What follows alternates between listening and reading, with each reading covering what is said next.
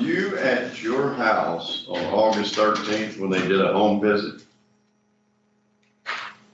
I don't think so. I don't recall being there for a home visit.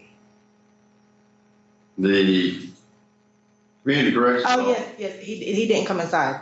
Yes, he did. He went to the front door. He went to the front door. He waved out the door. And I remember asking, was that all? But I thought he was in St. Louis. Then I know they did a home check. He went to the door, opened the door, and waved. That might not be the exact day you're saying, but I was not home for a probation officer to come there and him not be there. No. Well, the testimony has been that, if I understand you correctly, he headed to St. Louis somewhere around August 3rd, the night of, or the next day on August 4th, after you learned that he had had a COVID contact and he couldn't stay with you. Right. And then the community corrections officer said they did a home visit at your house 10 days later. He answered the phone but would not come to the door. Are you saying he went to the door? That might not be the exact day I'm talking about. I want to say they did a home visit before that. Before he got in the wreck, they did a home visit.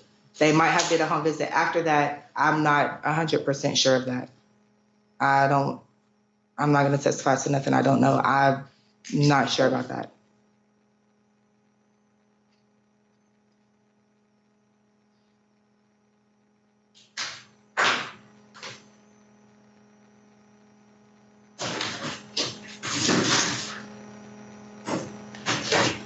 No. Does he have family that lives here? He has a father that lives here. And he couldn't go to his father to be quarantined after you asked him to leave?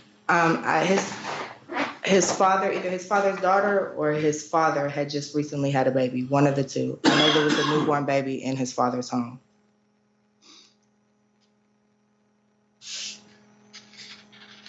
Anything else? Your Honor, thank you. Ma'am, to the best of your knowledge, does he have relatives in the St. Louis area? Yes.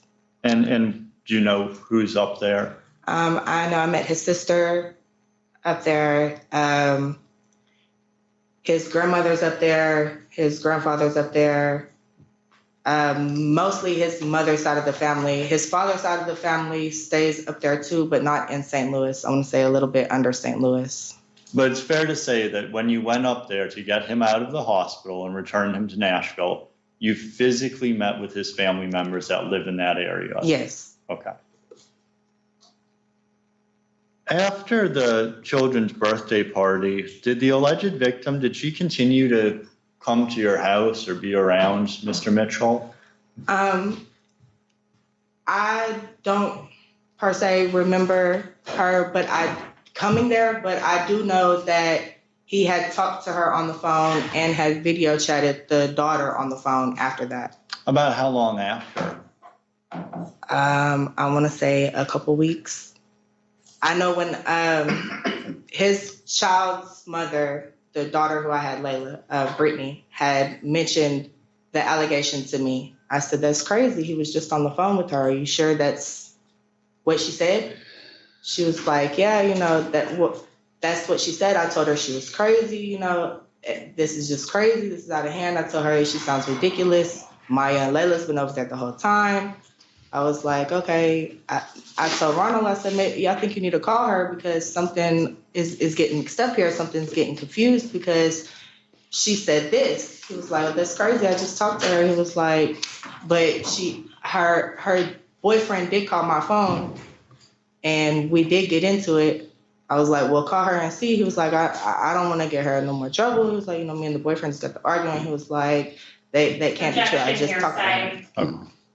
So it's fair to say that after the allegation was made public, Sorry. Mr. Mitchell was allowed to continue to have over the telephone or video chat communication with the alleged victim. Yes. Okay.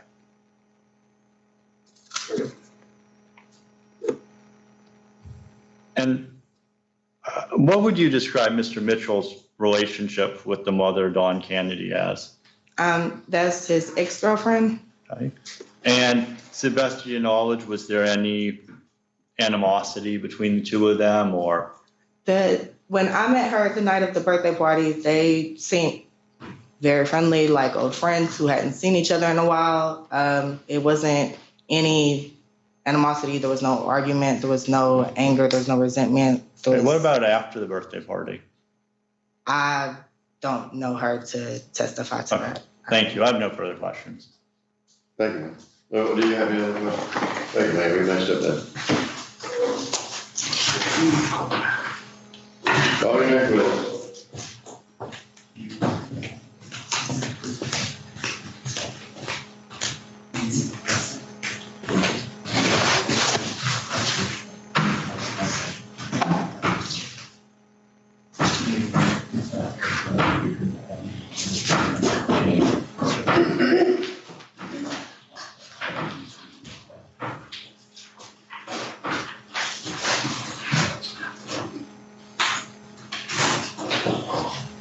Your Honor, with the court's permission, what I'd like to do is call Mr. Mitchell for the limited purpose of discussing the community corrections violation and reserve his Fifth Amendment right not to answer any questions regarding the new allegation, the new charge. No.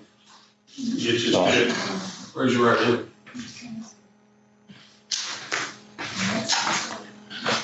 You solemnly swear or affirm to tell the truth, the whole truth, and nothing but the truth, so help you God.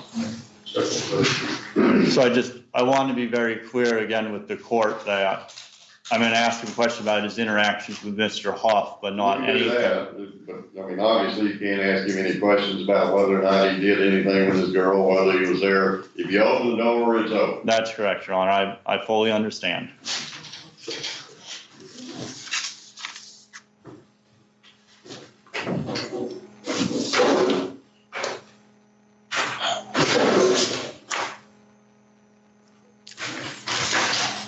Mr. Mitchell, were there some things that Mr. Huff testified to that you felt you wished to correct with the court? Yes, sir. And what concerns do you have about his testimony?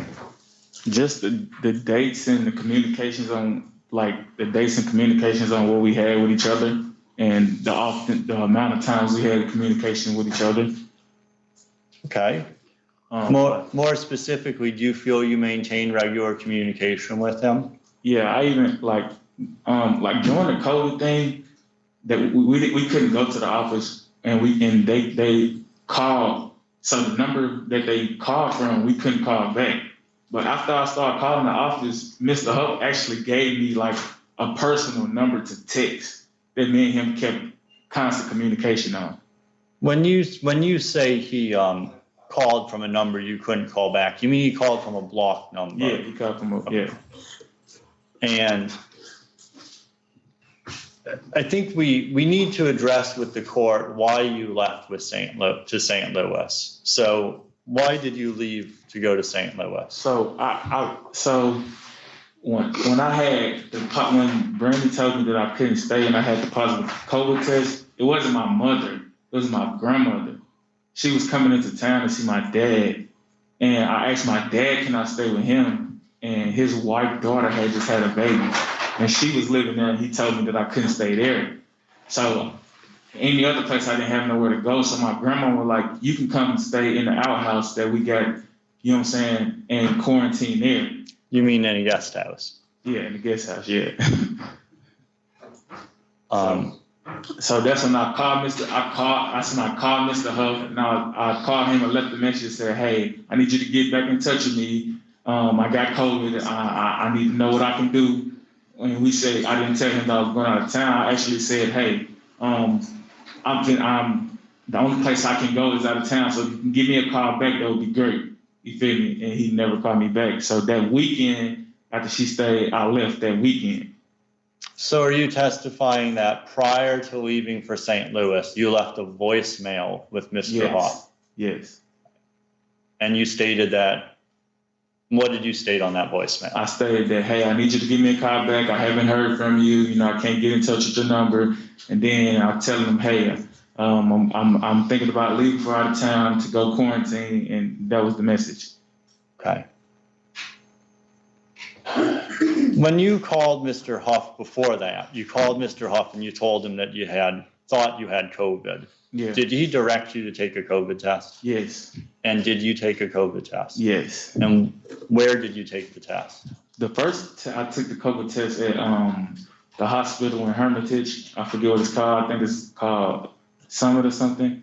I didn't give him the papers because we couldn't get the papers in. So he told me to fax him the papers, and I didn't have a fax. So I was like, so I didn't have the papers for that. So I ended up just going out of town. I can admit that it wasn't with his permission. I did go out of town and got down there. As soon as I got down there, I raped. But I sent him the papers about my rape, and it stated that I had COVID the whole time, that, you know what I'm saying, I was in the hospital. And just so we clear the record, were you driving at the time of the car wreck? No. No, you were just a passenger I of was the just a vehicle? passenger, yeah.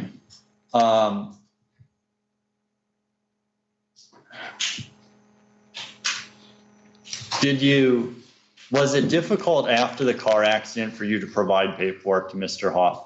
Yeah, everything he asked me to provide, I provided except the facts of the COVID. But I thought that since I gave him the paperwork with me saying that I had COVID during the wreck, that was sufficient enough. But after I came back after I came back in town, I told him, he was like, "Hey, I need you to fax me the paper," and I had no way to fax the paper because I couldn't even get out of bed. So you did provide him the medical paperwork from the hospital in St. Louis. Yeah, and he told me, and in his defense, he told me, he said, "Hey, well, I'm gonna have to violate you because you did go out of town." And I was like, "All right." So he was like, "Can you turn yourself in?" And I told him, "No, I can't turn myself in. I'm on bed rest." You know what I'm saying? So that was the reason for that. When they finally came and arrested you and served the warrant, where did they find you? At the house. At the Ms. Brandy's house on Netherland. Yeah, on Netherland. And was that where you had listed as your location for community corrections? Yes, sir. Do you have anything else you'd like to tell the court? No, sir. Okay, I have no further questions. It's your testimony that essentially everything Mr. Huff just got up here and said was untrue. Is that right? He said some true things, but they was mixed up, like the dates and what was said, and him not giving me the communication and all that. That was, just some things weren't said. I didn't say nothing he said that wasn't true. When did you get back to Nashville after the wreck? Probably like the 20th or something. Like 20th of September? No, of that August. I got into the wreck right when I went down. I got out the hospital like the 20th, and I came back to Nashville the next day after that. And so when I got back to Nashville, I really wasn't able to just be like calling on the phone. So once I started getting used to my meds, I called him on the 23rd and the 28th of that month, letting him know that he didn't even know I was out of state. No, I called him and told him that I was out of state. So let me make sure I'm understanding. On August 28th, I guess you and Mr. Huff both agree on that date you spoke on the phone. Yeah.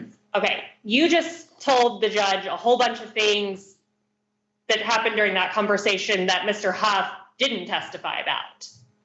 This is leading up to this. That's what everything I'm telling you is leading up to us talking on that date.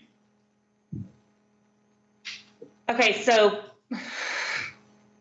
I was just telling you that me and Mr. Huff had communications way more often, and when I got him texting me, giving him the number, all that stuff happened prior to all this, and when I got back from town. I talked to him when I got out of town also. August 28th. After that, do you agree you had no contact with Mr. Huff again? No, I still had contact. I texted him. So your testimony is that Mr. Huff lied about that? I mean, yeah, I texted him from a personal number that he gave me.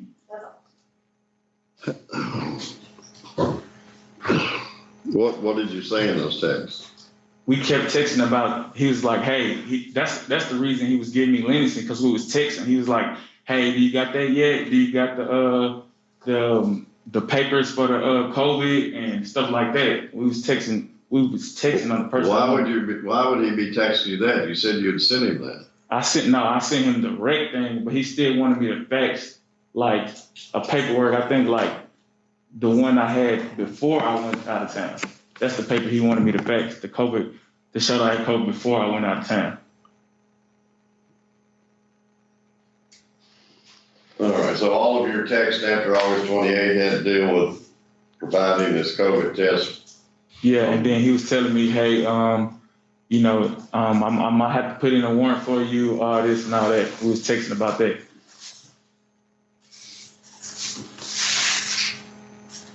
Why didn't you provide him the copy of the report from Summit? When you talking about the report from the hospital here? Yeah, because I didn't have the facts or nothing. I just had take a picture of it on your phone. I did. That's what I did. That's what I did. But I didn't send it to him though. Well, why did you not do that? I'm serious. Yeah, I honestly Give don't. me an explanation that you would take the time to take the picture, but then not send it to him. When you had a text number to send it to, I mean, a telephone number to text it to. I didn't send a picture to him. He told me to email it to him. You feel me? So I didn't.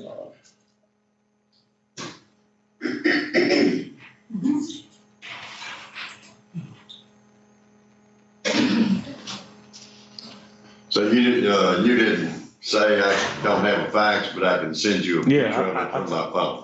No, honestly, I didn't say Why that. would you do that? I don't know. I'm gonna be honest, I just thought the paper that I sent him was sufficient enough because it said I had COVID, and I thought that was enough, honestly.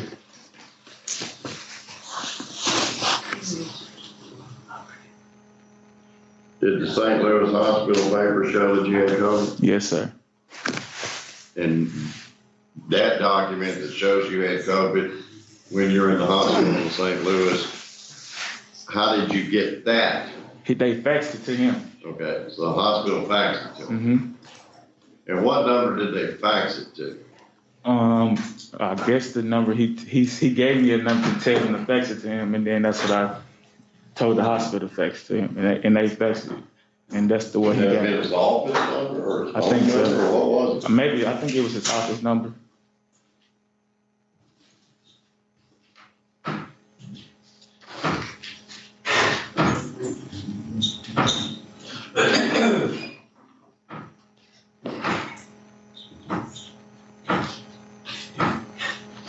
What about this home visit that they said they made and you answered the phone but never came outside? Yeah. Come back out. Honestly, Judge, I don't even know. I was in the hospital during that time, so I don't know about no answering the phone. My dad probably answered the phone, but I didn't have my phone then.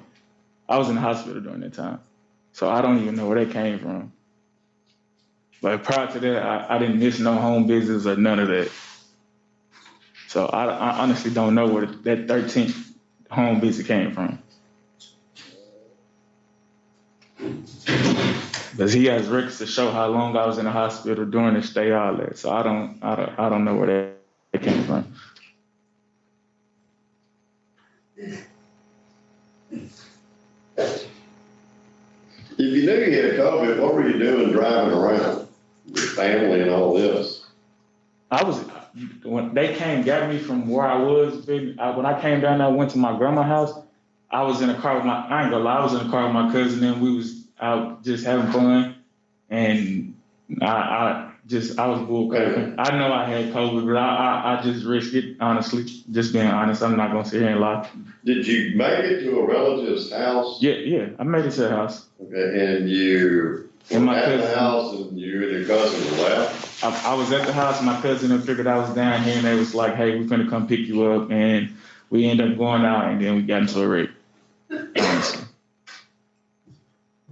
Whose house did they pick you up from? My grandmother's. It wasn't my mother. He kept saying it was my mother, but it was my grandmother's. And where did your grandmother live? She lives in Charleston, Missouri. I got a life flight from Charleston to St. Louis. And so you went there to be quarantined, but you decided to heck with being quarantined. Yeah, I'm not gonna lie, Judge. Yeah, my cousins didn't see me. They was like, "Hey, let's just go riding," and I got in the car. Honestly, not gonna lie.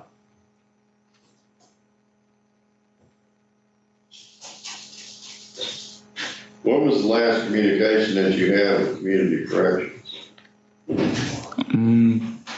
It was probably like October or something like that. Why didn't you communicate afterwards? I started texting the number again. Mr. Huff never responded to it again. He told me I had a violation, and he was like, "Hey, well, when you get well," he was like, "You know, you got a probation violation. Turn yourself in." I was like, "I can't." I even relayed that to him, like, "Hey, I'm on bed rest. I can't." And he didn't respond to me after that. And you know what I'm saying? I just not got picked up for it. Honestly. What was the number that you left the voicemail? It was the office. Why weren't you calling the office every month? Because once I stopped calling, I was calling the office. Then he sent me a number to text him from because Did he text that number to you? yeah. What happened to that phone? It got broken and wrecked.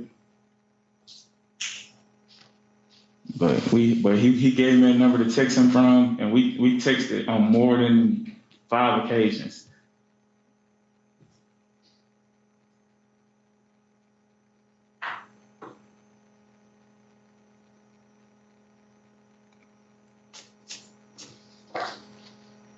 And I'm not trying to sit here and make any excuses, Judge, because you've been more than lenient with me, but I just want to get the facts straight.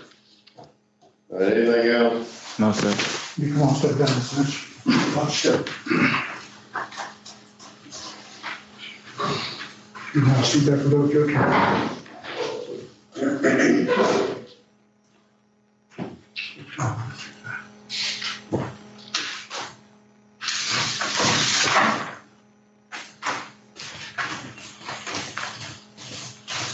Do you have the St. Louis Metro records? Nancy?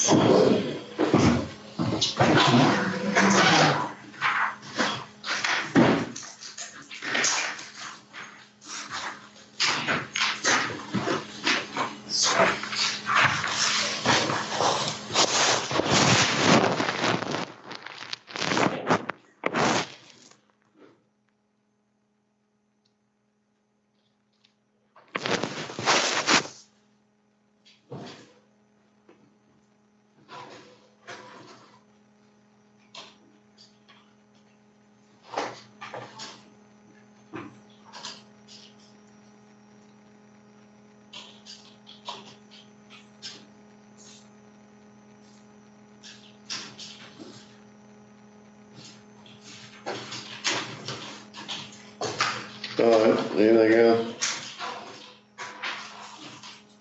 Yeah, and the only other proof that I would ask to enter into the record is, again, I would ask Your Honor to allow in the record the DCS report and the Nashville Children's Alliance from 2014, as I do believe it has information that's relevant to the new charge in this case.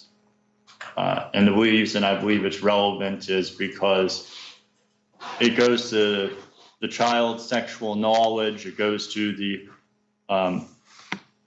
amount of male figures that would have had contact with the child, and it goes into the stability of the child's home and previous allegations of similar conduct by the child that's alleged after the incident here.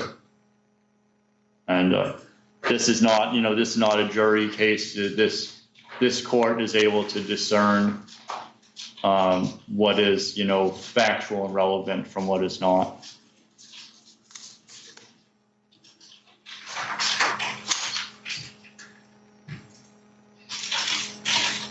I just don't see what 2014 DCS records has to do with 2021. Yes, Your Honor. So, I mean, it's so remote in time. This is a continuing problem from 2014 to the present. I would look at it differently, but just don't see any connection. the defense has no further evidence, no further proof.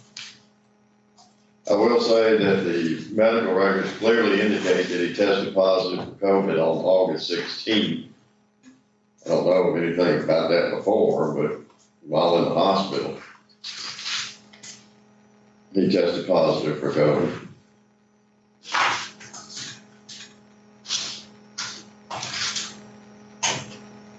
Which was the date of his admission, so I don't know what was going on from August 3rd to August 16th. Does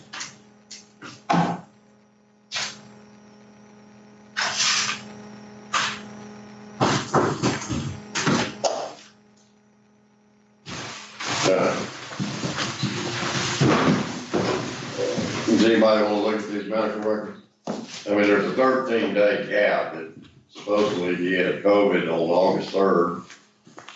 He had COVID again on August 16th.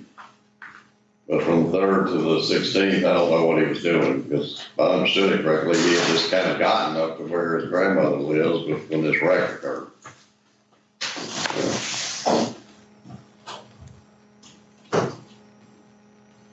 Anything else? Arguments? Your Honor, I don't want to beat a dead horse here.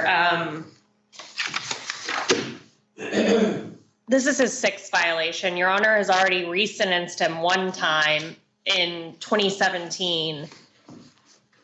Mr. Mitchell simply will not comply with community corrections. Your Honor has given him chance after chance after chance, times 6, for him to simply comply with community corrections rules and requirements, and he cannot and will not do so. He, out of his own mouth, said, yeah, I left without permission. Yeah, I got up there and I was just riding around with my cousin. I mean, it's just a blatant disregard for everything this court has, every chance this court has given him. And the state would submit that his sentence should be placed into effect and he should be re-sentenced to the maximum within his range, which is 12.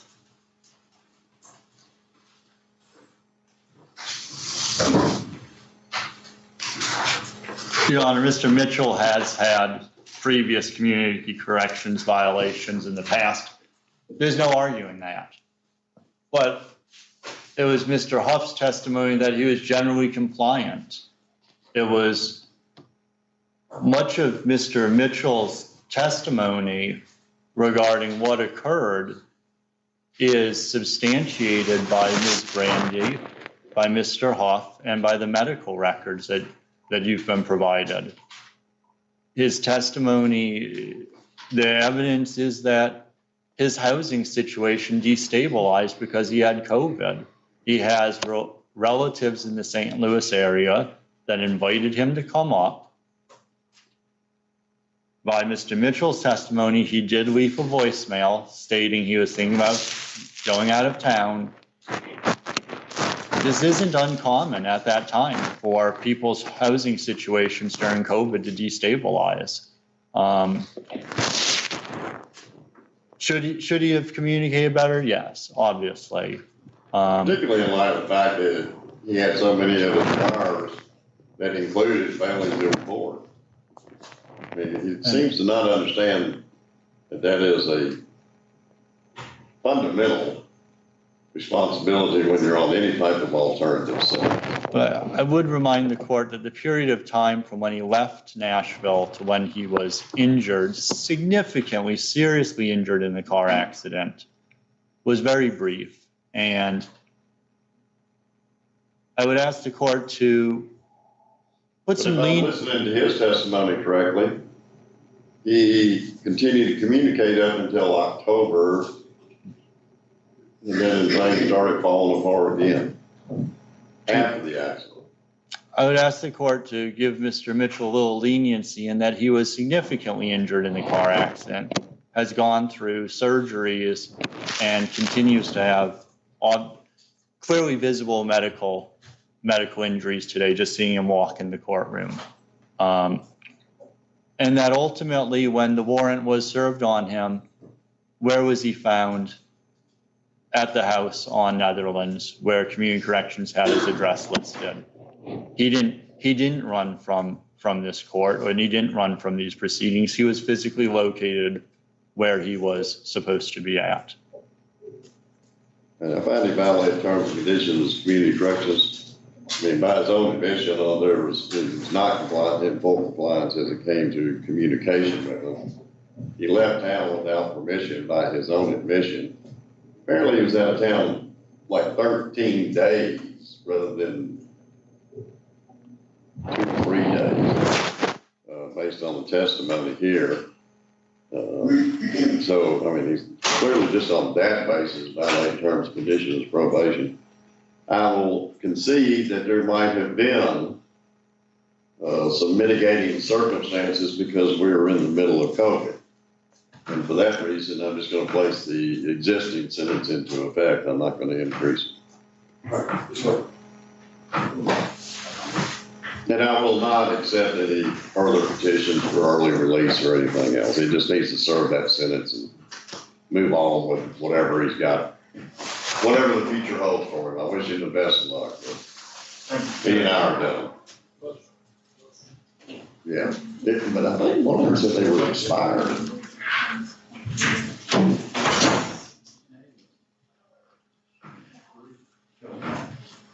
I mean, you can look them up, but, I mean, most sentences are placed into effect to the extent that.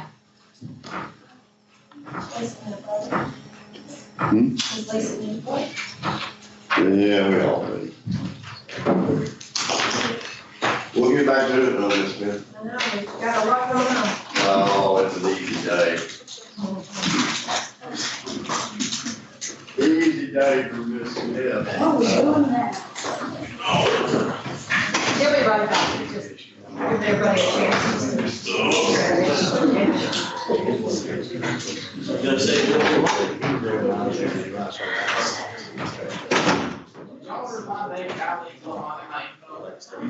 What? Did we get that? Hey, the restroom is down. $30 a deal, but they didn't fill it out.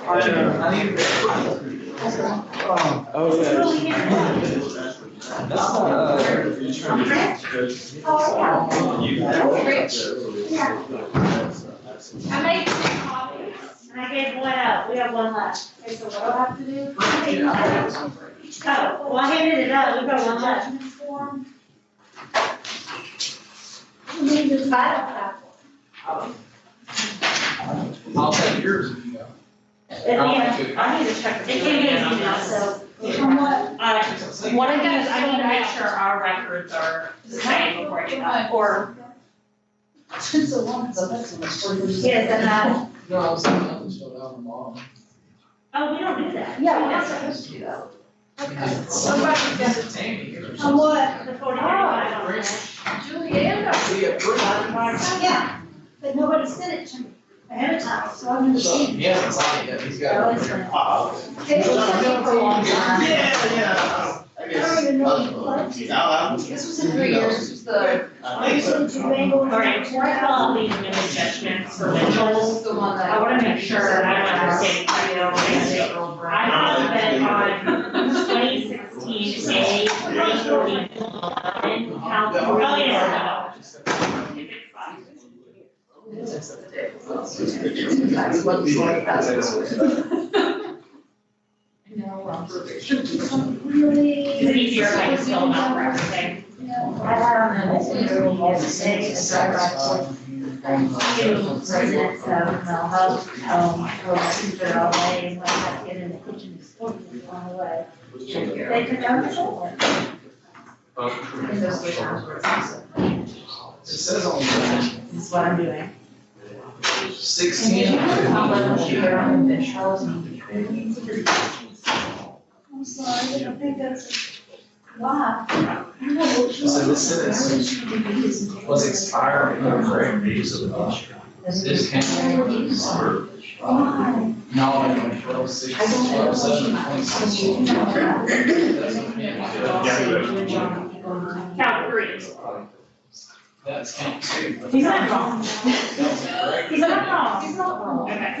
Count three has expired on 11, 5, and 19. So do I need to do a judgment on count three? So I just do terminal count one and the last one. I have to do.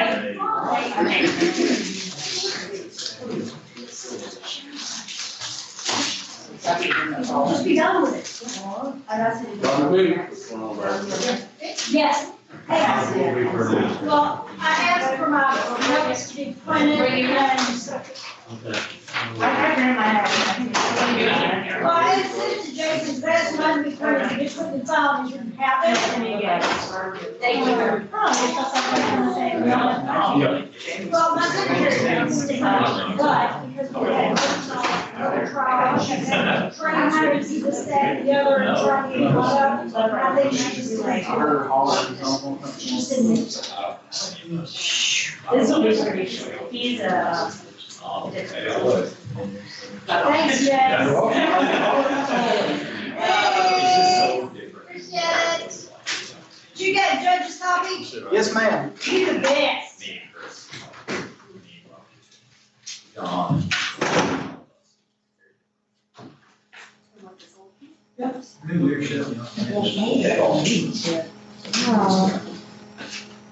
ain't gonna let it go. Okay.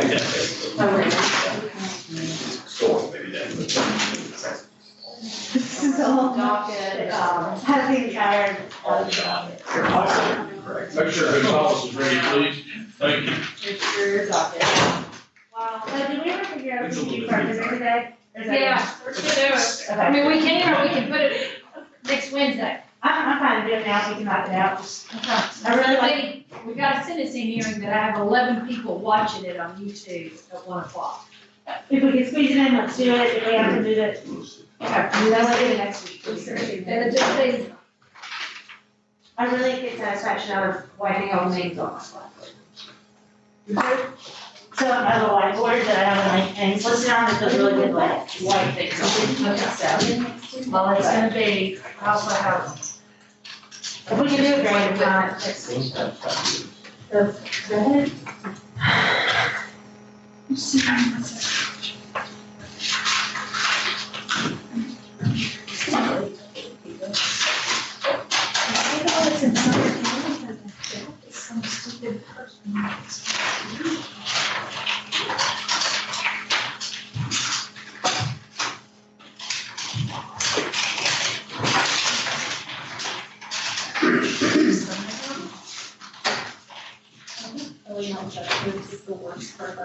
It is.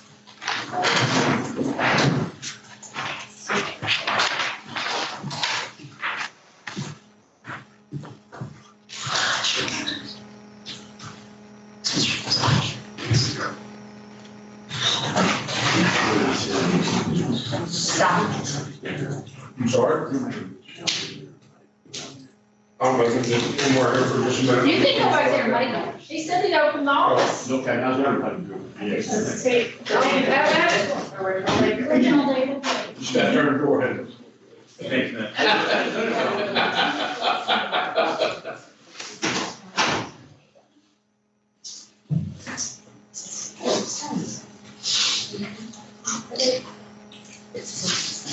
Well, I think it's been saying that, Jan said that the trial should be over by Tuesday.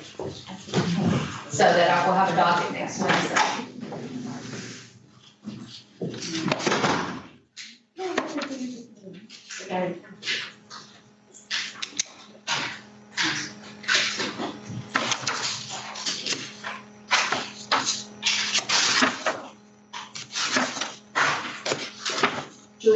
trial should go to Tuesday next week? Yes, Perfect. but I've already, I did leave a couple of things on Tuesday, but it's only the chicken stuff, and we'll keep them, just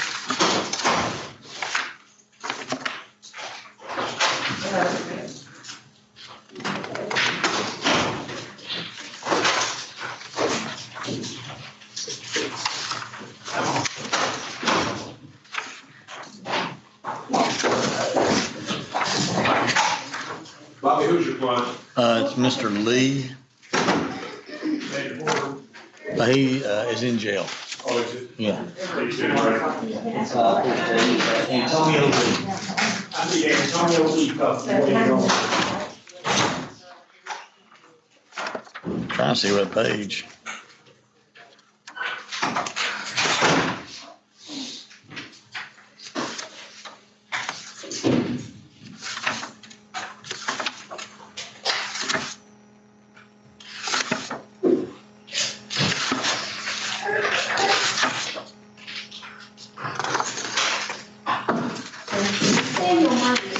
It's not, it's an AOC approved and orders of the transcripts, even if the case is not set today.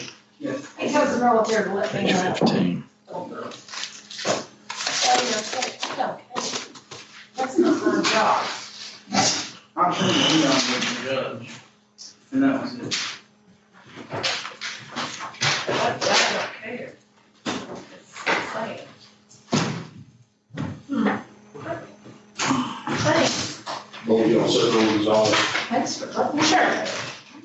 Could be in the. Okay.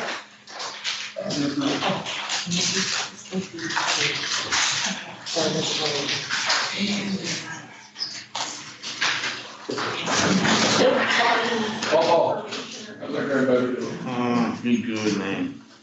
You don't have your. He was do something. I put him in, it's water this weekend. He got no water. No, he got Yours is water. there, man, I'm wearing he- you out. Oh, no.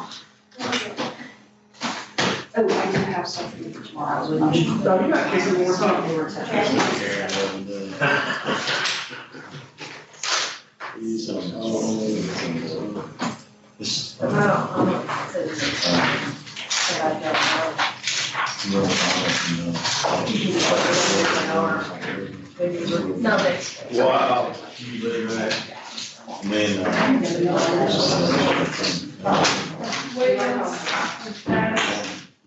Wow.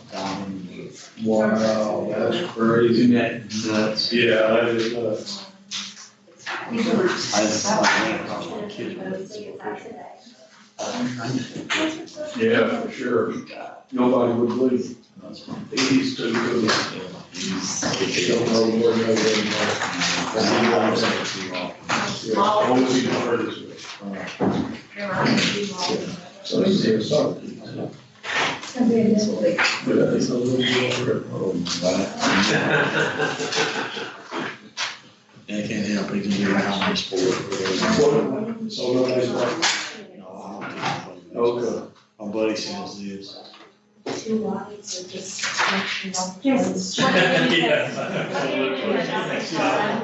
We go Here too. Yeah, no, it's all over the car. Yes, absolutely. Kicking more time. Yeah. Is that, oh, that's. It's one of those. 21, NJ. Okay, well, let's put it on the channel. 10. Let's put it on one, but give it to them. The original one, that's NJ. It's 20 now, the 30. 30 phone call, please.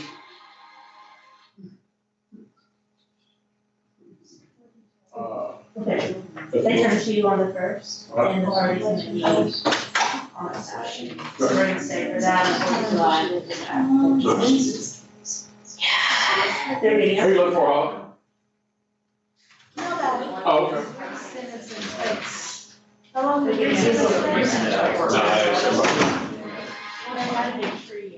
Tomorrow.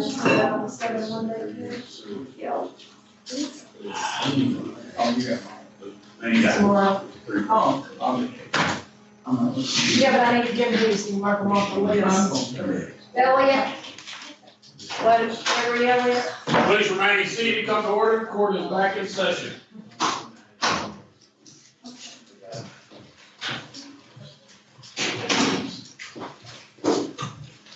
Dollar, you're gonna have a seat right here. Right here.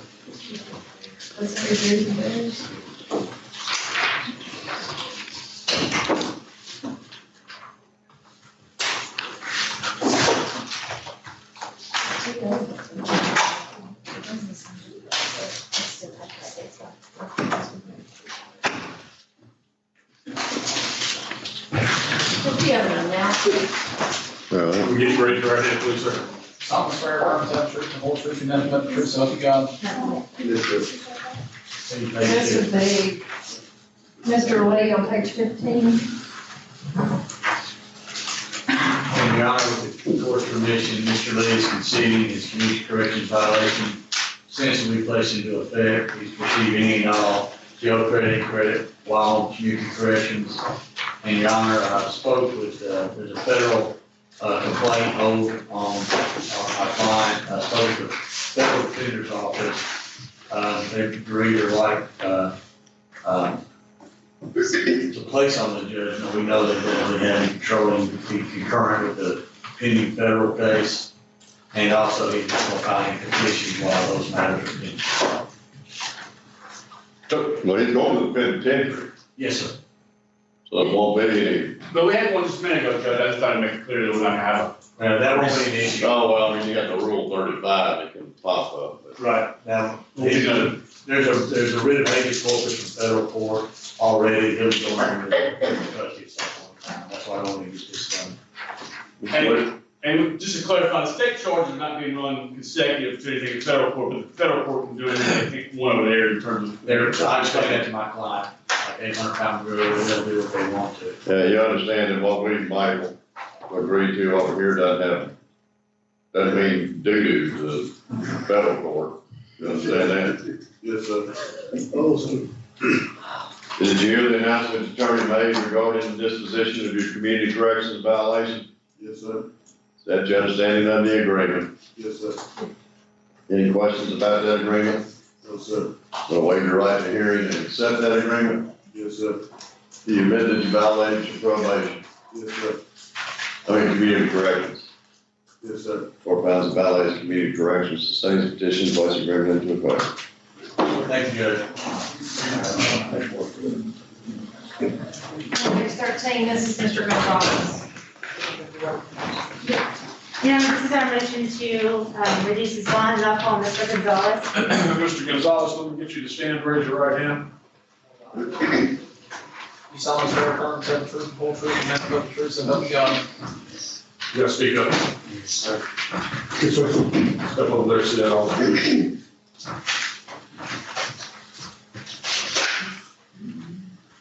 You can have a seat, stand up for chair, watch step in there.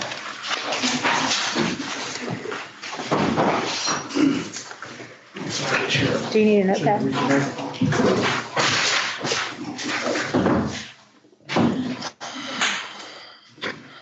All right. Mr. Gonzalez, can you please state your full name for the court? My name is Wilfredo Gonzalez III. All right. Mr. Gonzalez, how old are you? I'm 25, You're 25. Where were you born, Mr. Gonzalez? Cleveland, Ohio. All right. How long, you can't hear me. Cleveland, Ohio. Thank you.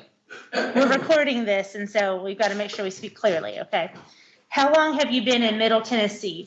Off and on about 4 years. 4 years, all right? Are you working in Middle Tennessee? Yes, Where do you work? Millwood. How long have you been there? It would have been, I've been working there a month before I got arrested. Have you worked there previously in your times coming back and forth to Middle Tennessee? No, Okay, where else had you worked? I worked at Lowe's, I worked at Bristol Marina, I worked bartending. So you've had steady employment when you've been in Nashville, Yes, all right? before you were arrested, and again, just to be clear, we're not going to talk about the facts that led to you being arrested, okay? Okay. Before you were arrested, where were you living? Stonebrook, Hendersonville. In Hendersonville. Who were you living with? Anyone else? Yes, a roommate. A roommate. How did you meet that roommate? We have history from other places. Okay, so you just knew him from past Yes. events, okay? Did that roommate help you get to and from your job? No, I'm actually staying in a different place now when I have working at Millwood. Okay, tell us about that. Where's the place that you were staying when you were working at Millwood? I'm staying with actually a coworker of mine. That's how I get to and from work. And I stay at Cedar Circle. Okay. Who else lives at Cedar Circle? The supervisor and one of the managers. Do you know either of their full names or not? I know that's kind of hard. Do you know either of their first names? Nathan and I believe her name was Kate. All right. Okay. So y'all live together and work together. Yes. Were there ever any issues, any contention, any problems between y'all living or working together? No. All right. If the court were to reduce your bond, is that where you were, if you were to get out of jail, is that where you would go live again? Yes. Okay. How much were you having to pay per month or per week in rent? I was working over 40 hours a week. I want to say average 50 to 57 hours a week. Okay. And I was making $15 an hour. Okay. So you were making some pretty good money at Millwood. Yes. How much were you having to pay in rent to live in the house? $200 a week. $200 a week. What were your, besides like food and just other general basics, did you have any other expenses? No. Okay. Have you been able to save some of the money that you've worked and earned at Millwood? Yes. Okay. Mr. Gonzalez, do you have any family in the Middle Tennessee area? No. Okay. Would it be fair to say that you're not really in touch with your family at this point in your life? I don't speak to my family. Okay. So the court doesn't have to worry about you running off to some other state to go stay with a family member? Mm-hmm. Okay. Mr. Gonzalez, have you ever, before this incident, have you ever been arrested in Tennessee? Yes. Do you remember what for? Reckless driving. Okay. Charge. Was it originally charged as something different? It was charged as a DUI. Okay. But you believe it was resolved as a reckless driving? Yes. And was that in Nashville? Yes. Okay. Do you have any other, do you remember when that was? I want to say 2 years ago. Okay. While that case was pending, did you ever miss a court date? No. Do you know what happens if you miss a court date when you're supposed to be there? Ain't that a different charge? Yes. Do you realize you could go to jail if you miss a court date? Yes. Okay. Have you enjoyed your time in jail? Okay. Is jail somewhere that you really have a desire to be right now? Okay. Do you believe that if you were to be released, you could return to your job at Millwood? Yes. Okay. Have you had communication with any of your supervisors there? No. Okay. But your understanding is that they're fairly flexible with this sort of thing? Yes. Were you a good worker? Yes. Okay. Did you ever have any disciplinary issues at work? No. Okay. Mr. Gonzalez, do you have any criminal convictions anywhere else in Tennessee? No. What about in the United States? No. Okay. So the reckless endangerment conviction is your only one. My only charge in my record. And have you ever missed any court date at all ever? No. Okay. If the court were to put you on conditions like a curfew based around your work schedule or, not being able to drink or use drugs, is that something you can comply with? Yes. Okay. Mr. Gonzalez, I think those are my questions for you right now. Ms. Need's going to ask you some questions. Mr. Gonzalez, how much alcohol do you drink in a given day? I don't drink every day. In a week, I'll probably say on the weekend, 3 times a week. How many times a week? 3 times a week, Okay. roughly. And what do you drink? A beer, How many a night? no more than 2 out of those 3 days. Do you have any weapons at your house? No, If the court told you that you could not have any alcohol or any weapons or any drugs, would you be okay with that? of course. Would you be okay with a scram device that would monitor that? Like an ankle monitor that would monitor your alcohol intake? Would you be okay with that? If that was the only choice, then yes. All right, those are my questions. Why don't you get along with your family? I don't speak to them just from family history, you know? I'm sorry? This bad family history. Where does your family live? I have family in Tampa and I have family in Cleveland, Ohio. Then you don't talk to any of them? Period. Where, you say you've been in and out of Tennessee in the last 4 years. When you're not in Tennessee, where are you out? Well, in the last year, I was in Tampa and I traveled to Cleveland and things went upside down with my family, which brought me back to Tennessee. Your family did what? In the last year, I traveled to Tampa, and then you went to Cleveland, Ohio, and what about your family? just things, you know, old family history just got brought back up and things went upside down.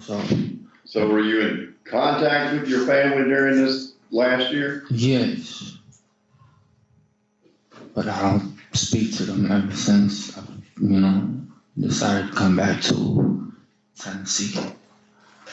I haven't been. Okay, what about 3 years before that? You said you've been in and out of Tennessee for 4 years. Yes, I mean, it was hi, how are you, and, you know, stuff like You that. come to Tennessee and say hi, how are you, and leave again? No. My family, speaking to my family in the last 3 years through social media. Okay, I'm not just talking about family. Okay. You said during the last 4 years, you have been in and out of Tennessee. Yes. Why did you, let's just start, why did you go to Tampa, Florida, Just visit my family. that you don't get along with? Yes.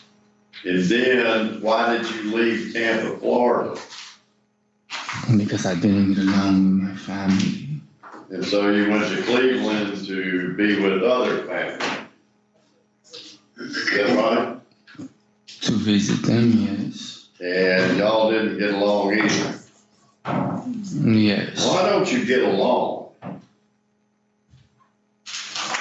It's family drama, you know. Well, that doesn't help you a lot. Do you get, is it something that you're doing, something they're doing?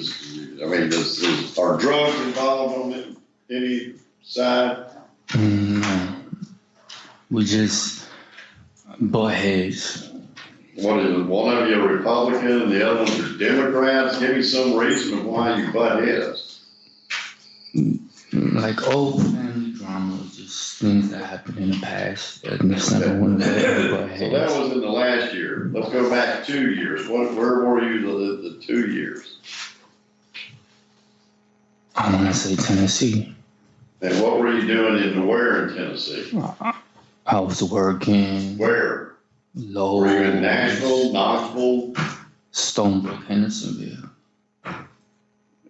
And who were you living with then? A roommate.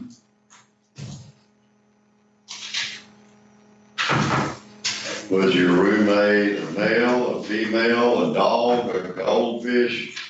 Female.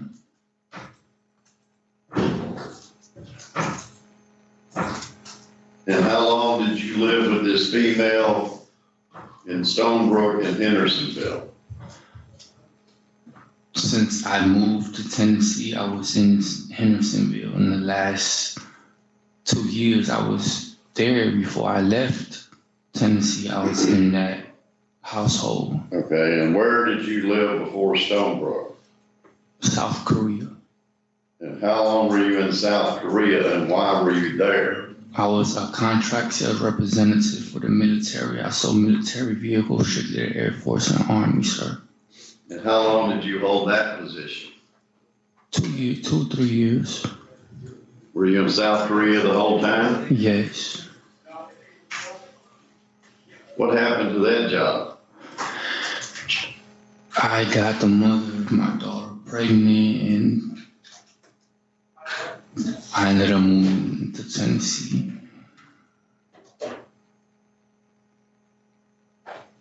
With my roommate.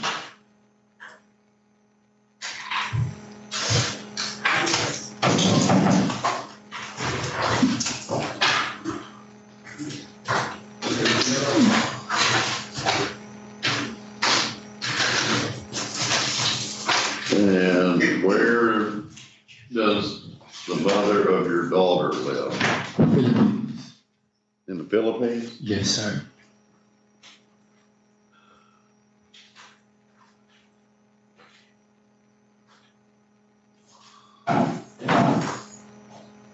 And when did she get pregnant?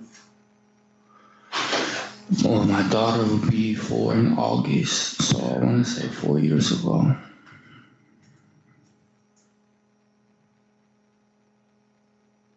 And that's when you quit this job involving the military? MAS, military auto sales, yes, sir.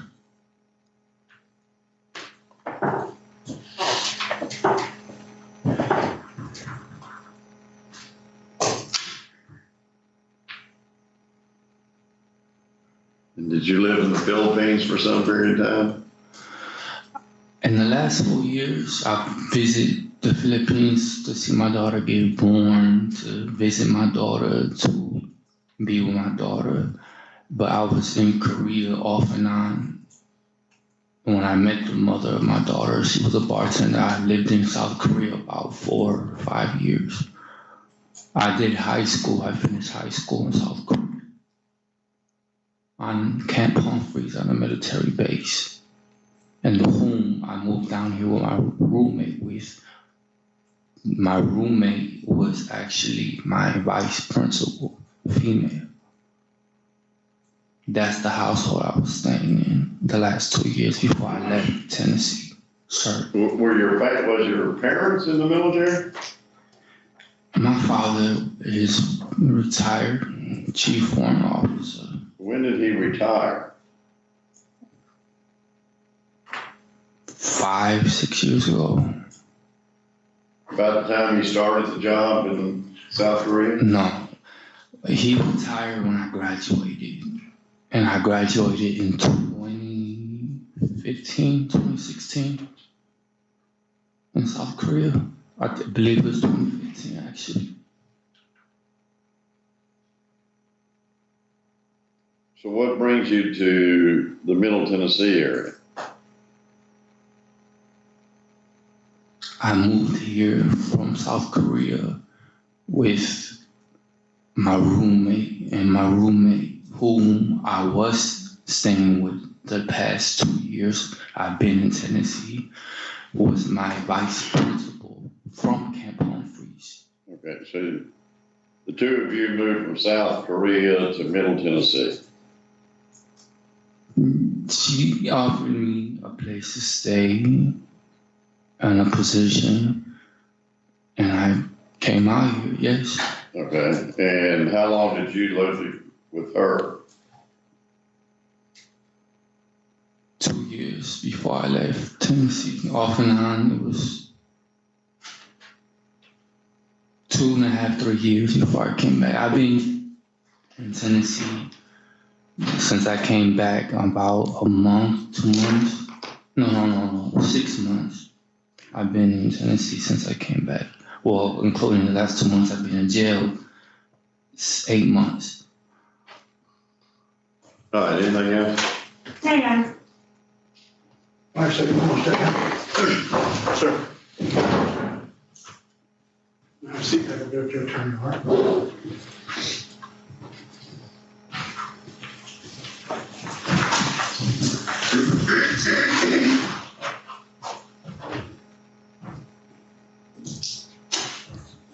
All right.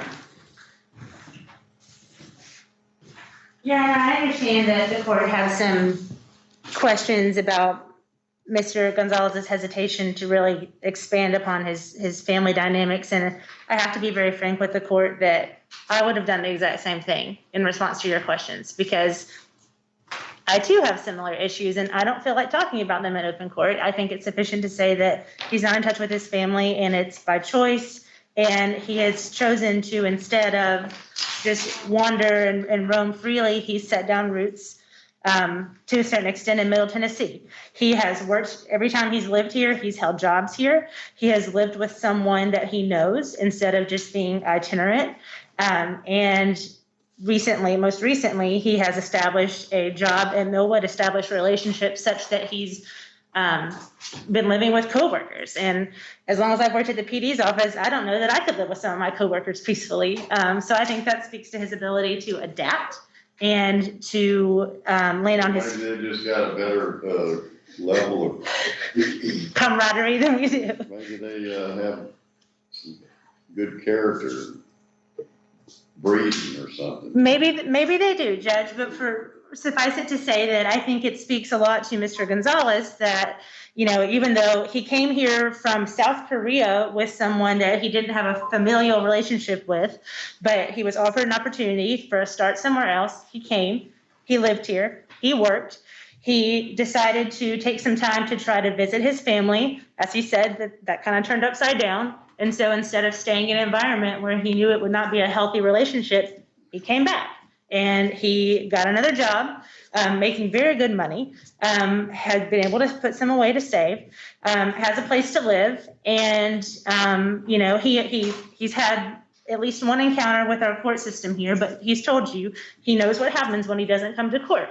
We don't have any indication that he's missed court as far as I can tell.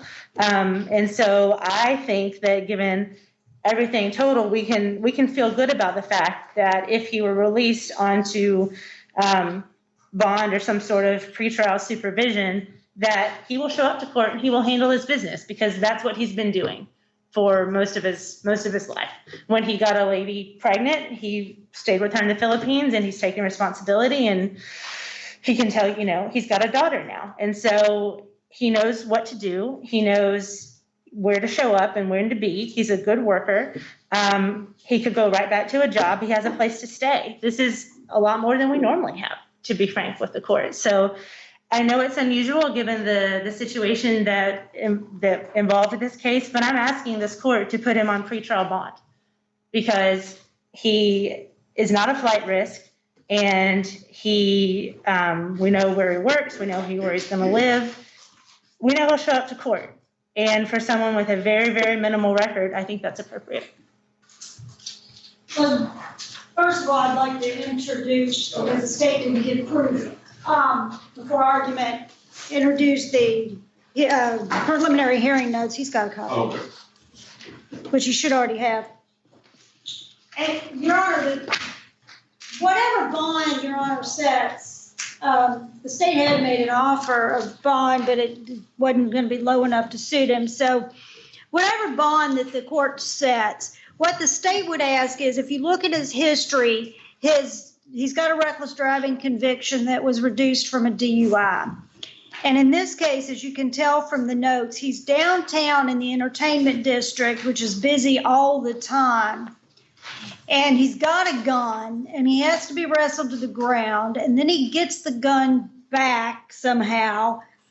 And he makes threats that if he got loose again, or if he had gotten loose, he was going to kill people. That's dangerous.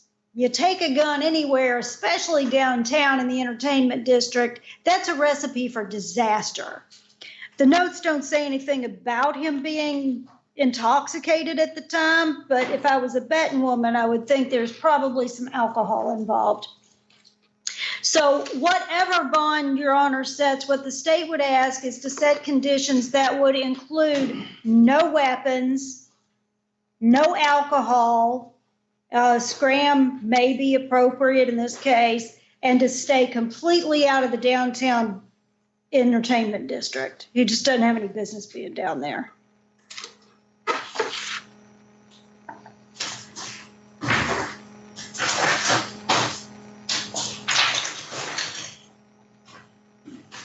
What is the actual address that he would be living?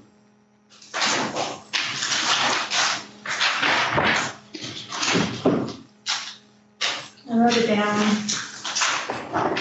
somewhere. You know that she address on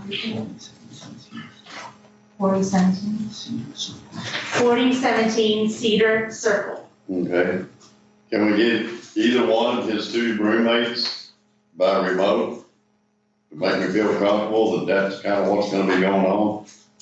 It just seemed kind of vague in a lot of his answers. That's why I kept pushing some of them. I understand this, and I think that based on my time with Mr. Gonzalez, I think that's just because he's a very private person. And he's. Well, I want to respect his privacy, but I also have obligations when I'm setting a bond to know something about him beyond just his kind of vague responses and plans. You know, Would you want that to that's happen? why I thought maybe since he's the shy one of his roommates might be a little bit more gregarious and be willing to talk to him. And would you want to like that to, I can try to make that happen today. Fine with me if you make it happen today, All right, we can tell them. after our sentencing here. We're way behind on everything. Yeah. Okay, all right. How about, I'll come talk to you. And you still got Clay's and another hearing with Pearson. We're trying to get everything.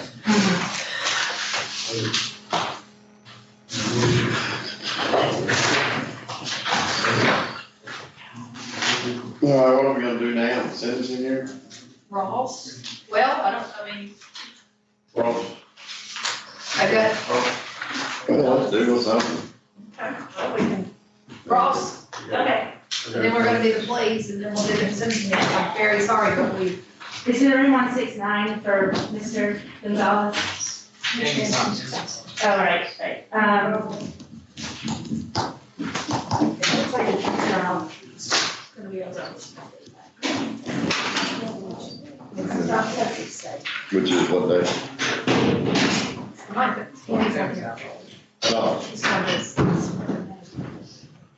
oh.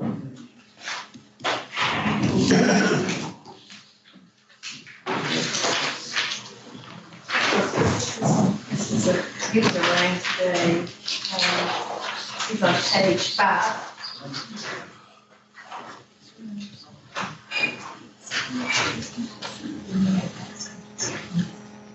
Advanced foods.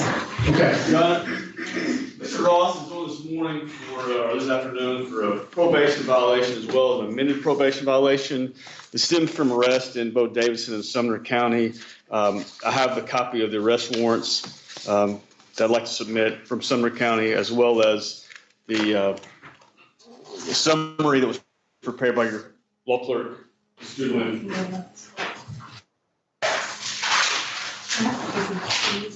Yes. And also have a copy of the Davidson County case that's arraigned this morning, which is another. You need a copy of this too, Harry? No, sir. You get a copy? I've got those copies, you need copies. You got copies of the out-of-county budget? Okay. We're not. He said that. Oh, thank you.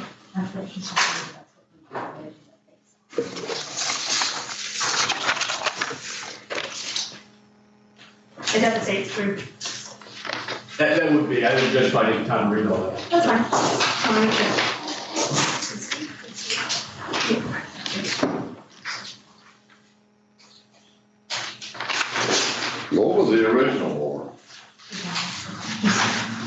original warrant was dated January 26, 2021. Got it. And amended February 10th.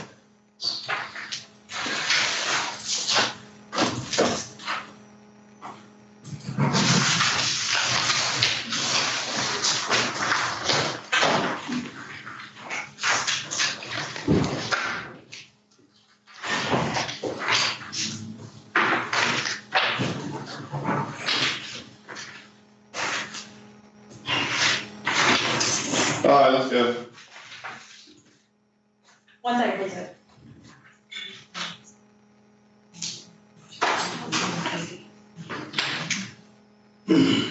I'm trusting that.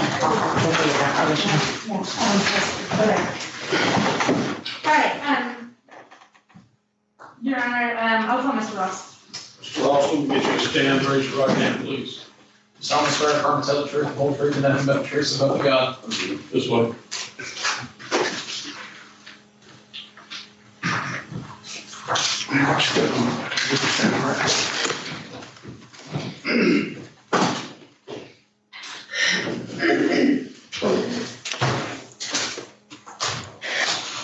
All right, Mr. Ross, you heard what the state told the judge. We're going to talk about what else happened on probation, not the facts of the arrests that are part of the basis for it, okay? All right. All right. You've been on probation on this case since 2018, 2019, would that be correct? Yes, ma'am. Okay. Before the probation violations that came in 2021, you had one prior violation. Do you remember that? Yes, ma'am. Okay. Since you were reinstated in that violation, how, apart from the new arrest, how has your time on probation been? I've been in compliance with everything. Have you failed any drug screens? No, I haven't. Have you stayed in contact with your probation officer? Yes, ma'am. Who was your probation officer during that time? Did you have just one or more than one? More than one. Do you remember any names? Miss Puckett.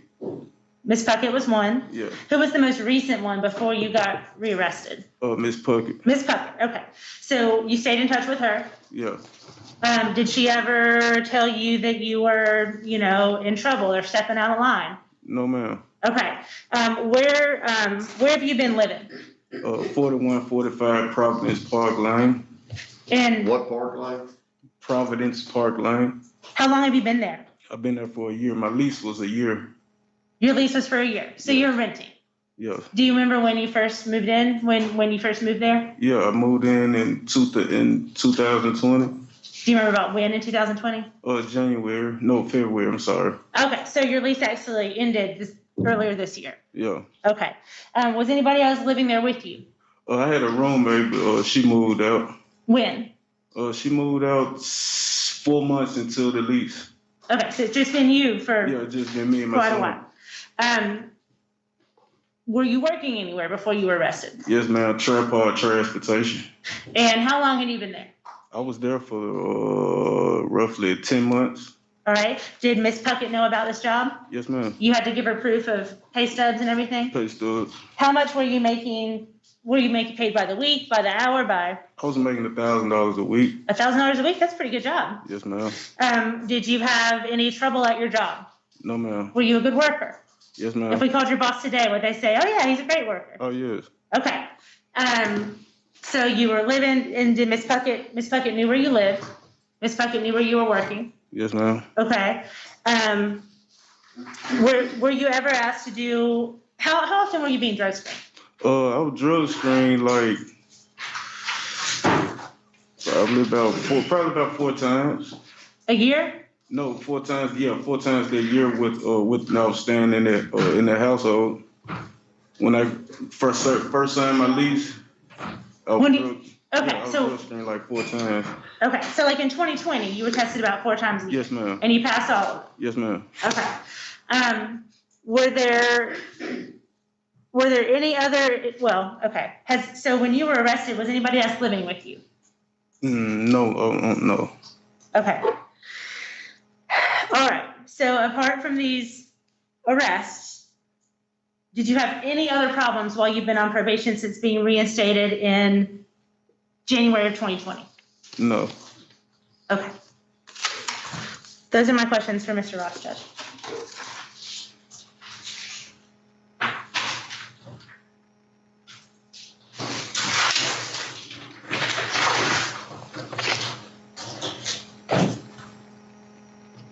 Are we not permitted to ask any questions about what's pending, I guess, in these cases?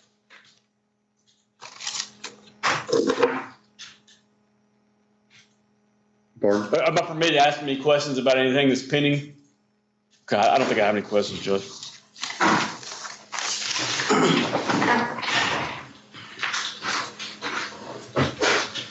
Oh, you can't ask about the event. You can ask, for example, about the search, anything found as a result of the search warrant. I'm unclear on that. Okay, gotcha. What is 3501 Andrew Jackson Way? What is that location?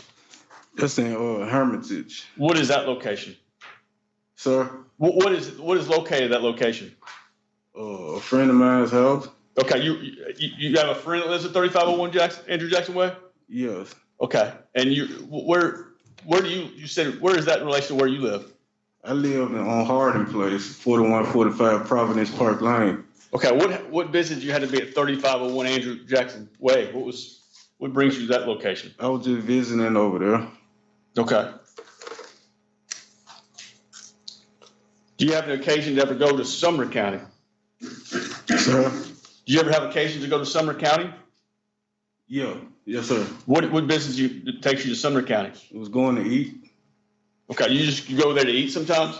Yeah, me and a friend was going to eat. Okay, so that's the only time you've ever gone to Sumner County in the last 6 months was to eat up there? The last 6 months? Yes. Yeah. You went up there one time to eat? The last 6 months, did I go up there to eat? Yes. I'm not just line of questioning the arrest alleges he's in Sumner County, whether or not he's been there back and forth for whatever reason, I think is irrelevant. I mean, I don't know, he's in probation in Davidson County. I'm not sure why he would be in Sumner County. You can ask, did he have permission to be in any other counties? Did you have permission from your probation officer to go to Sumner County? I mean, no, sir.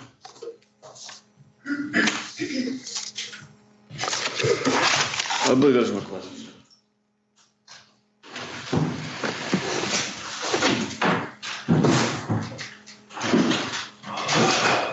I'm looking at this affidavit of complaint out of Sumner County.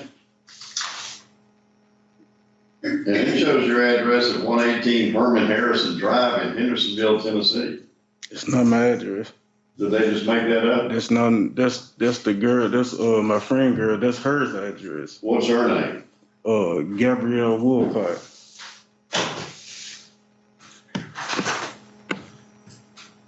Is that the address that you gave them? No, sir.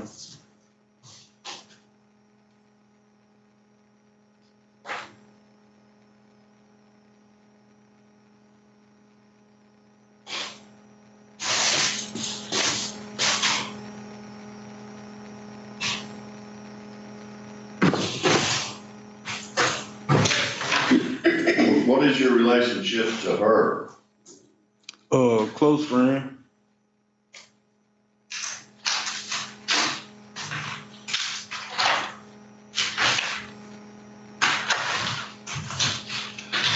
You say your lease expired in February 2021, but you were living there on a month-to-month basis? Yes, sir. After my lease expired? Yeah. Yeah, I rented one more month. Well, that would take until March. Have you been in jail since March? No, from January 2020 to March 2001. No, that's not. What was the length of your lease? Sir, originally I had a year lease. Right. Yes, sir. Did you sign the new one? No. Mr. Ross, have you spent some time in Sumner County custody before coming here? Yes. When did you go into custody in Sumner County? I went in custody in January. Okay, so you were served with this most recent probation violation warrant in May of this year, correct? Mm. Okay, between January, February, and May, Did you ever go live back in your apartment, or have you been incarcerated? No, I never lived in an apartment. I was living in the Oh, house. I'm sorry, excuse me, back in your residence.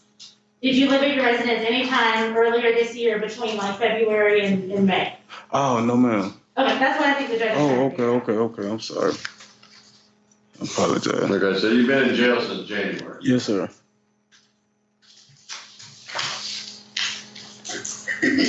That's what I mean. My lease was up in January. Were you at your friend Miss Wolcott's apartment when they executed the search warrant there? That's not her apartment. She lived at 118 Herman Harris. That's not her apartment. They executed a search warrant. Do you know anything about that apartment? Or were you there when they executed the search warrant? Yes, sir. It was a friend of mine, though.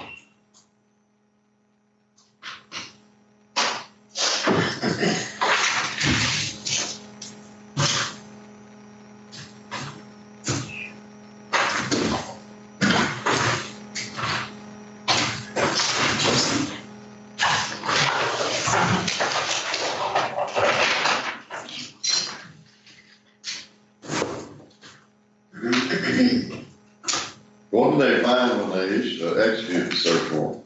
Well, they had me in the back of the vehicle. Oh, so you weren't there watching take anything? No, sir.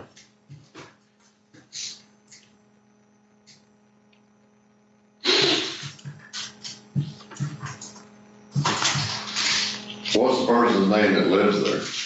Queen King. What King? Quentin King. Quentin King?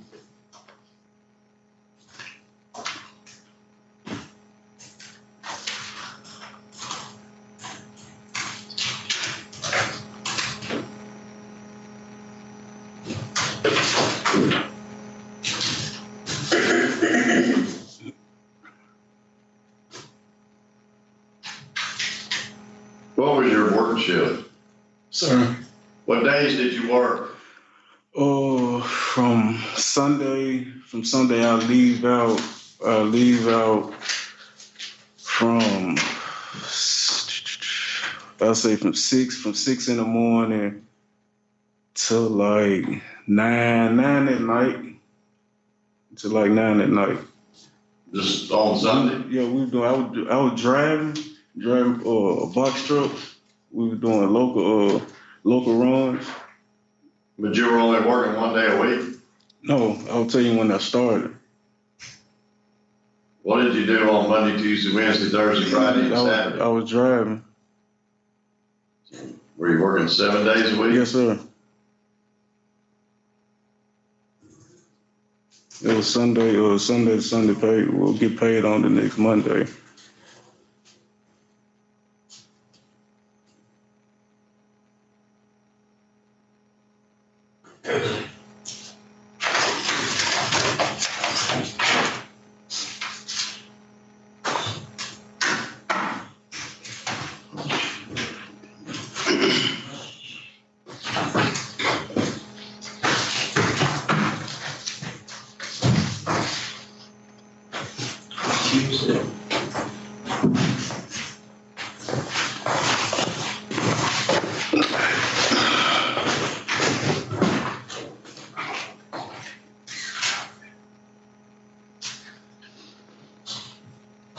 Did you have days off?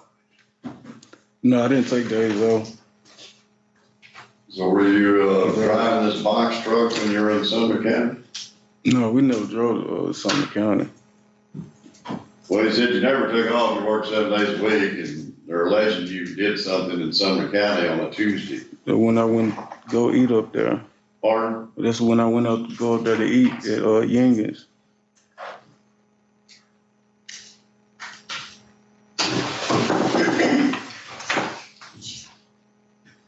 When I get off that night.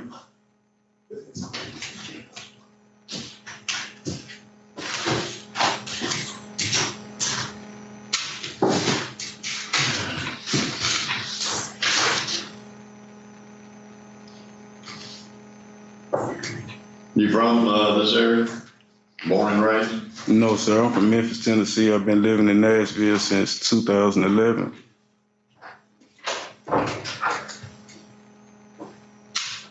What brought you now? I was released from prison and, I moved out this way. Why were you in prison? I was in prison for aggravated robbery.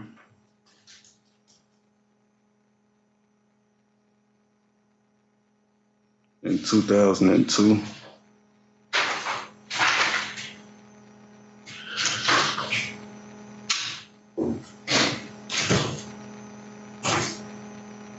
Anything else? Nothing further, Judge. Mr. Ross, you come on, step down, have a seat, take a vote, your turn.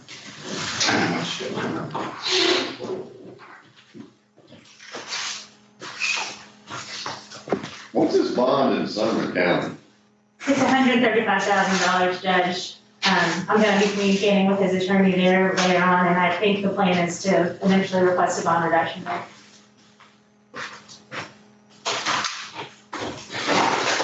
It's at the bottom of the affidavit, just before the return of service section. No, Well, Your Honor, as the court knows, I mean, you know, he's been arrested, but he hasn't been convicted yet of anything here or in Sumner County. Apart from those arrests, which is the sole basis of the 2 violations, it sounds like Mr. Ross has been pretty much the champ at probation. He contacts his PO, he passes his drug screens, he provides pay stubs, he has a stable place to live. So at this point, Your Honor, because Mr. Ross has not been found guilty of any of the under basis for these violations, I would ask that Your Honor defer from finding him in violation or doing any sort of thing with this sentence, and let's see what shakes out with these cases. This one has been arraigned here. I know that Sumner County's had an arraignment as well and has another court date coming up in July. Yeah, now Mr. Ross is a convicted felon, and he told you about he has aggravated robberies in Shelby County. He obviously should not have a gun at all. I think the proof, as if you dissect what was played out in this summer court hearings, essentially he was involved with this Gabriella Wolcott, who he told you was his friend today.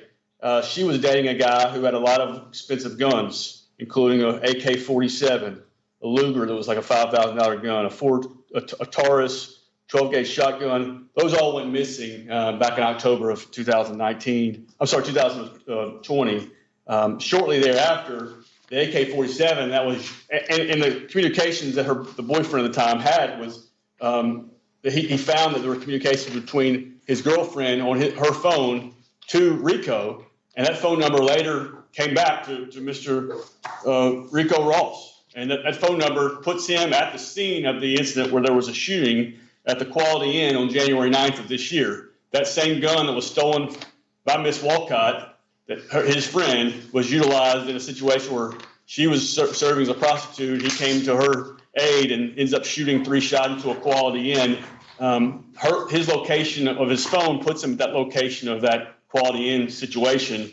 And so, I mean, with his record as a convicted felon, he shouldn't even have a gun. But to be shooting into a Quality Inn where endangering the lives of people inside certainly deserves to have a 5-year sentence placed in effect. In response, Judge, I would just point out that I don't think we have proof based on what I can tell from the summary. Of course, I wasn't there in Sumner County to hear this, but I don't think we have proof that the gun, any of the guns allegedly stolen from this private citizen were any of the guns actually used in the shooting, just that they maybe were the same variety. Just want to clear that up. But a lot of the guns that were seized came from this burglary from 2 years ago or whatever it was, right? It was from 2 months, 2 months before, Judge, yeah. I think the burglary was in October of 2019. I'm sorry, Judge, you're all right, I apologize. Well, I'm satisfied based on the evidence presented at the preliminary hearings. I'm satisfied that there's a preponderance of the evidence that he was engaged in unlawful activity in Sumner County, Tennessee, and therefore sustain the petition violating his probation, place the sentence into effect. If things work out, rather than taking under advisement, things work out, it's a 5-year sentence, you can file a petition to suspend. All right, thanks, Judge.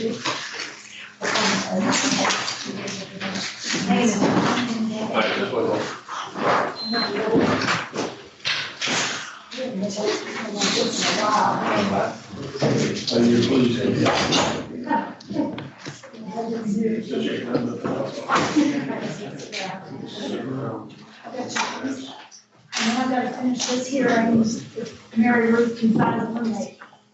Well, that's what I was asking when you come back. I don't know.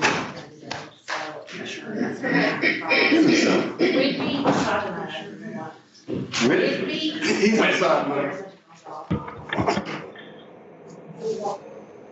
That should be Mr. Carpenter. Yes, you on Wednesday or you're No, going I to don't stick have to Carpenter's. Like, there's no reason, Carpenter is almost gray. Yeah, that's fine. Can you hear us, Mr. Carpenter? Yeah, I can hear you, sir.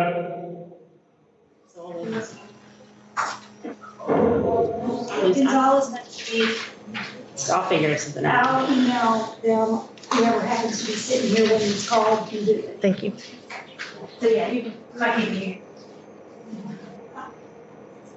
What's that, you please? So, how about you please left today? Oh, I thought you said Gonzalez was the only thing you had left. Well, I thought if I'm gonna have to wait till after his hearing to do this. Oh, I see. Two please and Gonzalez. Katie said that she said Gonzalez anytime next week and somebody else can. I think the plea petition. His attorney. Attorney's trying to call who? He shows up at 10:50 and now he's just, you're him. You're tired of waiting. Mr. Carpenter, can you hear me? I'm sure that he's schedule all. Okay, this is Mary Ruth with the Public Defender's Office. We're gonna have to do your plea over video today, but we wanted to go ahead and do it so that when your 120 days is up, you can go ahead and get out and not have to sit and wait on us, okay? Yes, ma'am. Okay, so just try to answer the judge's questions as clearly as you can. If you can't hear us for whatever reason, let us know and we'll clear things up, but I'll be here in case there are any issues, okay? Yes, ma'am. All right, hang tight. Just, you gotta speak up in there, okay? All right. I sent it. I think I gave the information back to you this morning. You did. There you go. I just have to get his permission to sign for both of them. Well, go ahead and do that. Mr. Carpenter, one last thing, okay? We have some paperwork that we have to do here, a plea petition that says that you know what you're pleading to and what your rights are, and also the information which takes the place of the warrant that you were arrested on. There's a spot on each of them for your signature, but since you're there and we're here, you obviously can't sign today. Is it okay? Do I have your permission to sign both of them on your behalf? Yes, ma'am. Thank you.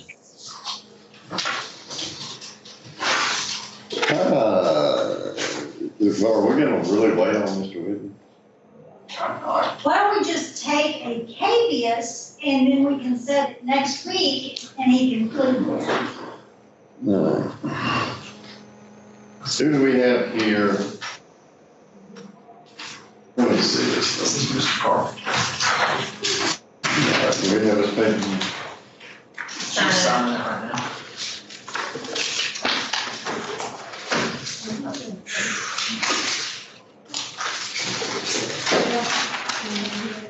See what happens when we end up back doing it the old one. I'm with you. Totally. Today, When they're in quarantine and I I'm try. having PTSD today. I am. Look, I did the best I could, guys. Not you. We're not blaming you. Not you. Oh, no. Don't take the world's burdens upon your shoulders. It usually is my fault. I'm just used to it by now. No, it's just, I'm not hearing back from attorneys and I'm not getting the paperwork in when I'm supposed to, and I'm trying to accommodate everyone that's in quarantine, and it's just been a cluster. That was almost Almost done. 3 hours and just break it off. What do you want?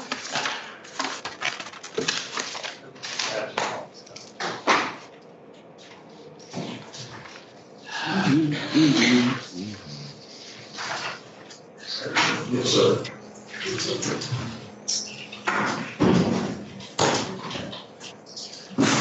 Let's do Wednesday. And that'll be Thursday, because I'll be in TV.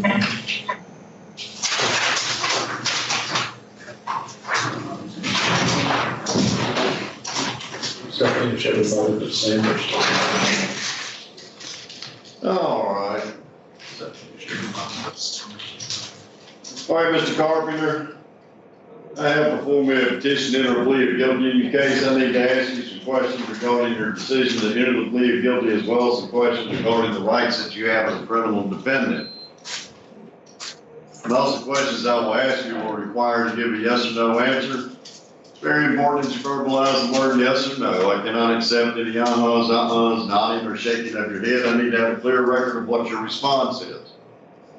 Also, if I ask you a question that you do not understand, you need to let me know that. I'll rephrase the question until such time as we have a clear understanding with each other.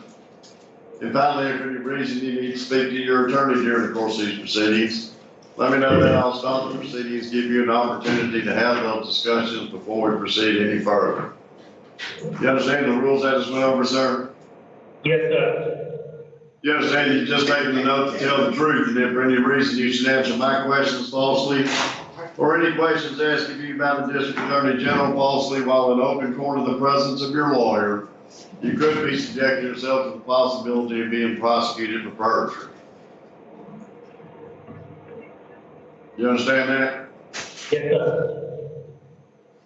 How far did you go in school, sir? 10th grade, sir. Are you able to read and write? Yes, sir. Are you currently taking any medications, whether they be prescribed, over the counter, or otherwise? No, sir, not at all. Have you consumed any type of alcoholic beverage or other intoxicant within the last 24 hours? No, sir. Have you ever been diagnosed as suffering from any type of mental illness or other mental disorder? No, sir. Is there any reason that you can think of that you would not be able to fully understand and appreciate what it is you're doing here today? Yes, sir. Is there anything that prevents you from understanding why we're here today and what we're doing? Yes, sir. What is it that prevents you from understanding what's going on? I understand, sir. Do you know why we're here today? In court? Yeah. Yeah, do you know why you're in court today? Yeah, for my plea agreement. Oh, there's Mr. Do what now? For the plea agreement? Okay. Then that's what I mean. Is there any reason why you don't understand anything about it? Oh, I do understand, sir. I apologize. You submitted to the court a petition to enter a plea of guilty in your case, which has been signed by your attorney. Did you in fact give your attorney permission to sign the plea petition for you? Yes, sir. Before giving her permission to sign the plea petition for you, did you have you either read the petition in its entirety or have your attorney read it to you? Yes, sir. She went over it with me. During the time that your attorney was reading the petition to you, to the extent that you had any questions, did your attorney satisfactorily answer those questions? Yes, sir. You believe you fully and completely understand the contents of the petition as you sit here today? Yes, sir. In addition, you submitted to the court what's called a criminal information. Under the law in Tennessee, before a case comes into criminal court, you have the right to have it presented to the grand jury. The purpose of the grand jury is to review the facts and circumstances surrounding the incident that led to your arrest, to determine, first of all, whether or not there's sufficient evidence to believe a crime was committed. Secondly, what that crime is. And third, whether or not you had Third, whether or not there was reason to believe you were involved in the commission of that crime.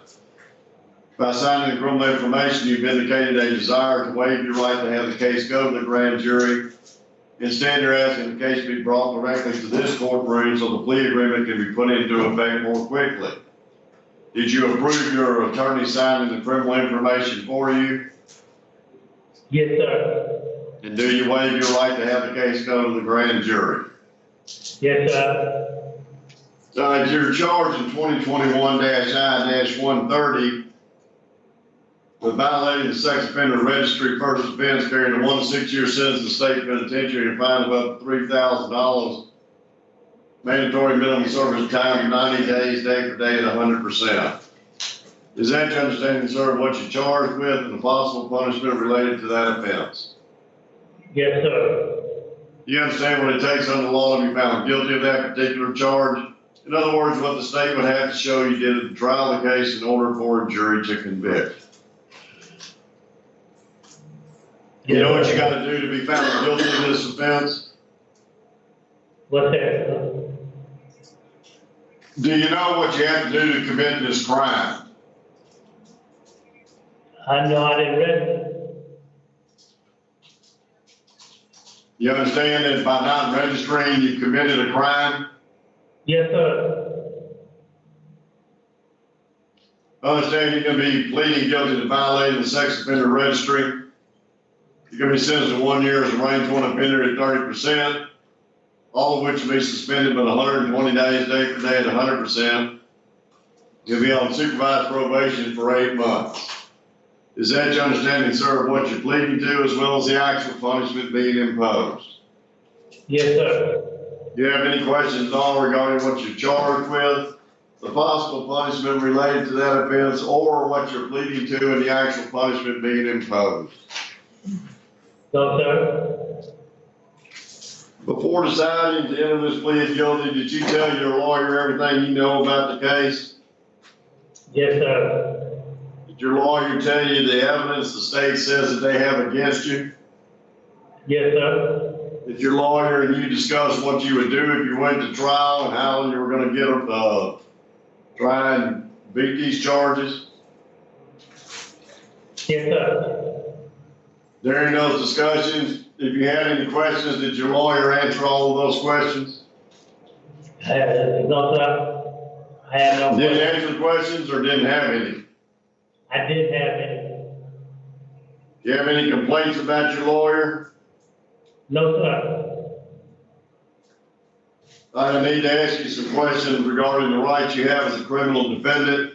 Please listen closely to my questions. Make sure you understand what your rights are, because as a condition of the plea agreement, you will be required to waive or give them up. Therefore, it's important that you understand them so you can make an intelligent decision as to whether or not you wish to waive them. First of all, do you understand you have a right to persist in your plea of not guilty, demand a trial by jury, and require the state to prove your guilt beyond a reasonable doubt?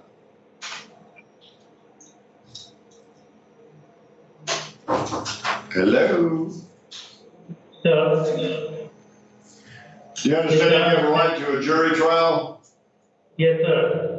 You understand that you're, under the law, you're presumed innocent of the charges against you and that the state has to prove you guilty beyond a reasonable doubt? Yes, sir. You understand that you would have the right to have that decision made by a jury of your peers made up of citizens of Davidson County? Yes, sir. And before the jury made a decision one way or the other, you would be, have the right to challenge all the witnesses against you? Yes, sir. You understand that you'd have the right to bring in your own witnesses if you had any, and if they didn't want to come, we could force them to come? Yes, sir. You understand you would have an automatic right to testify if you chose to, and no one could stop you from doing so? Yes, sir. Also understand that no one can force you to testify against yourself? Excuse me, sir. You also understand that no one can force you to testify at that trial against yourself? Yes, sir. You understand if you didn't testify, the jury couldn't make any, couldn't think anything about that. They couldn't speculate that you must be trying to hide something and therefore were guilty. You understand they couldn't use that against you for any reason whatsoever? Yes, sir. You understand you have the right to have the jury set the fine in the case if convicted? Yes, sir. I also understand that your punishment would be determined by the court at a separate sentencing hearing, not by the jury. Yes, sir. You understand that you'd be allowed to appeal both your conviction and your punishment to a higher court to try and get a new trial or some adjustment to your verdict if you weren't treated fairly. Yes, sir. And you understand that throughout all these proceedings, including today and any other day that you're in court or on appeal, you have a right to a lawyer. And if you couldn't afford it, then the court would have to pay for it. Yes, sir. Got any questions about your rights? No, sir. You understand if I accept this plea of guilty, you're gonna have a permanent criminal conviction on your record? And should you get into any trouble after today, the fact that you got in trouble today would be used against you and increase the punishment on anything that you do in the future? Yes, sir. Anyone threaten you to get you to enter this plea? No, sir. Are you pleading guilty because you are guilty? I'm guilty, sir. Just Faith, you believe your client understands the nature of the charges against him, the law that applies to those charges, pros and cons of entering a plea versus going to trial, he's entered a plea freely, knowingly, and voluntarily. Yes, Your Honor. Waive confrontation of witnesses. Yes, Your Honor. All right, Mr. Carpenter, listen to what the state's about to say about your case. Had Mr. Carpenter's case gone to trial, the state's witnesses would testify that Mr. Carpenter is a registered violent sex offender here in Davidson County. He last reported as homeless on 2/24 of 2020. While an offender is registered as homeless, that offender is required to report every month. He failed to report for January 2021 as required by law. All the events occurred here in Davidson County. Based on those facts, state recommends previously announced disposition. Mr. Carpenter, did you hear those facts? Yes, sir. Are they true? Yes, sir. Are you gonna waive your rights and plead guilty? Yes, sir. 2021-I-130, where he charges first offense violation of sex offender registry. How do you plead? Guilty, sir. Based upon your plea guilty, I find you guilty. Find there's a factual basis to support the plea. Confident in innocent plea and that you're doing so freely, knowingly, and voluntarily. Therefore, place into effect the previously announced plea agreement. Sir. All right, Mr. Carpenter, I'm going to mail you a copy of your paperwork, okay? When you get out, make sure you report to the probation officer. They're going to tell you what to do right now. And if you have any questions, call our office, okay? Yes, ma'am. All right, take care. Yes, ma'am. Mr. Whitney, it's been obvious that, come forward, please. It's obvious that we've been inconveniencing you today, trying to make you come to court so early in the morning at 9 o'clock and then making you sit around and therefore resulting in you leaving again and things of that nature. I don't want to impose upon you any further than we already have today. So you got a choice to come back tomorrow and sit here and be here on time or go into custody today and I'll bring you here on time. Which one do you want to do? I'll be here tomorrow on time. Can you get somebody to cover it for you? Yes. All right, you better be here and ready to go at 9 o'clock. Yes, sir. When you come into the courtroom, you don't leave the courtroom until I say it's all right. Yes, sir.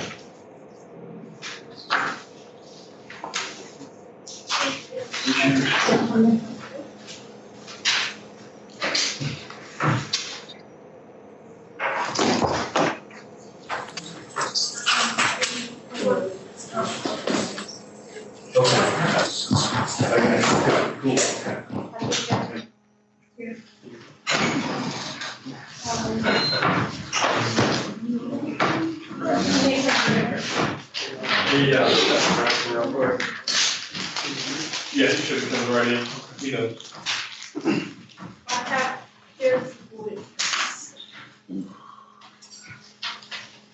Oh. Yes, I shared Brittany got the YouTube link and it's on YouTube and they're watching that away since there was so many of them. Perfect, thank you, okay. They all know now, Let's start now. Let's start. I guess just send it Brittany, ask Brittany, I don't know. We're about to start. Yes. Yeah, we are.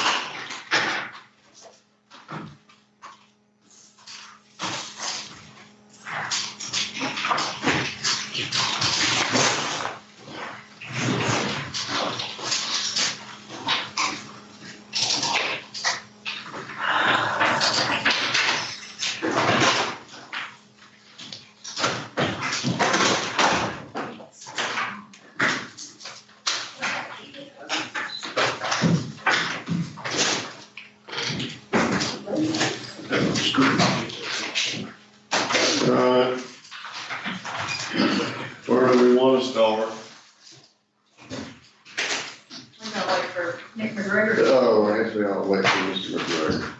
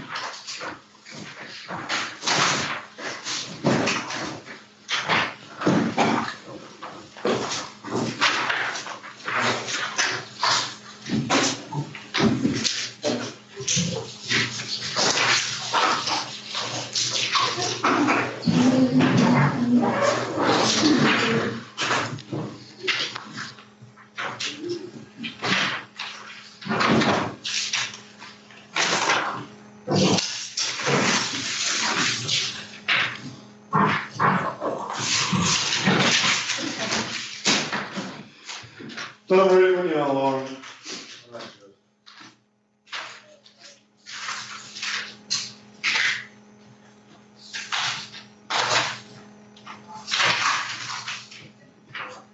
Yeah, I believe this court may already have copies, but if not, I was going to move for adoption of the investigative report from Mr. Trayvon Markel Sanders and DeAndre Rashawn Sanders. Does the court already have copies, or I can provide them? I got you talking about the pre-sentence report? Yes, Your Honor. Yeah, I got it. Okay, you got the, okay. Thank you.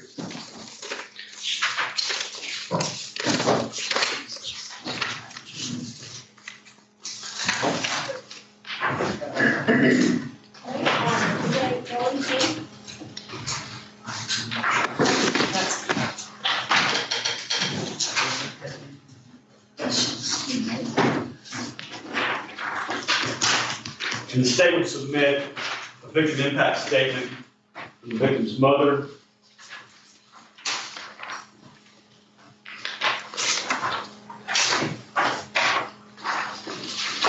And also, I've got a statement from a Keosha Alexander, the victim's sister. I'd like to read it for the court. I've got a copy for the court, and I've provided copies already, but.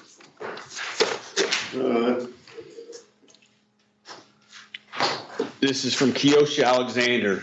Judge Fishburne, my name is Keosha Alexander, and I'm writing to you on behalf of the family of Cedric Thompson. Before I get into the effects this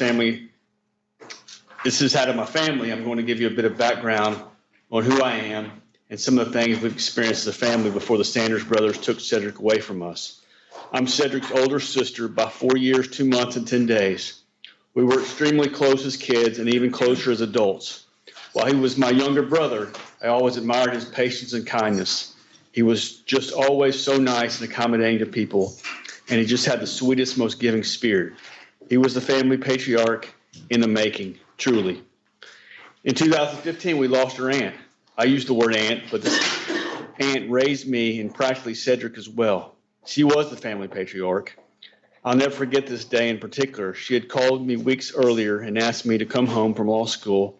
I made my way home, and she sat Cedric and I down and told us that she had colon cancer. She went pretty quickly after that, and we were devastated. In 2017, Cedric and I's father passed away. He was 49 years old. He died from a donor heart that went into rejection. He left 5 children behind, Cedric and I included. But a couple of years before this, in 2011, he found out that he had a bad heart. In particular, it was a heart defect that caused him to go into congestive heart failure. He waited years for a heart. We watched him wither down to nothing. A man whose smile and stature and presence would light up a room, withered down to a shadow of himself. We received some semblance of hope on Thanksgiving of 2015. He had a call that they found a donor that was a match. So he went under, he was given a new heart, and he was up and walking the same day. We enjoyed him and his existence for almost 2 years until I got the call in April of 2017 that he was really sick. So I booked a flight, came home straight away, because normally when I come home, he would always get well. This did not happen. On April 25th, Cedric, our 3 younger siblings, his mother, my grandmother, Monica, Cedric's mother, and the extended family watched in horror as he went from talking and making jokes early in the day to vomiting bile and then being completely unresponsive after that. We all watched him take his last breaths. It was incredibly traumatic. And we're all currently, those that are still alive, still dealing with the effects of this to that day, of that to this day. After that, in 2017, Cedric really stepped up to the plate and became the pseudo father figure to younger siblings.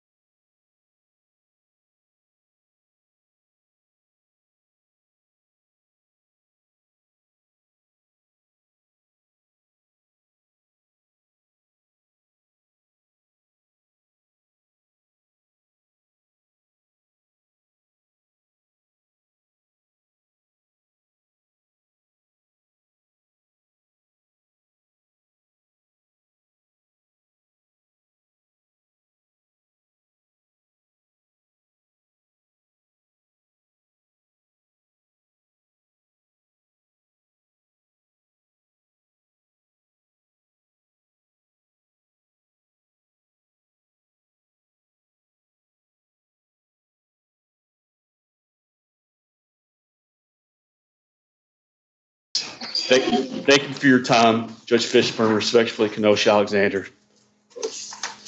And that'd be the state's. State would like to make that You were saying exhibit. something about, it was intended. Yeah, I think probably the third sentence from the end, it says DeAndre Sanders baiting my brother, and if DeAndre Sanders had not recruited his older brother, and I think the proof will show, or certainly the facts from the plea were that Trayvon Sanders was the one who recruited her brother to be there. Trayvon Sanders was the one who recruited his older brother to come along. So it really says DeAndre, but I think DeAndre is the one who came at Trayvon's request.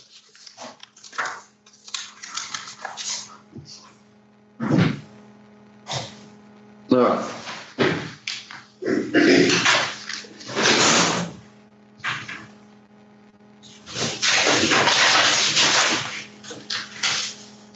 And I think if you read page 3 of the investigative report, it lays out those facts as far as forgiveness and what that statement meant.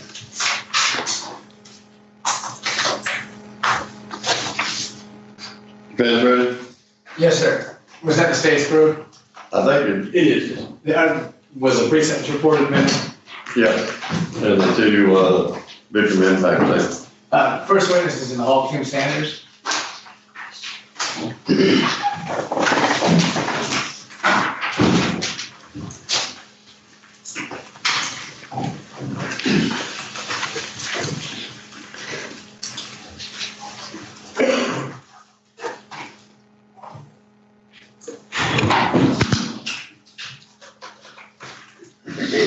You stand as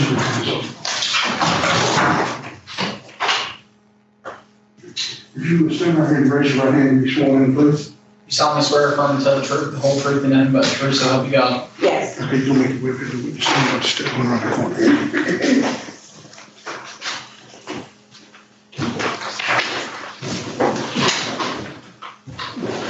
I think that's just the microphone that you needed, okay? Okay. Would you tell us your name and spell your name, please? Kimberly Sanders, KimberlySanders. And who are you as it relates to the defendants? Their mother. I want to ask questions in particular about DeAndre, who is the older of the two. Is DeAndre the oldest child that you have? Yes. And when he was born, was his father in the picture? No. Did he grow up with anybody who played the role of the father for him? Well, my brother-in-law. And was he living in the home? No. Who all was living in the home when DeAndre was growing up? Just me. And were you working at the time? Off and on. I'm sorry. Off and on. I was working off and on. And when you were working, who would take care of DeAndre? My mother.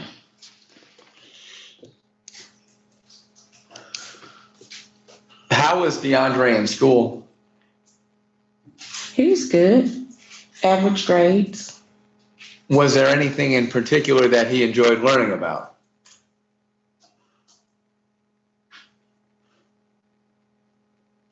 I don't know what his favorite class was. Did he have friends in the neighborhood growing up? Yes.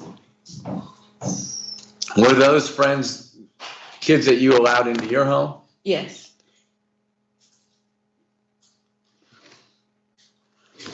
Did DeAndre have any type of developmental issues? No. And when I say that, I don't mean in terms of learning, but just kind of growing up and difficulty growing up. He probably needed a father figure around, but he had a happy childhood. He was a very happy child. How much younger is Trayvon? They're 3.5 years apart. How was DeAndre as a big brother to Trayvon? Oh, he was a good big brother. They always got along. What were some of the things that he would do? He would just watch over him, make sure nobody hurt him or anything. Protected him all the time. Where did DeAndre go to high school? Stratford High School. Was he able to graduate high school? No. About the time that he turned 18, did he find himself in some trouble? Yes. And was that trouble, was that an aggravated robbery he was arrested for? Yes. Where were you when you received the news that he'd been arrested for aggravated robbery?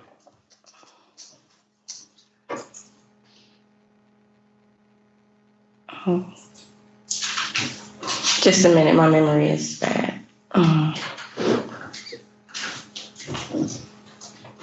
I was probably at work or at home. Was that something that was a surprise to you? Yes.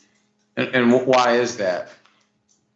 Because he never showed any kind of signs or anything that he would do something like that. Was that difficult for you to receive that news? Yes.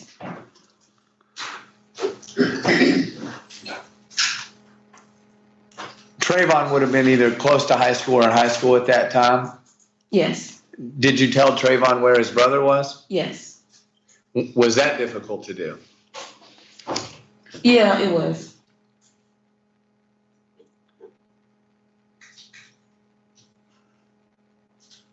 For that offense, DeAndre went to prison, right? Yes.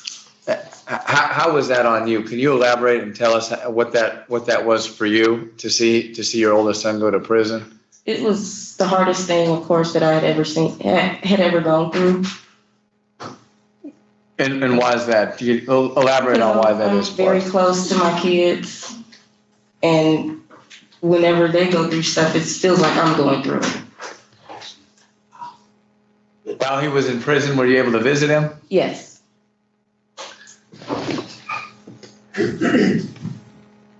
And about how long was he in the penitentiary? I think it was from 2013 until 2019? No, 2018, I'm sorry. It's about 5 years, I think, 5 or 5.5. You mentioned that it was a surprise to you. When he was in high school or younger, did he hang out with kids that were bad influences, or was he part of the neighborhood? Some of them were just little bad boys, but I mean, they, you know, I wasn't scared of them. I knew they wouldn't hurt me. Did you ever question whether or not did you ever question whether or not he was trying to impress other people, or if he was trying to do something or act in a manner in which he wasn't Yeah, I supposed think to? he was just doing it just to see if he could get away with it, I think. I don't think he was aiming to hurt anybody or anything, but I think he was just trying to be a man, I guess. I mean. Did he get picked on when he was younger? No. When he gets out of prison, does he come to live with you? Yes. And did he start working? Yes. Where was that? He worked at Tyson for about 8 or 9 months. And what was his role at Tyson? He was the head of the line that they were on, meat cutting. He was the head of it. And was that in Nashville? Yes. When he finally came home from prison after being there about 5 or 6 years, was that relieving to you? Yes, very. About 10 months later, when you heard the news that he'd been arrested again for a homicide, can you describe what your immediate reaction was? I figured they got the wrong person. And why is that? I mean, there was nothing, no clues or anything that anything was going on or anything. It was just a shock. And I said, are you sure you have the right person? And it turned out that he was involved, right? Yes. And was that difficult for you after seeing where he had been and potentially where he'd be going back to? Right. Yes. It was hard. It's still hard. What do you want to see for DeAndre out of his life? I just want him to be out and free and happy and living a regular life like he should be. And you're aware that he's about to go back to the penitentiary, right? Yes.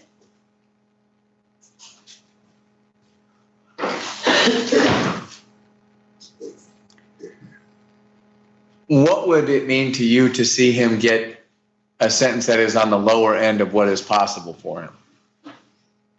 You mean how would I feel? Right. It would hurt. No, on the lower end. And if he received some sort of leniency. Oh, I would be happy. Very happy. The state, or the court may ask the question, or 3 months of training. Were you gonna be using her as a witness as well? Yes, Your Honor. Why don't we just let both of them ask the question, that way you can process everything at one time. Good afternoon, Ms. Sanders. Hello. So just to follow up on some of the questions that you were just asked, I believe you testified that it was difficult to tell Trayvon about DeAndre's arrest on the aggravated robbery charge. Yes. Why was that hard to tell Trayvon? Because they were so close. They've always been so close, and I figured he would seriously be hurt. You know, that's his big brother that's always taking care of him. I figured he would be hurt to see him go. You said that they're close and always took care of him. DeAndre always took care of Trayvon? Yes, he was like the man of the house. DeAndre was? Yes. Did Trayvon get picked on when he was younger? No. Okay, did DeAndre act as kind of a protector for Trayvon growing up, though? He's just all about family, and he protects me too. He's just the protector. Like loyal to the family? Yes. And you said they were close. Can you kind of tell the court a little bit about their relationship and the closeness that they had at that time? Well, they would always keep secrets between each other, or just real close as far as playing video games and hanging together. I never seen them argue or fight or anything. Never seen them mad at each other. They just always got along. Do you know if Trayvon looked up to DeAndre? I think he did. And as you already testified, ultimately DeAndre served roughly 5 years for that charge. Yes. While he was locked up, can you tell us what that relationship was like for Trayvon and DeAndre? Were they still in touch? Yes. Or had they dropped off during that time? Or if you can just tell us a little bit about that, please. They were still close. We would go to the prison to visit, me, him, and my mother would always go, and they were just goofing around at the visits and everything, just like they always have. So they stayed close? There was nothing different. Oh, I'm sorry. I'm sorry, there was nothing different. Okay, so they stayed different. close, all things considered. Yes. And then I believe about 10 months before the incident that has us here today was when DeAndre was released. Did he come and live with you when he was released? Yes. And was Trayvon living with you at that time as well? He was in MTSU. Okay. And so let's talk a little bit about how Trayvon got to MTSU. Okay. Was Trayvon's father around when he was growing up? Just the first year, because I left. Okay. And is his father also DeAndre's father? No. Okay. And so can you tell us a little bit about Trayvon in high school?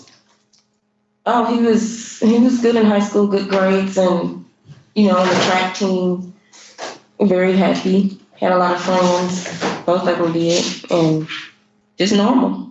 Was he successful in high school as far as track and field goes? Yes. Is that is track what ultimately got him to go to MTSU?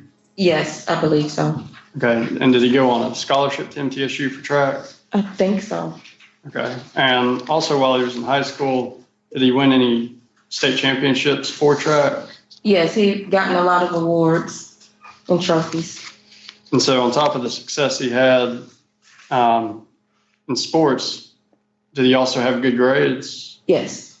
Can you tell us a little bit about Trayvon as far as, is he a hard worker? Is he reliable? Is he someone you can trust? Yes, yes.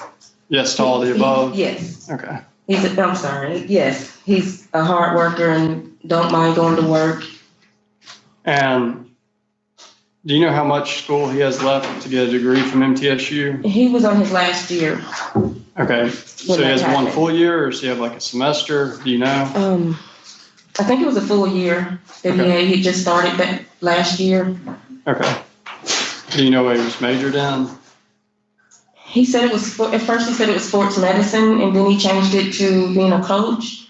But I think he said something else after that. I can't remember. Okay, do you know what plans he had for after school? As far as once he finished school, got his degree, what he wanted to do? I thought he wanted to be a coach and just train kids, work with kids and teenagers as far as the running. Okay, do you know if that's what he still wants to do? He hasn't mentioned that recently. Okay. And so after this incident, Trayvon was let out on bond with some pretty strict conditions, one of which was basically house arrest. Yes. Has he been living with you while being on bond? Yes. And as far as you know, has he complied with all the rules that this court has placed on him for that bond? Yes. So he's honored the GPS monitor. Yes. He's honored staying at home. Well, he goes to work too. Okay, but that's allowed by the bond conditions? Yes. Is that the only thing that's allowed as far as why he can be away from the home, is just to go to work and back? Well, he's also been allowed to exercise around our streets. Okay. To do exercising, and it goes as far as, I think, there's a big church that's close to our street, and he's allowed to go so far. Okay, and while he's been out on bond, throughout, has he been complying with those conditions? Yes. Okay.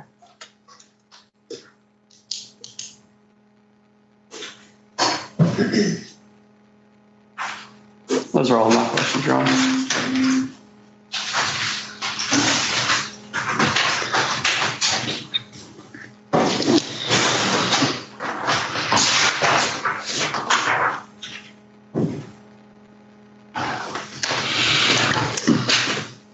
Ms. Sanders, in September of 2019, your son DeAndre had been living with you for about 9 or 10 months after he got out of prison. Is that right? Yes. And he resided in your house. Is that right? Yes. Did he have in his room? Did he have any posters on the wall or any particular things that he held close to his interest in? Yes. What kind of things did he have? It's a poster of Tupac, which is a rapper, and a poster of horror movie villains, horror movie people. Is that something he had a fascination with? Yes, the same as me. He got it from me. He liked a person Chucky doll. He had a Chucky doll in his room? Yes, I have one too. Okay, and he had a lot of pictures of Jason and Freddy Krueger and the people like that in his. It's just all in one picture. Okay, and you say you had a fascination with those kind of horror movies? Not a fascination, but that's just our favorite type of movie. Okay. Did he also have a fascination with knives? I won't say a fascination. I'll say just the look of it, but not to use it or anything. He just likes the look of it. But he possessed multiple knives? No. Are you aware that the police confiscated 2 knives from his bedroom as well as the sheath from the knife that was used in the homicide? What is a sheath? I don't know. I guess I said the sheath, the case that came in? Yes. Yes. You're familiar with that? Yes. That they did seize 2 knives and then the missing holder for the knife that was actually used in the homicide? Yes. Okay. So you don't think that's a fascination with knives, even though he had at least 3 knives? I mean, it's for protection, I would assume. Okay. It's not like he was just walking up and down the street playing with them. Well, tell me what your son Trayvon Sanders told you about why this incident happened the way it did. He doesn't talk about it much. He doesn't talk to you at all about it? Not much about it. They don't want to talk about the case at all. Okay. You're saying you never, in the close months after this incident happened, you didn't have conversations about this? Did he not express any remorse or any kind of sorrow for how this all happened, how he brought his brother into this? I should hope they would have remorse of what happened, I'm sure. Yeah. You're saying he never expressed any of that to you? Well, they both said it shouldn't have happened. Uh-huh. Did they explain how they come to met with this guy, Cedric Thompson? No. No one ever explained to you how that happened? Well, I heard from the detectives and everything. So you never heard from either one of your sons how they ended up meeting up with Cedric Thompson on this? Well, they said day in it was September? because of Tykia, the girl that started all of that, as far as the lies and everything, of how she said that he was stalking her and everything. Okay, so you're telling me They didn't that. know who he was until she came up with all of that. Okay, so you're telling me that Trayvon told you that Cedric Thompson had been stalking Takia? Well, she said that. She told him that, and he told me that, yes. Okay, you heard that from Takia, you're saying?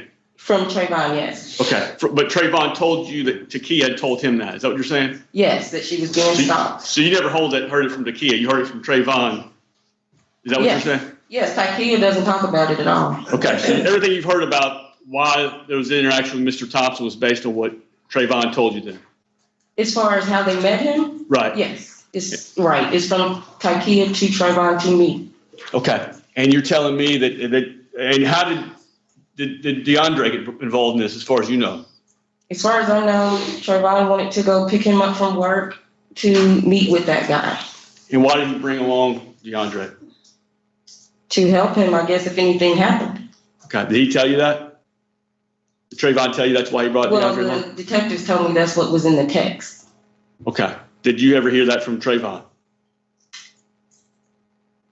I don't think so. Did DeAndre ever tell you why he came along that day? I don't think so, no. I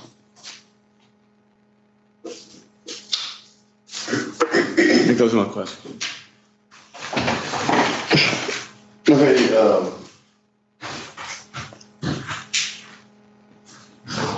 DeAndre, you said he didn't graduate from high school? No, he got expelled because of an incident that happened, and then he had to go to an alternative school What incident? where he had a weapon at school. What kind of weapon? I think he had a gun at school, and they found it in his locker and said that. But that's when he was a minor, and it was for protection. Somebody had gave it to him. Why? What was he doing in his life, or what was going on in his life that made him feel that he had to have a gun for protection? Because that was a rough area, a rough neighborhood. So everybody at the high school carried guns? I heard some of them did, but I don't know who all did. Or was he in a group of people who were carrying guns? I have no idea who all had one. Was that part of his protection plan for the family to have a gun? Not that I know of, no. When he got out of prison, you said he started collecting knives or acquiring a few knives for protection. What did he need protection for after he got out of prison? I just know it's a rough neighborhood. That's all I know. I just Did you know. carry a knife? Yes, I do. For protection only. Did Trayvon carry a knife? Not that I know of. So he didn't feel the need to be protected? He's not as worried.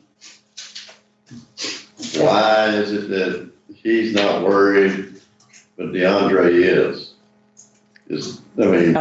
Usually when those type of things happen, something's going on that makes them worry. I'm not sure.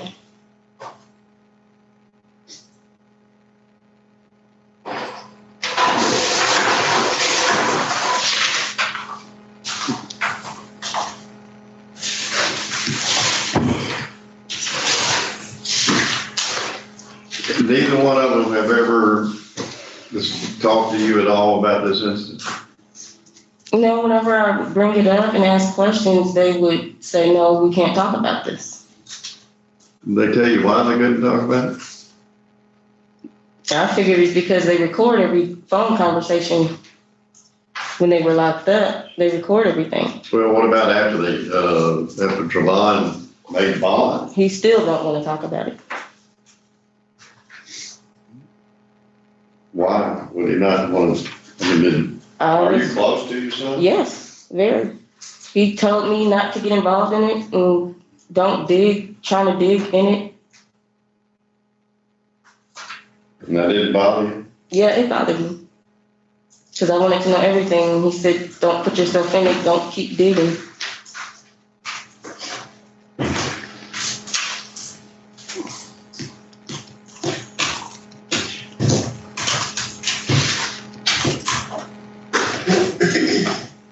Why did DeAndre leave Tyson? That's when he got arrested that day. He was still working there.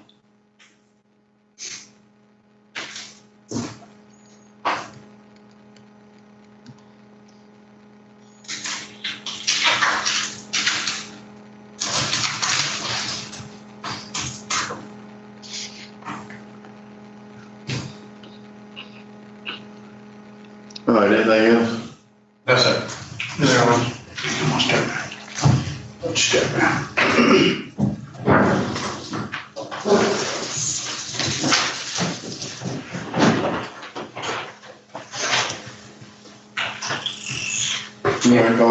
If Barbara Beasley is available on Zoom, that would be the next one.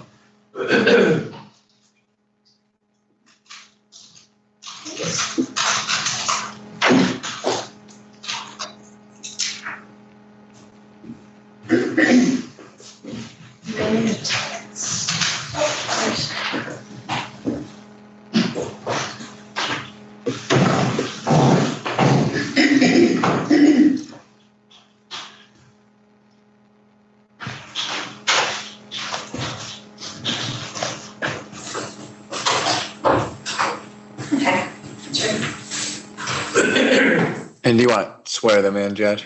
Oh, Or swear her in? yeah, is this Miss Barbara B? It is. And then she had some trouble with the Zoom, so I sent my investigators. That's who else is in the picture to. Okay.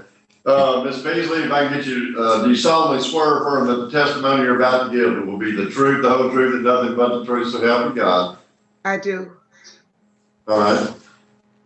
Would you tell us your name and spell your name, please? My name is Barbara Beasley, Barbara. Beasley, Beasley. And who are Trayvon and DeAndre Sanders to you? I'm their grandmother. And were you around for their childhood? Yes, I was. And did you help raise them? Yes. And in particular to DeAndre Sanders, can you talk about your experience helping raise DeAndre? Yes. He was very mannerable. He was a good child. He did what I told him to do.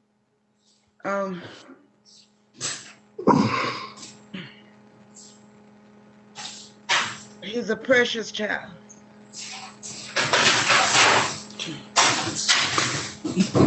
Do you remember when he was arrested and convicted of an offense that had him go to prison about 5 or 6 years ago? I do. Can you talk about that and what that meant to you, seeing him go from a child with manners to someone who would do that? Yes. He always did everything. I would always teach my kids and grandkids to do the right thing. And I think sometimes they get influenced by other people, and sometimes they do it on their own. So all I can say is that it hurt me when it happened. But I couldn't believe that he did it, but he did. When he's released, not long after he was charged with this homicide offense, was that something that surprised you, or was the surprise taken away by the first time that he went to prison?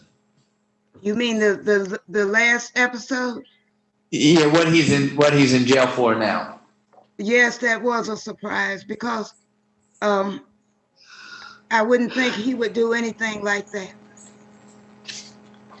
He kept himself, he was a loner. He started becoming a loner. He would go to work, come home, and that was pretty much all he did. Throughout this case, we took him downtown. Sometime he wanted to go down on Broadway, and just by himself, nobody with him. But you know, we took him there sometimes too. and was that something that was different than from when he was a child? Well, he pretty much childlike now because he's never done anything, really been out there to do anything. He went in as a child. When he was younger, even younger than 18 years old, was he a loner then? No, he had friends. He had friends in school. Did he have any? He had a few friends that he hung with. And did you know those friends? Yes, some of them. And were the ones that you knew, were they good people or were they people who could lead him into trouble? I thought they could have led him into trouble. Was that something that you discussed with him? Well, we always told him to do the right thing. That was the only discussion I've had. Whatever you do, wherever you go, do the right thing. Did you watch him be a big brother when he was younger? Yes. Can you describe what that was like? Well, Trayvon had a mind of his own, so DeAndre couldn't really tell him too much. He did the best he could with him, with Trayvon. They had their own different friends, different groups that they hung with. Did DeAndre attempt best he could to act as a father in the father role for Trayvon? I would think he did, but I can't remember. I mean, he took care of his brother, but yes, I guess he took care of him like a father would. In terms of what you're experiencing now, are you experiencing health issues? Yes, I have stage 4 cancer, stomach cancer. And is that something that you've been diagnosed with recently, or has it been a period of time that you've been fighting with this? I got diagnosed in July of 2020, and I had. And that was. I'm sorry. Go ahead. And I've been on chemo ever since. And that was during a period while DeAndre was incarcerated? Yes. From July to now. I'm still fighting it now. Has he made attempts to contact you? Yes. I've seen him on Face Chat, and I've went to see him one time since he's been there. Can you elaborate on the difficulty it is to know that he's incarcerated while you're going through this? Yes, it was hard the first time, and I asked God to let me live to see him free again. And I've done the same thing this time. It's even harder because I don't know how long I'll be here, and I just want to see him free again. It's been hard. After the period of incarceration that DeAndre is going to have to serve, what are your hopes for the rest of his life? That when he serve his time, that he come out and his life is, that he has a chance for a life, that he has a chance to live like his brother did. Now this is a homicide offense that you're aware of. Yes. How do you feel knowing that DeAndre was the one who killed Cedric Thompson? I don't know if he's the one that killed Cedric Thomas. But I feel that, how does that make you feel? Really bad. Really, it really hurts because I've not known him. He won't even kill a bug that's in the house. he'll tell me to let me get him, Granny, and put him outside. Nothing deserves to die. So I don't believe he did it. And in terms of Cedric Thompson's family, how do you feel? Do you feel any empathy towards them who they've Yes. lost a family member? Yes, I do. And I think about Cedric. I never knew Cedric. I don't know his family. I love children. I love people. And it hurts me to see that his life has been taken so young. That bothers me because it could have been one of mine. And it does bother me that Cedric is gone. And I feel sorry for the parents. Is that something that you were able to talk about with DeAndre, that this person, Cedric, is now deceased? Yes, I can talk to him, but Now, you is that can't talk online. Is that something you've been able to talk to him about? No, I haven't been able to because you can't say too much when you talk on the phone. The state of the court may have some questions for you. Okay.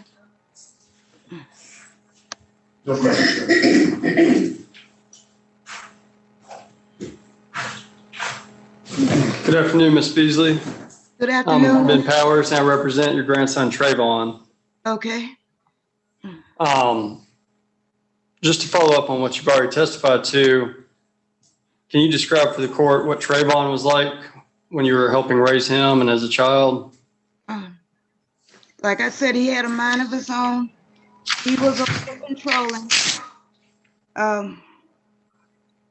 I think Trayvon is a good child too, but I think that he thought he was a little bit better because he went to college.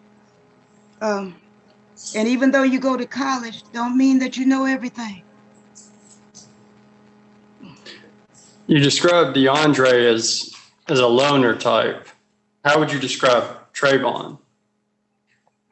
He had a few friends, but he had more friends, I think, or he hung with some friends. Okay. Did you ever attend any of his track meets in high school or college or participate in that way? In both of them. And I went to school when he was acting up. If he acted up, I went to both of them school and talked to the teachers and made sure I was in class when they walked in. Were you like an authority figure for them, kind of help keep them on the straight and narrow? Yes. What do you hope for Trayvon's future? I pray that he and DeAndre tell the truth, do the right thing. Whatever it is, tell the truth. That's what I wish. I've heard so much, but I need the truth. And then my final question is, if you could just tell the court a little bit about Trayvon and DeAndre's relationship as you know it, as far as are they close or how do they interact with each other, things like that. I thought they were fairly close when they were younger, but then there was some incidences that sort of separated them too. Little things like when DeAndre didn't want to play,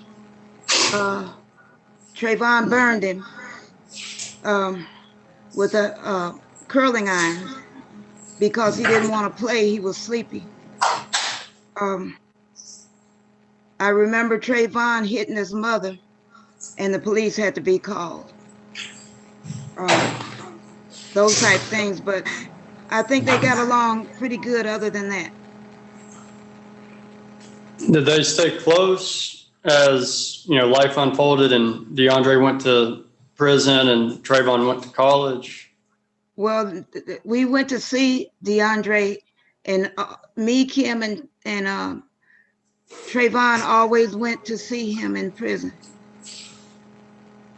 And they seemed like they were close when he went to see him. Okay. Those are all my questions. Okay. Do you have any questions, Mr. Blunt? No, Your Honor. Help me understand something.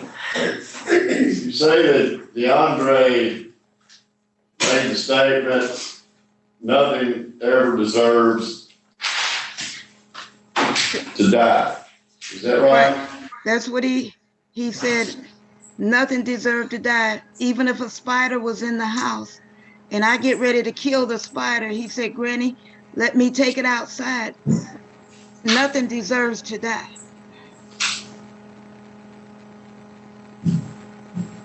So how does that fit in with him being with his brother to protect his brother and carrying a weapon to this meeting? Well, DeAndre is a family person and he loves the family. He's always wanted to be close to the family, but he's been away for almost 6 years. And the family is still close, and he does everything he can to keep the family close. Why, how do you explain that he would carry a gun to school? I can't explain it. I can't explain it. You know it happened though, right? Yes, I know. I didn't know he had it until they called us from the school saying that they had picked him up. I didn't know he had it other than that. When asked what you wanted out of this, you said, I've heard so much, I just want to know the truth. I just want the truth to come out. What did you hear? I heard a lot. I heard a lot of stuff that contradicted other stuff that I heard. Did either one of them tell you anything about it? Trayvon told us a lot, but he told me a lot, but he contradicted himself. And I had to ask questions back and forth because I wanted to know. He told me some things. Do you need to know what he told me? Please. Well, one thing he told me was that he had beat Cedric up and his ring print should be in his face. And when I asked his lawyer if Cedric had been beat or stabbed, he said only beat. Only stabbed, I'm sorry. Only stabbed. So that was one incident. There's been others where he said the knife only went in 2 inches. But how would you know if you didn't put it there? The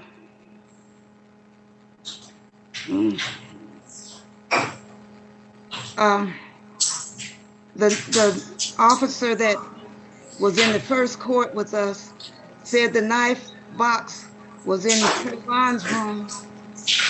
It was always in DeAndre's room, but why was it in Trayvon's room the night that they went away? The night that they went to Cedric. So how did the knife get in Trayvon's room?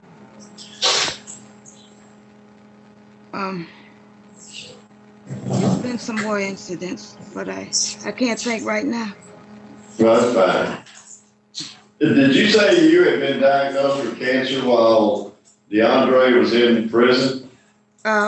Yes, but I've had it before, but this time I had breast cancer before, and now this time it's stomach cancer, but stage 4. Anything else? And I got diagnosed in July. He went to jail September of 2019. I got diagnosed in 20. Oh, okay. With the stomach cancer. All right. Thank you, Ms. Beasley. You're welcome. Thank you. Next.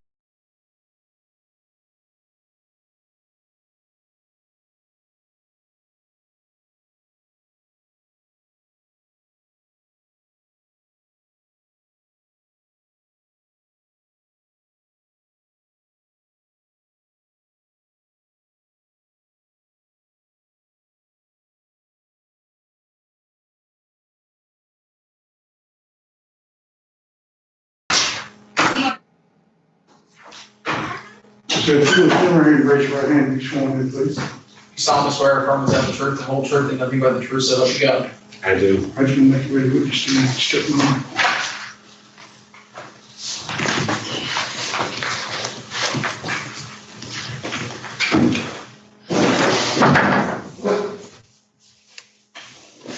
Would you tell us your name and spell your name, please? Samuel Watts, SAMUEL WATTS. And who are you to DeAndre Sanders? I'm his uncle. And is that by blood or marriage? Marriage. And about how old was he when you came into the family? I was in the family before he was born. And so do you remember him being born, I would take it? Yes. Can you talk about the role you played in his life throughout his childhood? Well, tried to be like a father figure and an uncle, you know, because he was raised by his mother and there wasn't really any men in his life, so I tried to support him as much as I could. And you married into the family. Who did you marry? His mother's wife, his mother's sister. Okay, so you're his uncle on that side of the family. Right. Did you ever know his father or know of his father, Mr. Sanders? I've known of his father. Is he somebody that you've met or? No, I haven't met him, just know of him. I've seen pictures. And where is he or where was he? Where was his father? Yes, sir. I think he's in Ohio somewhere, Cincinnati. Talk to us about how you know DeAndre Sanders and who he has been as a person to you. As a person to me, he was a little kid who just misguided, and like I say, he grew up without a father. I tried to play that role, but he's a good kid. Now, don't get me wrong. He's well mannered, behaved, and I understand he's had some incidents in his life, but Were you around in 2013 when he was arrested for aggravated robbery? Yes, I was. And what was that news like for you? To me, I was disappointed. I never expected anything like that to happen. And, when I was here, actually, I came to the court, and when the lady described him, I kind of lost it because I was disappointed. I never saw him as a child that would do anything like that because he wasn't raised that way. Then why did he act that way? Do you know? I felt like he got with the wrong kids. Sometimes you can get with the wrong crowd and they can lead you to do things that you're not used to doing. I think that's what happened. And did you stay in touch with him while he was incarcerated? Oh, yes, as often as I could. And when he got out, were you able to visit with him? Yes, I was glad he was out. I was talking to him almost every chance I got. He got a job. He was working, doing really good in the, out on his own. And I told him, hey, we're going to go out, hang out, go shopping, Are those things that you were able to do? Was I able to do that? Yes, sir. No, because of his job and my job. But we did get together on like family dinners or, sometimes just different occasions. But were you proud of him that upon his release from prison, he was able to get a job? Yes, I was proud of him. As he grew up, were you able to witness his relationship with his younger brother? Oh, yes, I was. And would you tell us about that? I feel like DeAndre would do anything for his little brother. He would look out for him like most big brothers will.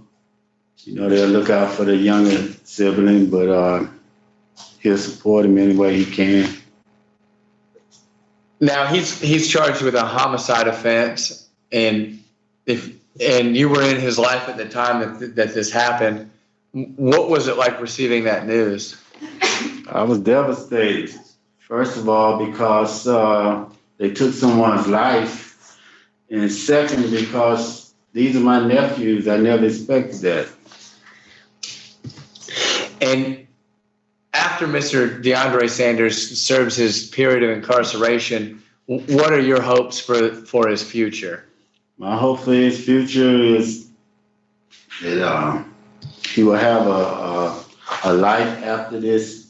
You know, I'm sorry for the other family that, you know, they won't be able to see their son anymore. But at the same time, you know, I would like for whatever to put this behind him and learn from this mistake and hopefully have a life of value. State of the court may have some questions for you.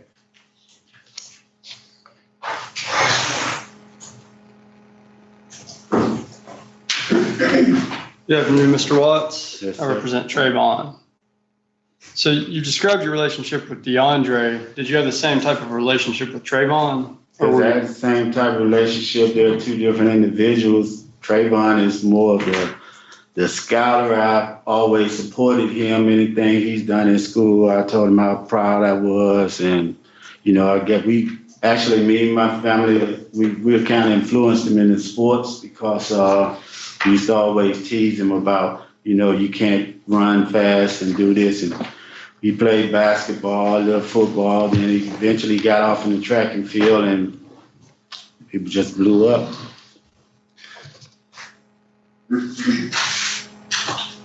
So can you describe a little bit what your relationship with Trayvon was like during that phase and during high school and college with his track? I went to a lot of his track meets. As a little kid, I've always supported my family in sports, and anything that he did, I always, you know, supported him. He would be out running. I tell him to keep at it, continue to work hard. You know, one day you're gonna be a star. But I support him just as much as I did DeAndre. Yeah. So would you say that you're equally close to DeAndre as you are Trayvon, or you're a little closer to one over the other? Well, I'm close to both of them, but DeAndre is just older, and I mean, I'm older than the both of them. But yeah, I guess I support them both the same. Yes. Would you say the family's closer to DeAndre or Trayvon, or the family's close to both of them equally? I think they're close to both of them equally. And as far as when Trayvon was younger, can you kind of describe Trayvon's personality, his character? Personality, his character, okay. Trayvon is the type, to me, and the type of individual that would do what he can to get what he wants. Not saying it's a bad thing, but, you know, he's the younger brother. He's spoiled, and maybe he look at that like DeAndre as the bigger brother. He was the last. You know how the little kids are sometimes, they want everything, they can't have it all, but they'll do what they can to get it. Do you think DeAndre has had a harder life than Trayvon? A harder life? Well, with this incarceration, the previous one and this, yes. Has Trayvon stayed in touch with the family as he's gone on to college, or has he kind of drifted from the family some, or can you describe that for us? He was always in touch with the family. He never drifted. He always stayed close with everyone. Right. Can you tell the court a little bit about how DeAndre and Trayvon's relationship was, you know, growing up all the way up to present day, how it's been? I looked at it like Trayvon was a little jealous maybe of his brother. And I say that in a sense of, well, when DeAndre was incarcerated the first time, and once he came back, you know, sometimes your body language show you things, and I felt like he wasn't as happy that DeAndre was back like everyone else. But I mean, like I say, he probably was just used to being on his own, you know, being the older brother since the older brother wasn't there. And so now you got to share this and share that until, you know, he was able to get out on his own. But how old was Trayvon when DeAndre was released? Maybe 13, 14, I guess. I'm not 100% sure. That's when DeAndre was released, or when DeAndre went in? Oh, when he went in. Okay, so when he was released, was Trayvon already in college? Yeah, he was already in college. Okay. Do you know what year he was in college? What year? Mm-hmm. Maybe his sophomore or junior year. I'm not 100% sure. And you said Trayvon had some jealousy. Was it like an attention jealousy, or Well, what do you mean by that? like attention jealousy. Okay. And when DeAndre got out, did he come back and live with their mother, or did he live on his own? Do you I know? live with the mother. Okay. And was Trayvon also living there? Well, back and forth, he stayed in the dorm, but also he stayed at his mother's home. Where was he the majority of the time? When he first got back, the majority of the time, I would say he was there at the mother's home. I meant Trayvon. I'm sorry, I should have clarified. Where was Trayvon most of the time during this phase? Was he mostly in Murfreesboro at school, or was he mostly at home? Or Well, school's in session, he mostly stayed in Murfreesboro, but he would be home on the weekends. okay. Those are all my questions, John.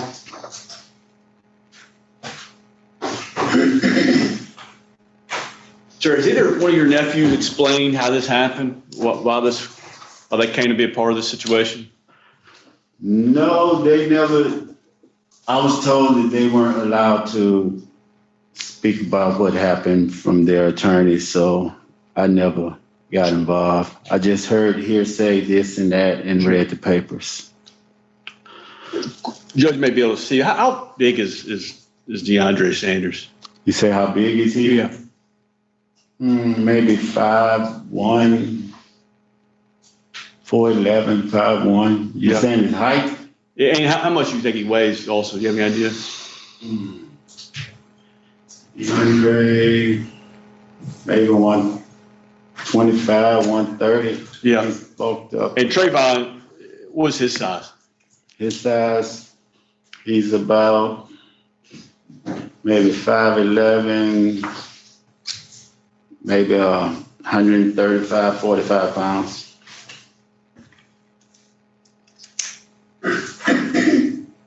Trayvon's obviously quite a bit bigger than DeAndre. Oh, yes. Taller, but it's not as stout. That's my question.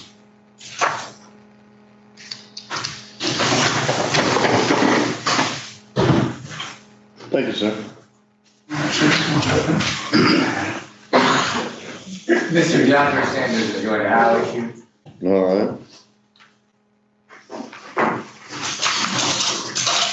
And he's got, he wants to do it from here. He's got to come to the podium. All right. While he's walking to the podium, he did bring with him 2 certificates. No, just stand up there at the podium.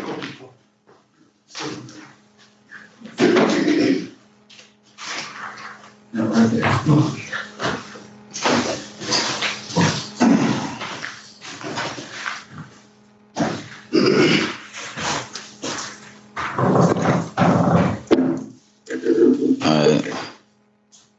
Where did I grew up in East Nashville.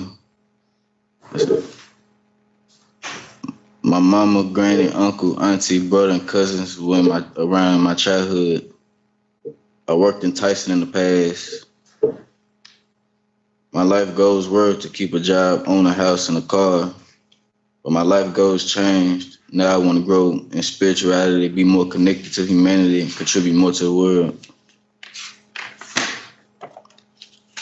Some of my biggest mistakes I made in my life was not getting help for my anger a while ago.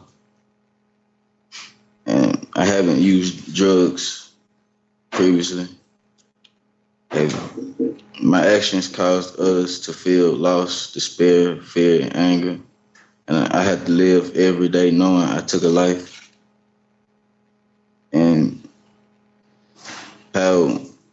this question is, how would leniency and sentencing benefit your life goals? And I answered, I know my actions hurt a lot of people. Now it's time for me to take responsibility. Whatever you choose to give me, I'm gonna make the best out of it. I mentioned he brought 2 certificates with him that I could. You have to sit back over there. pass up to the court. Yes,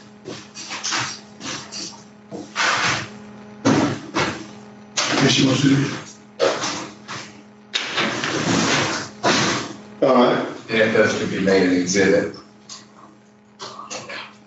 And that's the proof on behalf of DeAndre Sanders. Trayvon Sanders, we call Chuck Beard.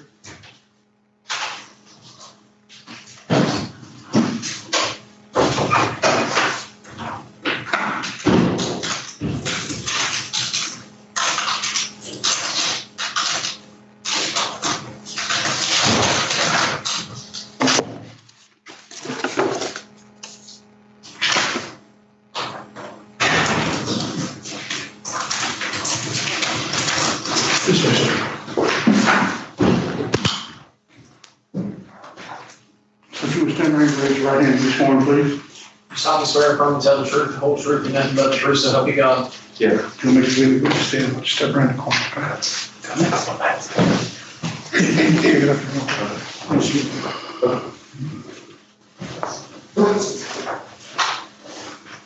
Thanks. Mr. Beard, can you state your first and last name and spell it for the record, please? Yeah, it's Chuck Beard, ChuckBeard. You could lean a little bit or pull the mic up. Say it again. Yeah. Can you? No, okay. There you go. And how are you employed, Mr. Beard? Work at Oasis Center, Okay, and what's your employment title? employment specialist for Oasis Transitions. Okay, and what does that mean? I'm kind of the lead on finding job opportunities and creating community partners with Oasis Transitions, which is one of the programs there that works on workforce development. And we enroll participants between 18 and 24-year-olds who have had at least one charge, either juvenile or higher. And if you could tell the court just what is Oasis and what is it about? Oasis Center, it's mainly works with youth, but youth of all ages is like what we'd like to say. There's about 20 plus different programs to offer services for a wide variety of basic needs, whether it's counseling, residential portion for just a respite for youth. There's outreach for the homeless. There's a real program for kind of gang affiliated experiences, Just Us for it just covers a lot of just basic needs for life and different aspects of everybody's needs at once. Is it essentially tailored towards like at-risk youth or at-risk young men to help with employment, housing, kind of get them on the right track type? Yeah, I'd say for grant purposes, at risk, the term at risk comes out of life. Okay. Yeah. And do you know Trayvon Sanders? Yes, I do. How did you first meet Trayvon Sanders? I met him, I believe, looking at the case notes yesterday, was with program coordinator Tiffany Wardlaw, and then another case manager, Nicole Stewart, at the time, who was a part of our team, that we made a partnership with some people at CDC about possible enrollment for anybody that was interested that fit the bill of our grant. And we, at the time, were trying to enroll, this is about a year and a half ago, within this grant, about 120 participants, and we ended up recruiting about 130. So. And you said CDC. Are you saying that you met Trayvon while he was in jail? Yes. Okay. And as far as, I guess, availing themselves to Oasis or getting into Oasis, was that something that they had to apply for or seek out themselves, or how did that through the contact at CDC, we had met with some of their staff there and just kind of told them what our grant was, what our program was, what we do, and just to see if it would be a fit. Like I said, it's 1824 and has to have a charge. And I think we met the contact at Gradana Wilkerson at CDC because we initially had gone to, thought about brainstorming, going to like where somebody had like a DUI or something like that. So just within the correctional facility or judicial system of meeting other contacts. And they kind of pointed us to several people and then met Gradana. And then she in turn heard our kind of spiel for the program and then went on to ask people, youth that fit that criteria, if they were interested when they're locked up. That was probably leaning towards, I think it was at first like 30 to 90 days towards their release or their court hearing. So kind of helping bridge the gap, not necessarily going in there to offer services for the outside, that if they weren't going to be able to be on the outside, you know. And Trayvon, that's how you met Trayvon? Yes, he came, and we basically set up, we came out there, this is pre-COVID, obviously, where we set up kind of informational things with the different groups that were interested, and kind of, you know, interviewed each one individually and collectively and seeing what their needs were and how interested, and then came back a second time to see if they would come back. Some of them didn't. And then to see how true their intentions were to want to better themselves through our program. Do you remember your first impression of Trayvon when you met him?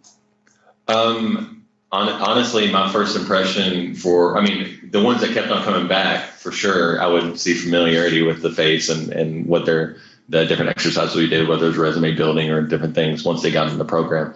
But we kind of had, we wanted to wait for sure, as far as case management was, until they came out to see if they were for real going to involve themselves in the program even more. You wanted to wait to see if he made bond?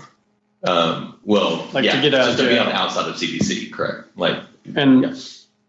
Do you all normally take on individuals that are facing first-degree murder charges?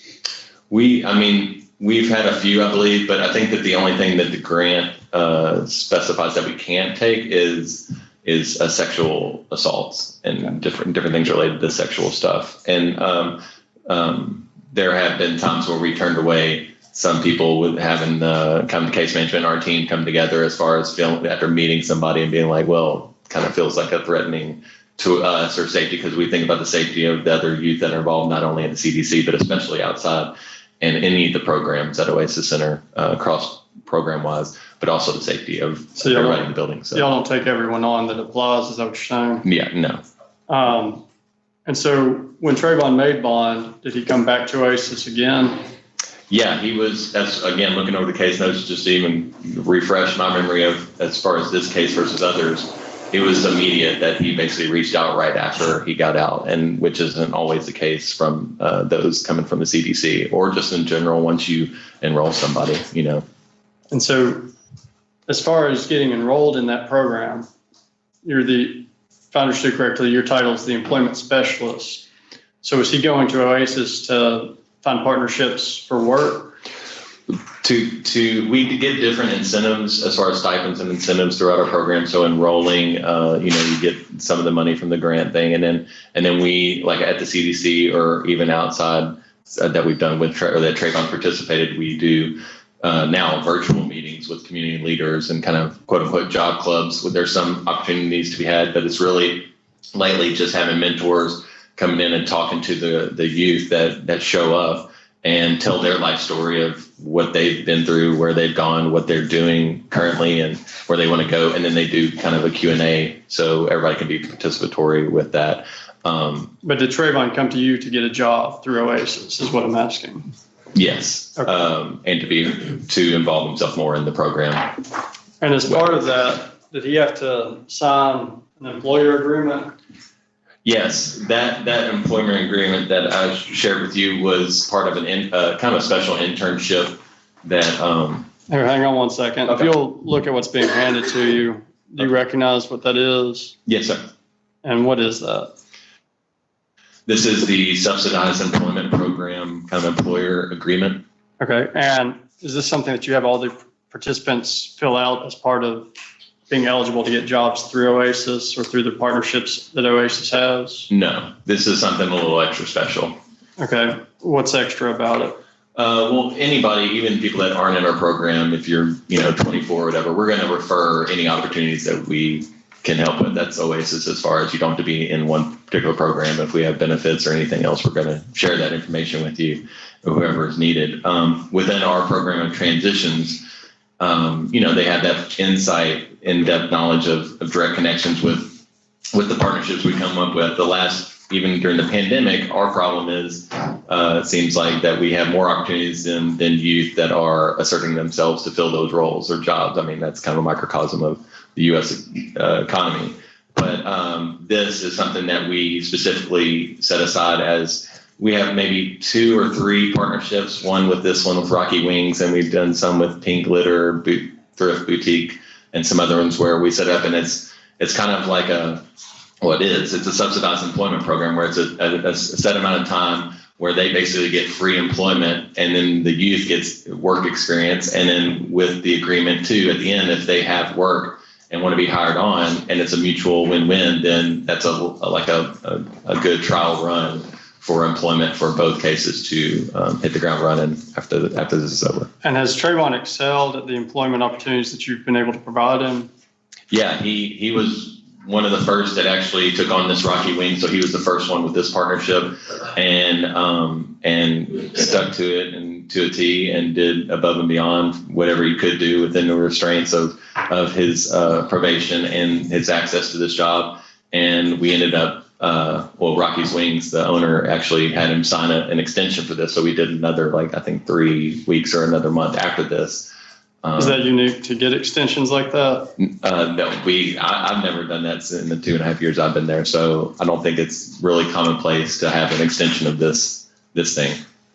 And while Trayvon's been with Oasis, or while you've known Trayvon through Oasis, has he had any write-ups or any behavioral problems? No, he's stayed the course and done what he said he's going to agree to on any form that we've ever done. So.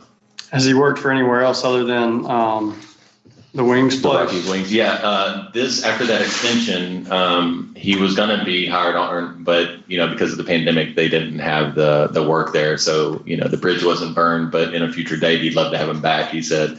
But and right after that, there was another partnership with a temp agency called First Step Staffing that would really help us and our youth this past year during the pandemic of finding jobs.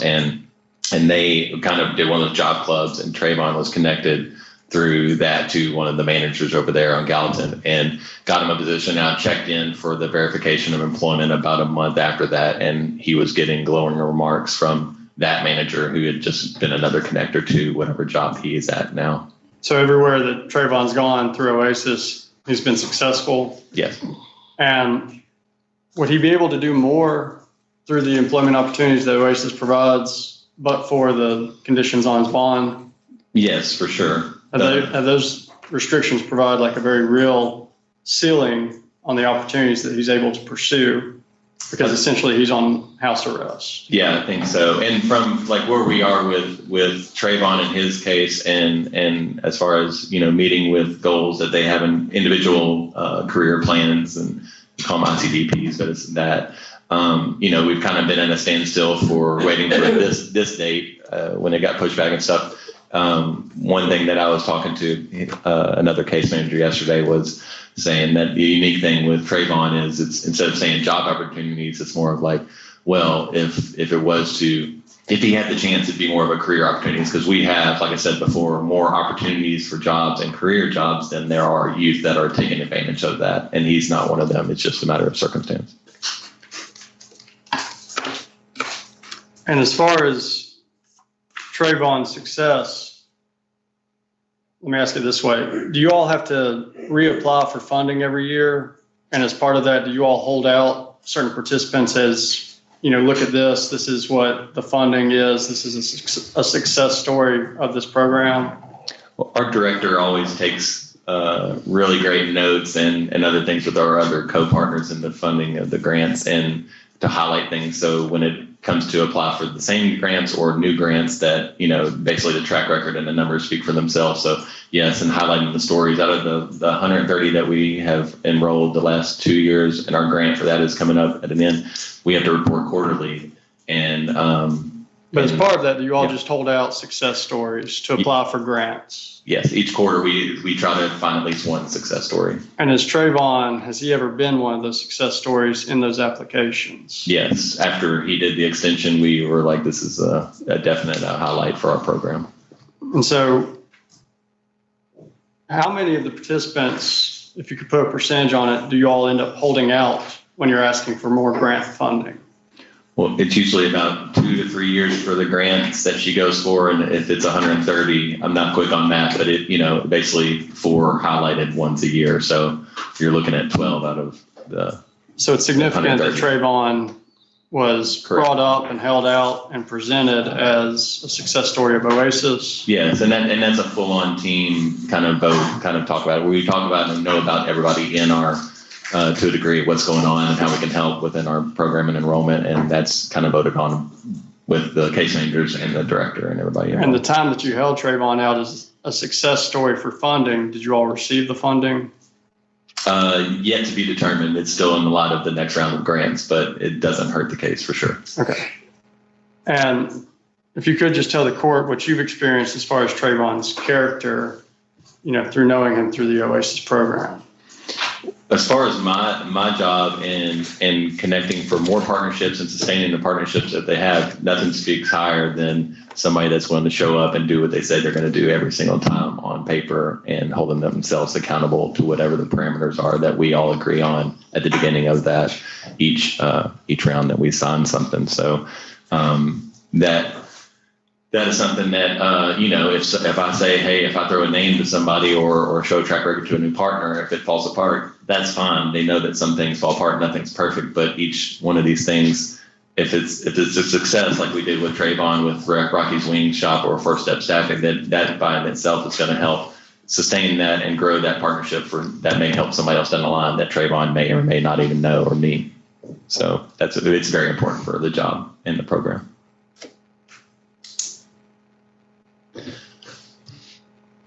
And just final question is, has Trayvon been able to follow all the rules and the requirements of Oasis and the various employers that he's had through Oasis?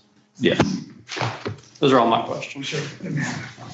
This. I couldn't make that contract an exhibit.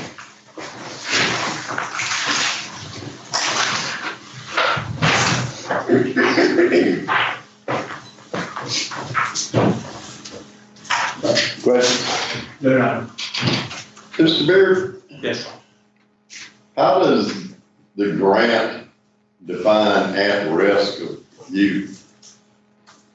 I'm not privy, or I've never been sitting in or written a grant for the actual program, but I think that term it's kind of a generic term that's thrown around. Yeah. What were the qualifications for this grant? The qualifications, Tiffany would know more specific than one that's the program coordinator in the crowd, but I know that there have been exceptions as far as saying definitely 18 to 24, but some of them, maybe 10% of them could be like an at-risk, or that's like homeless or high school dropout or a couple of those other factors. But other than What that, about the other 90%? What are they? they have to have at least one charge, either juvenile or adult, anything but a sexual assault offense. Whether or not they're at risk. Rather, yeah, technically in that term, I believe.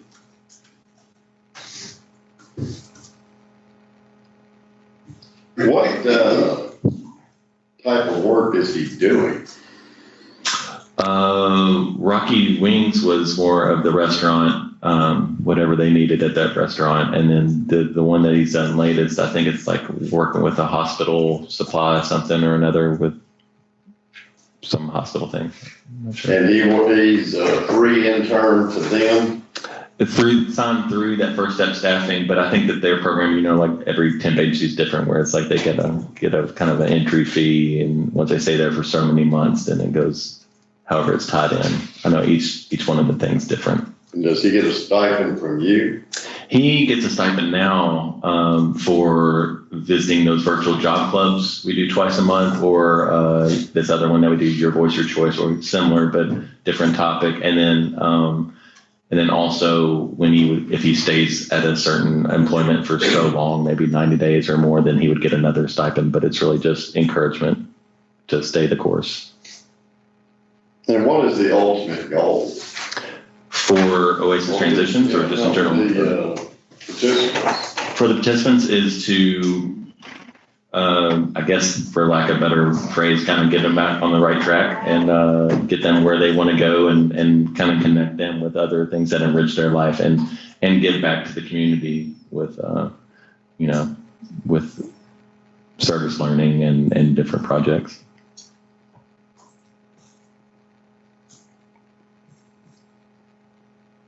Anything else? All right, so you can step down.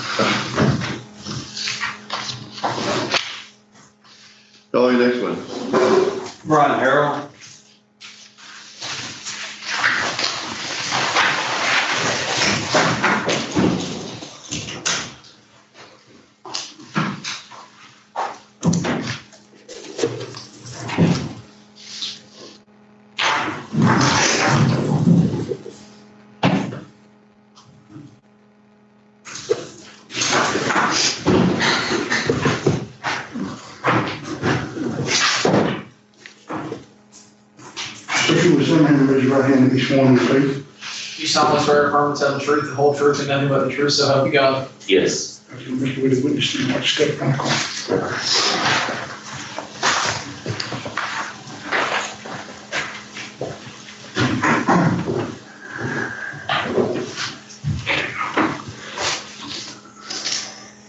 Mr. Harrell, if you could state your first and last name and spell them for the record, please. My name is Brian Harrell. Spell it, please. BRIANHARRELL. And Mr. Harrell, how are you employed? I'm a Metro Nashville Public School Administrator, Dean of Students at Oliver Middle School. And how long have you been employed in that capacity? I've been in Metro now for roughly 18 years. I just recently got to Oliver Middle School 3 years ago. And for those 18 years, have you always been in the role that you are now? For the first 15 years, I was at Stratford STEM Magnet High School, where I was a teacher, coach, and that's where I started my career. So for the last 3, you've been in the administration role instead Yes. of the education role, or direct education, I guess? Yes, sir. And so how do you know Trayvon Sanders? I was his track coach.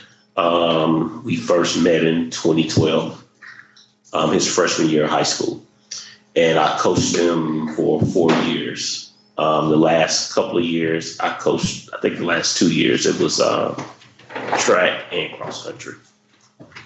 And so through your relationship as his coach, did you all develop a tight relationship? Yes, yes, we did. Do you view yourself as somewhat of a father figure to Trayvon? Yes, I do. And if you could describe for the court what your relationship with Trayvon is like, both as his coach or as his mentor. As a mentor, I mean, we through high school, even while he was in college, we basically talked about a little bit of everything. This life, decisions, going to college, the importance of it. We talked about sports. That's how that's what we talk about, whether it's basketball, track and field, cross country. But for the most part, we just talked about life and just living life and what you have to do to basically graduate from a sense, and get out of certain situations that you're in. Coming from East Nashville to going to college and, being a graduate, that was things that we talked about. Was Trayvon from kind of a rough area of town? I mean, I wouldn't necessarily say rough area. I mean, East Nashville, by the time he got there, it was changing, gentrifying a little bit. When I was there, when I first got there in 02, 03, it was pretty rough teaching at Stratford. But as the years changed, the school changed. We still had instances, but he mostly stayed clear of a lot of that stuff. I think a lot of it had to do with myself, the coaches, and a lot of other people. We just kind of grabbed hold of a lot of the kids that we could grab hold of to try to make sure that we steered them on the right path.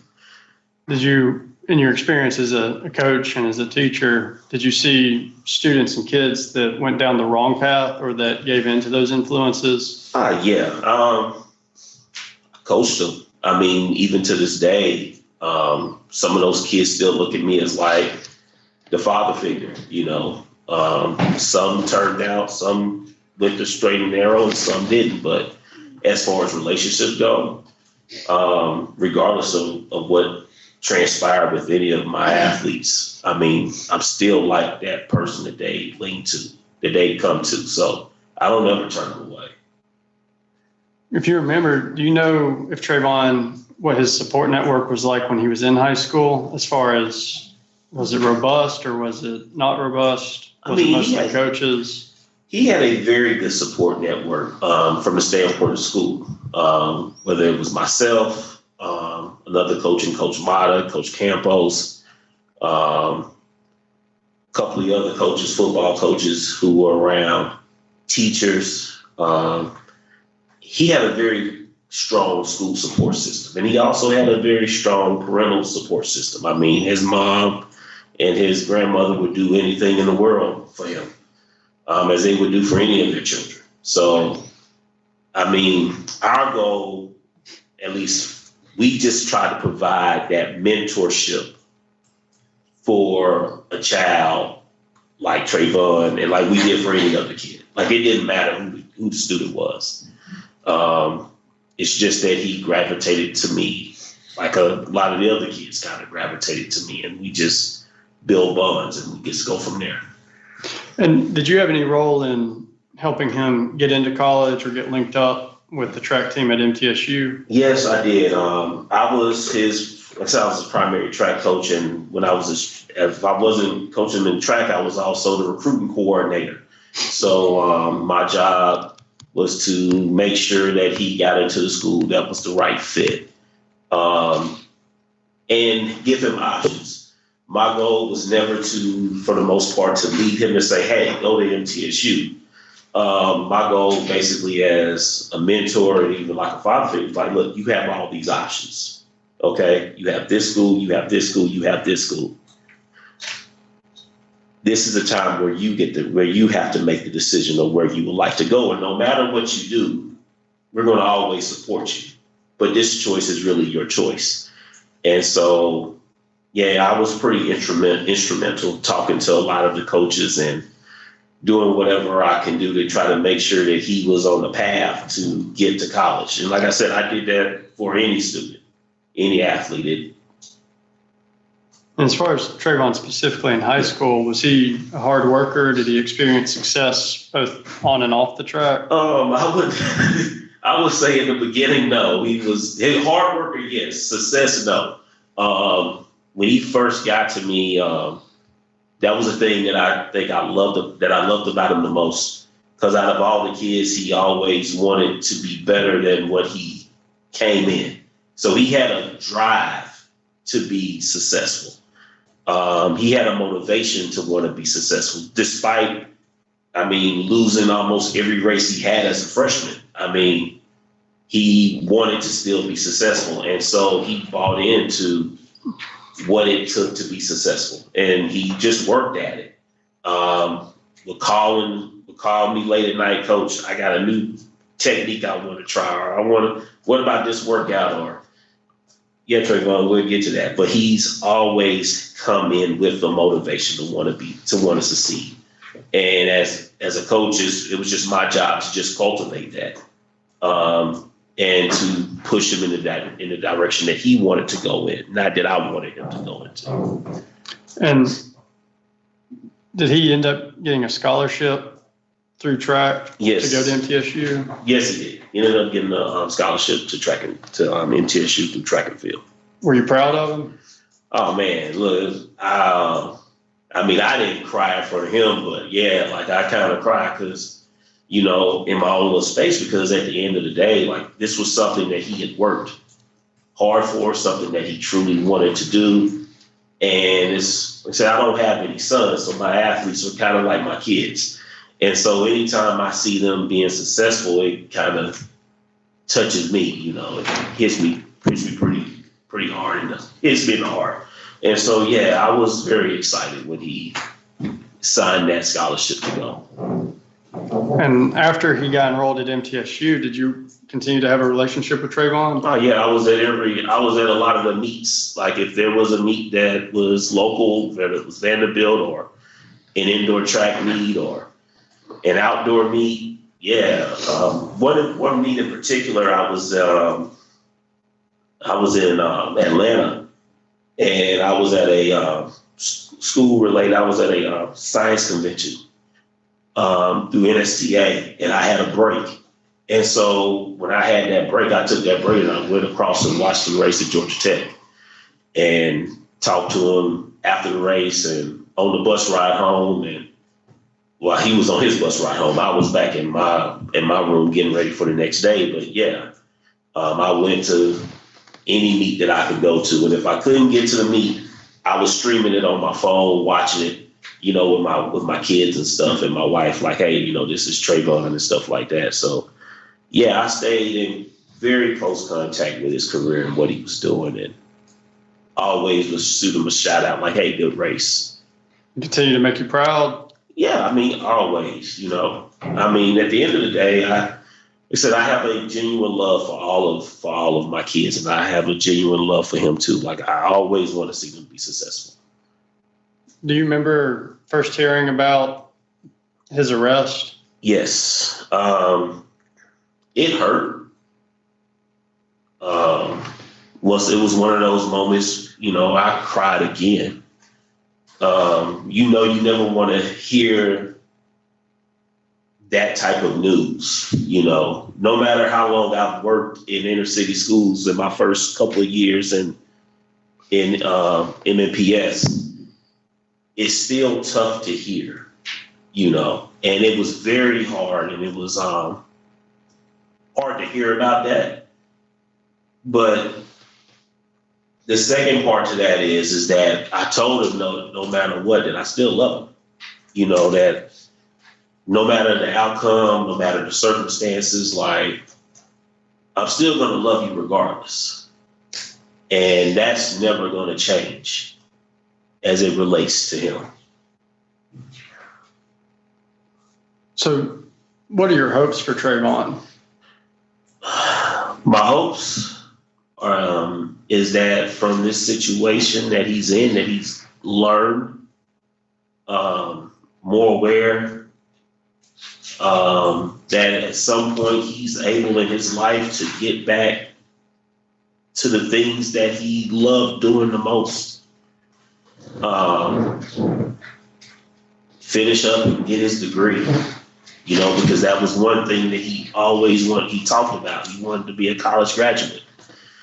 My goal is just for him at this point, just to get his life back so that he can live a good life, live the life that he always has wanted to live, or work towards being able to live the life that he wants to live, and to pursue the dreams that he would like to pursue. So those are my hopes. Do you still believe in Trayvon as far as his ability to? I have never stopped believing in him. Like, I have never stopped believing in any of my past students. You know, he's, like I say, he's like a son to me. So no, I will never stop believing in him. I mean, let's be honest. We've all done things that we probably should not have done. Like, I don't know specifics of anything. Specifics of this case, you mean? No, yeah, exactly. But at some point you gotta get up and move forward. And I'm hoping that he can get up and move forward. And yeah, I believe that he'll be able to do that. Is there anything I haven't asked you specifically that you would like Judge Fishburne to know in helping him make his decision as to whether, like, the length of Trayvon's sentence and whether it's a probation sentence or an incarceration sentence? In my experience in situations kind of like this, just to be honest, I don't put anything in, it's out of my hands and it's really into the judge's hands. You know, no matter how much I love him, no matter how much his mom loves him, everybody in the courtroom who's here for him, vouching for him, loves him, community. At the end of the day, his fate lies with whatever decision that the judge makes. And regardless of that decision, I'm still going to love him regardless. Those are all my questions. Mr. McGregor? No, sir. Why? So You said Trayvon was on a scholarship at MTSU, is that right? Yes. Was that like a full scholarship with like room and board and dorms? I think it was, I know he had room, board, and I'm not sure if it was full, or I know he had a lot of his school was basically covered, and then he had some other little scholarships too. Okay. Did you guys ever talk about the situation that happened September 2019 with Cedric Thompson? The only thing that I know about that, the only thing I told Trayvon was this, is that when he told me he was getting arrested, was the following, that regardless of what happens, I'm going to always still love you regardless. That's really about it. Like, I don't know specifics of anything. He didn't tell you anything about it? Not really. Just from what I read in the paper. That's really about it. Okay, thank you for your time. You're welcome. Well, let me ask you one thing. Yeah, you said that in many of your discussions, you would talk about how to deal with and work your way out of situations that you may find yourself in that are, negative or a burden to getting to where you want to go. Right. Did he ever talk to you about the situation he had involving his girlfriend and possible not with trust relationship, violation of the trust? No, not at all with as far as a girlfriend or anything. And like I said, even as it pertains to anything, like we would talk about just life in general, like decision making, things of that nature. But when he and I talked towards going into this senior year, it was mostly just really about track and cross country, because he was in the middle of cross country season. We didn't really even talk about his girlfriend that much. For the most part, I found out he had a girlfriend because I saw a picture on Facebook, and I was like, "You got a girlfriend?" He was like, "Yeah, she's pretty cool," but that was it. Okay. There was really not a lot of details into like what that relationship really was. Was he a freshman at MTSU? Trayvon was going to be a senior. Oh, he finished 3 years of college? Yes, sir. He had finished 3 years of college. He was in his 4th year of cross country and about to be in his 4th year of track. He was the defending champion in the 800 meters for Outdoor and Conference USA. Did you mentor him any during college? Yeah, always. I mean, we talked multiple times within a month, like whether it was text, phone call, that type of thing. But yeah. I'm just curious why he wouldn't bring up this conflict he had with the girlfriend.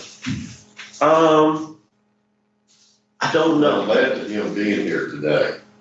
You know, there are things that I've wrestled with because I felt like he can tell me pretty much anything. So I didn't really know about that situation. Maybe it was, sometimes when we're leaving the house or you leave the nest, sometimes you think you're trying to figure it out on your own. Like, I don't know why that wasn't really part of our conversation, I can't really answer that question because it never really was a part of our conversations a lot. It was mostly about what he was doing in track, what he was doing in school, how his life was going, and that was really about it.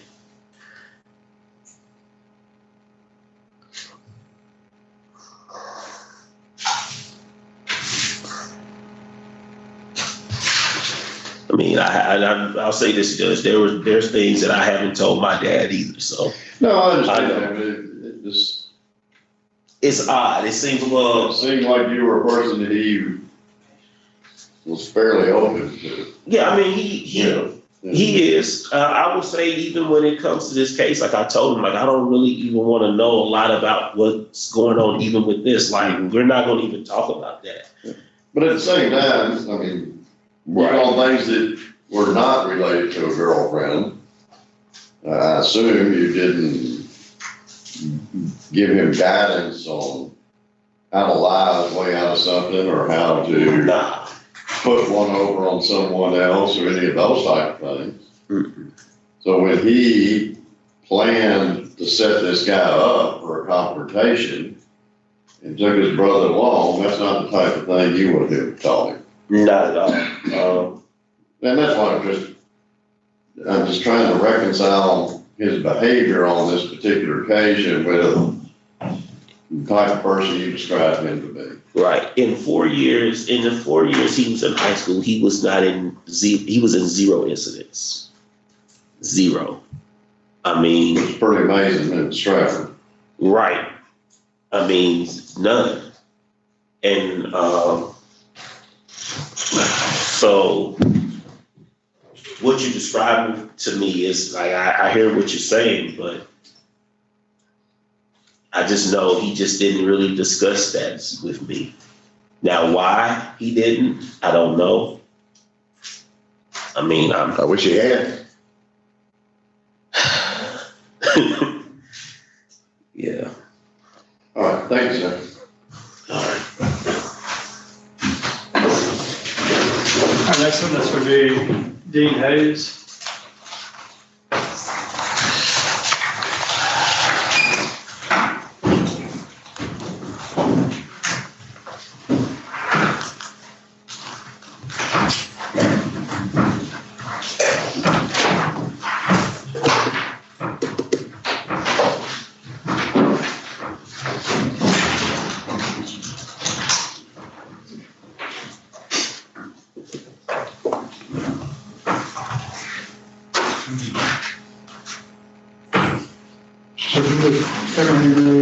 Introduce one, please. Solemnly swear or affirm to tell the truth, the whole truth, and nothing but the truth, so help you God. I do. Okay, so we put the stand up, step around the corner.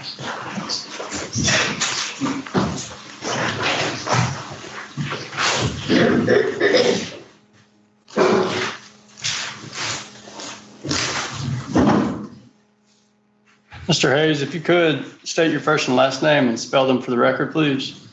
Dean Hayes, and I'm employed at Middle Tennessee State University. I'm the track coach. And how do you spell your name? Hayesdean for first name. And how long have you been the head coach for track at Middle Tennessee? Since 1965, which makes 56 years. And is it through your role as a coach at MTSU that you came to meet Trayvon Sanders? I've known him for the entire time that he's been at Middle Tennessee, which is 3+ years. Do you know how close he was to finishing his degree before being arrested for what has us here today? Do you know how many semesters he had left?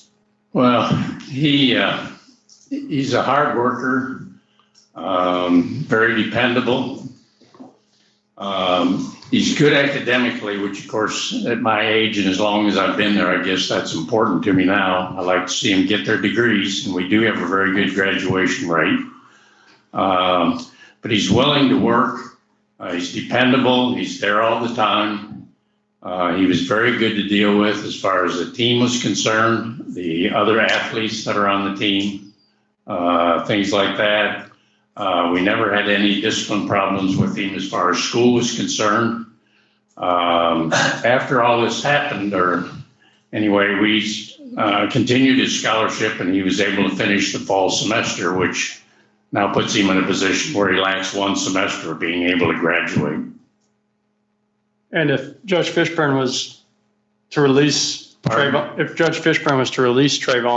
to probation, would you help assist him in finishing his degree? Well, that would be my intention, because I would like to see him have a degree.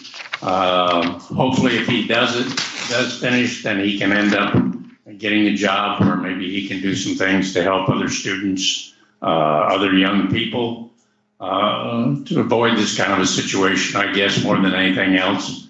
But with what we do, I've always said over the years that we really were trying to provide opportunities for students so that they can make a better life for themselves.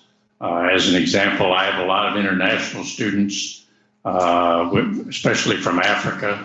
There's those are some places that have a pretty tough situation, and we bring them to the United States. And so when we do, it gives them a chance to get a degree and, make a better life for themselves. Some of them stay here, some of them go back to their other countries. Just kind of depends. We have a lot of them that do things in medicine, like nursing and public health, things like that, which is very helpful in terms of their countries. As far as Trayvon, as far as your support for helping him finish his degree, what would that entail? Well, we had it planned. But of course got derailed a little bit. But the idea that we were going to let him finish up with his scholarship spring semester, because that would have let him finish up his degree. And of course, because of this, he wasn't able to. But I can get some help, I think, from our financial aid department and from the athletic department. And I'll do some other things if I need to in order to help him get his degree. But in this situation, yes, I very much want him to get a degree. Is that something that you know to be important to Trayvon also? Well, again, I'll go back to what I said, which was the idea that if he can get this degree with he's in recreation, he can work with other youth, and the idea that he can be an example and try to help them, go straight, I guess, not get into trouble.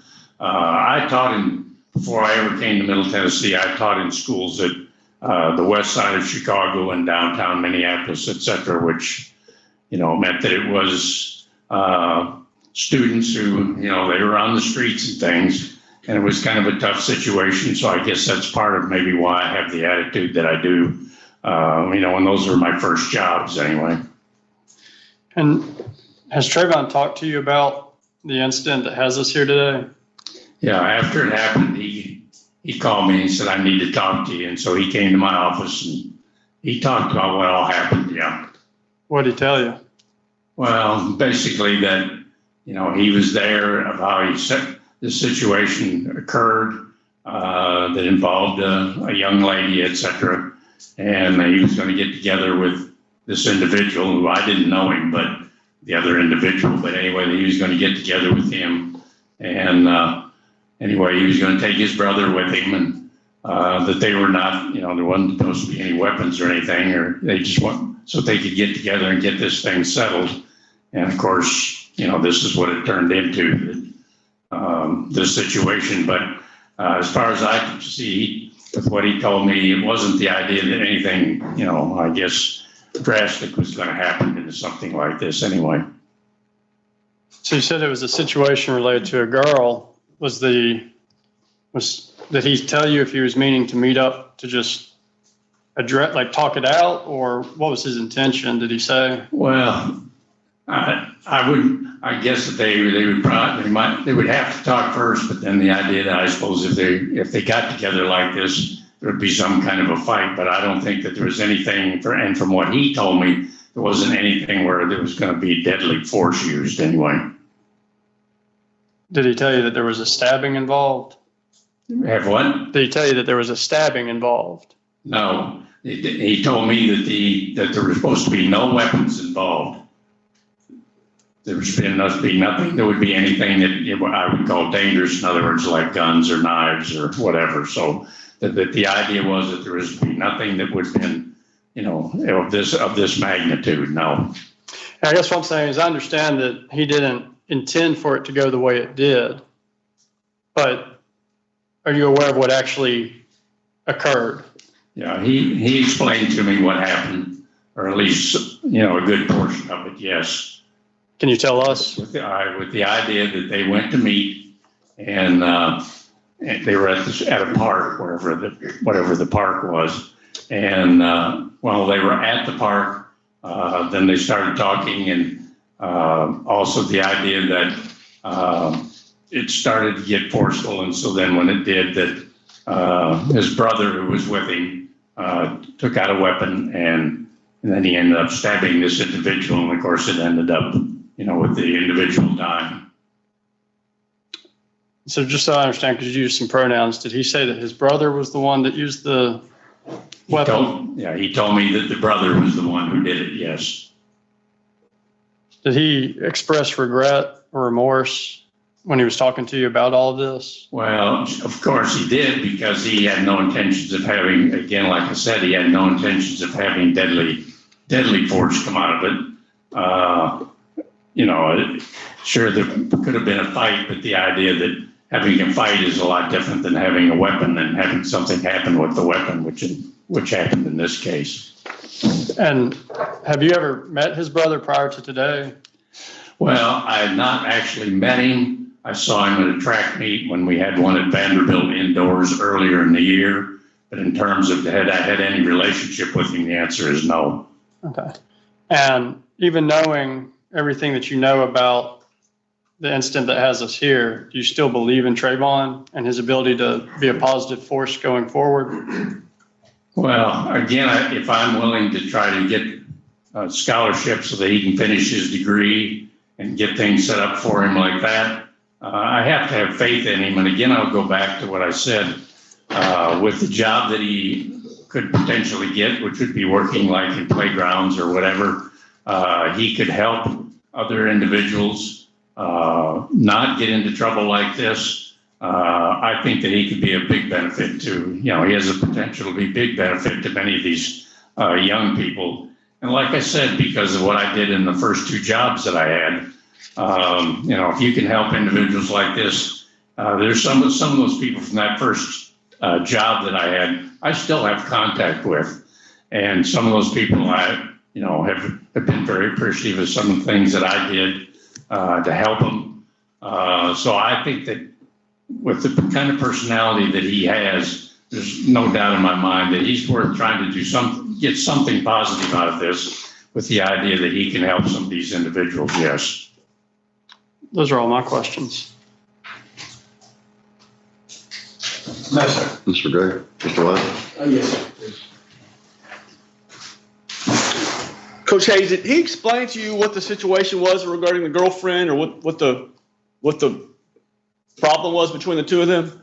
Well, I guess that, in other words, she had some kind of a relationship with this other individual, the one that was finally murdered, but the idea that she was pregnant and that he thought that this child was his, and so therefore he wanted this individual to not have anything more to do with her, with the idea that way he could, in other words, he was going to take care of her. He was going to take the responsibility. This is Trayvon? Trayvon. Okay. That he was going to take the responsibility of the child and so on. And I asked him about all that. And I asked him, are you sure it's your child? And he said he felt that it was. And so therefore he was going to take the responsibility of trying to help raise the child. Okay. So as it was explained to you, Trayvon had sent messages to Mr. Thompson, those two communicating to one another by text message about a meetup. Well, my understanding was that he had sent text messages to his brother, in which he had stated that there wasn't to be any weapons. Now, that's basically what he told me. Okay. Would it surprise you to learn that Trayvon actually pretended to be his girlfriend and messaged the individual who was murdered, pretending to be his girlfriend, pretending to be the girl, messaging that they're both mutual had an interest in? I had never met her. I hadn't really got into what his life was in terms of dating and things. So he never explained to you that he intercepted a text message and pretended to be her and messaged Mr. Thompson about getting together, pretending to still be her. He never told you that? Well, not a text message of that. Okay. So he never told you he had tricked Mr. Thompson in a meeting at a location in order to have this situation happen, did he? Well, he had helped decide, I guess, where the location was going to be at this park. Yes. Okay. And so the way you understood it, Mr. Thompson was going there to meet Mr. Sanders consensual, right?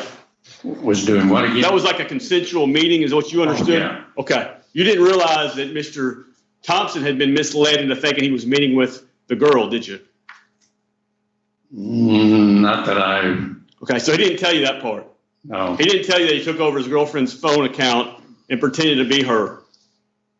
No. He didn't tell you that he, pretending still to be her, talked about the fact that Mr. Thompson doesn't have any guns? He didn't tell you that he pretended to be the female and messaged the victim saying, hey, you don't carry any guns or you don't possess any guns, and clarify that he wouldn't have a gun? No, I don't remember it. I mean, he just said that the part was with his brother that there wasn't to be any weapons. Okay. So he didn't explain to you that they parked down the street and they came up from behind his car, not knowing he was coming? All right, now say that again, please. He didn't explain to you that the victim, he had him parked at a certain spot, and he came and met him coming from behind his car, parked way down the street, and they kind of come up and snuck up on him. He didn't tell you that part? Well, not that they snuck up on him, that they came up, that he was there, and so therefore they met with him. Okay. But he didn't tell you that he had pretended when they first got there that he was the girl he'd been communicating's brother. He didn't tell you that part either, did he? Say what again? He didn't tell you that he pretended to be the girlfriend's brother when he showed up at the location. Girlfriend's brother? No. Okay.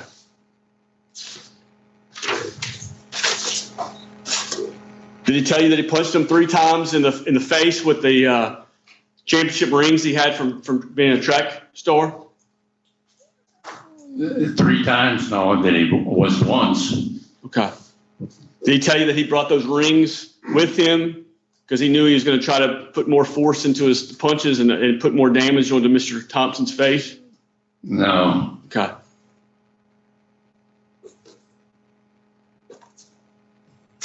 So fair to say that he didn't tell you the story that's now I've been asking about. He didn't tell you about these things I'm telling you about today. About what? He hadn't told you any of this information that I've just been asking about. He didn't tell you the story about how he hijacked his girlfriend's phone or how he tricked this individual to meet. He didn't give you that full story, did he? Most of that, no.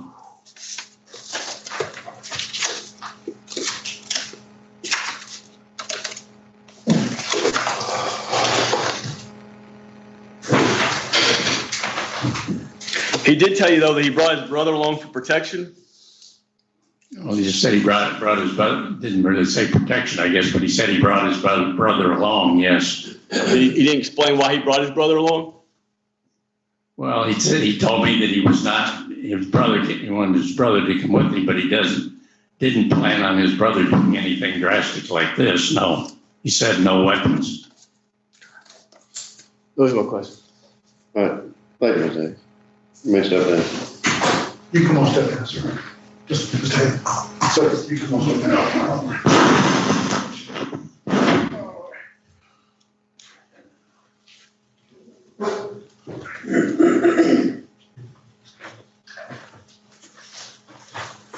Yeah, our next witness will be Trayvon Sanders, but if we could take like a 5-minute break. All right.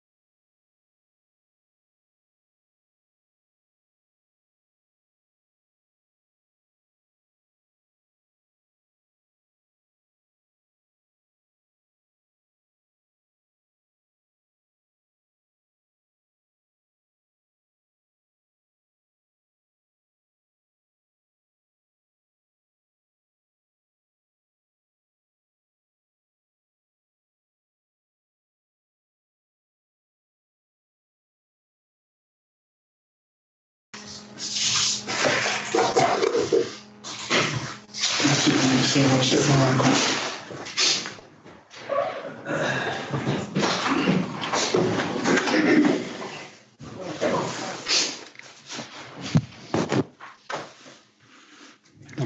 If you could just state your name for the record. My name is Trayvon Sanders.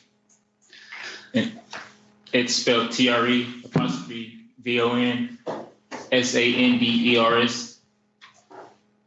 And Trayvon, I want to start with your childhood. Did you grow up in the same home as DeAndre? Yes, for most of the part.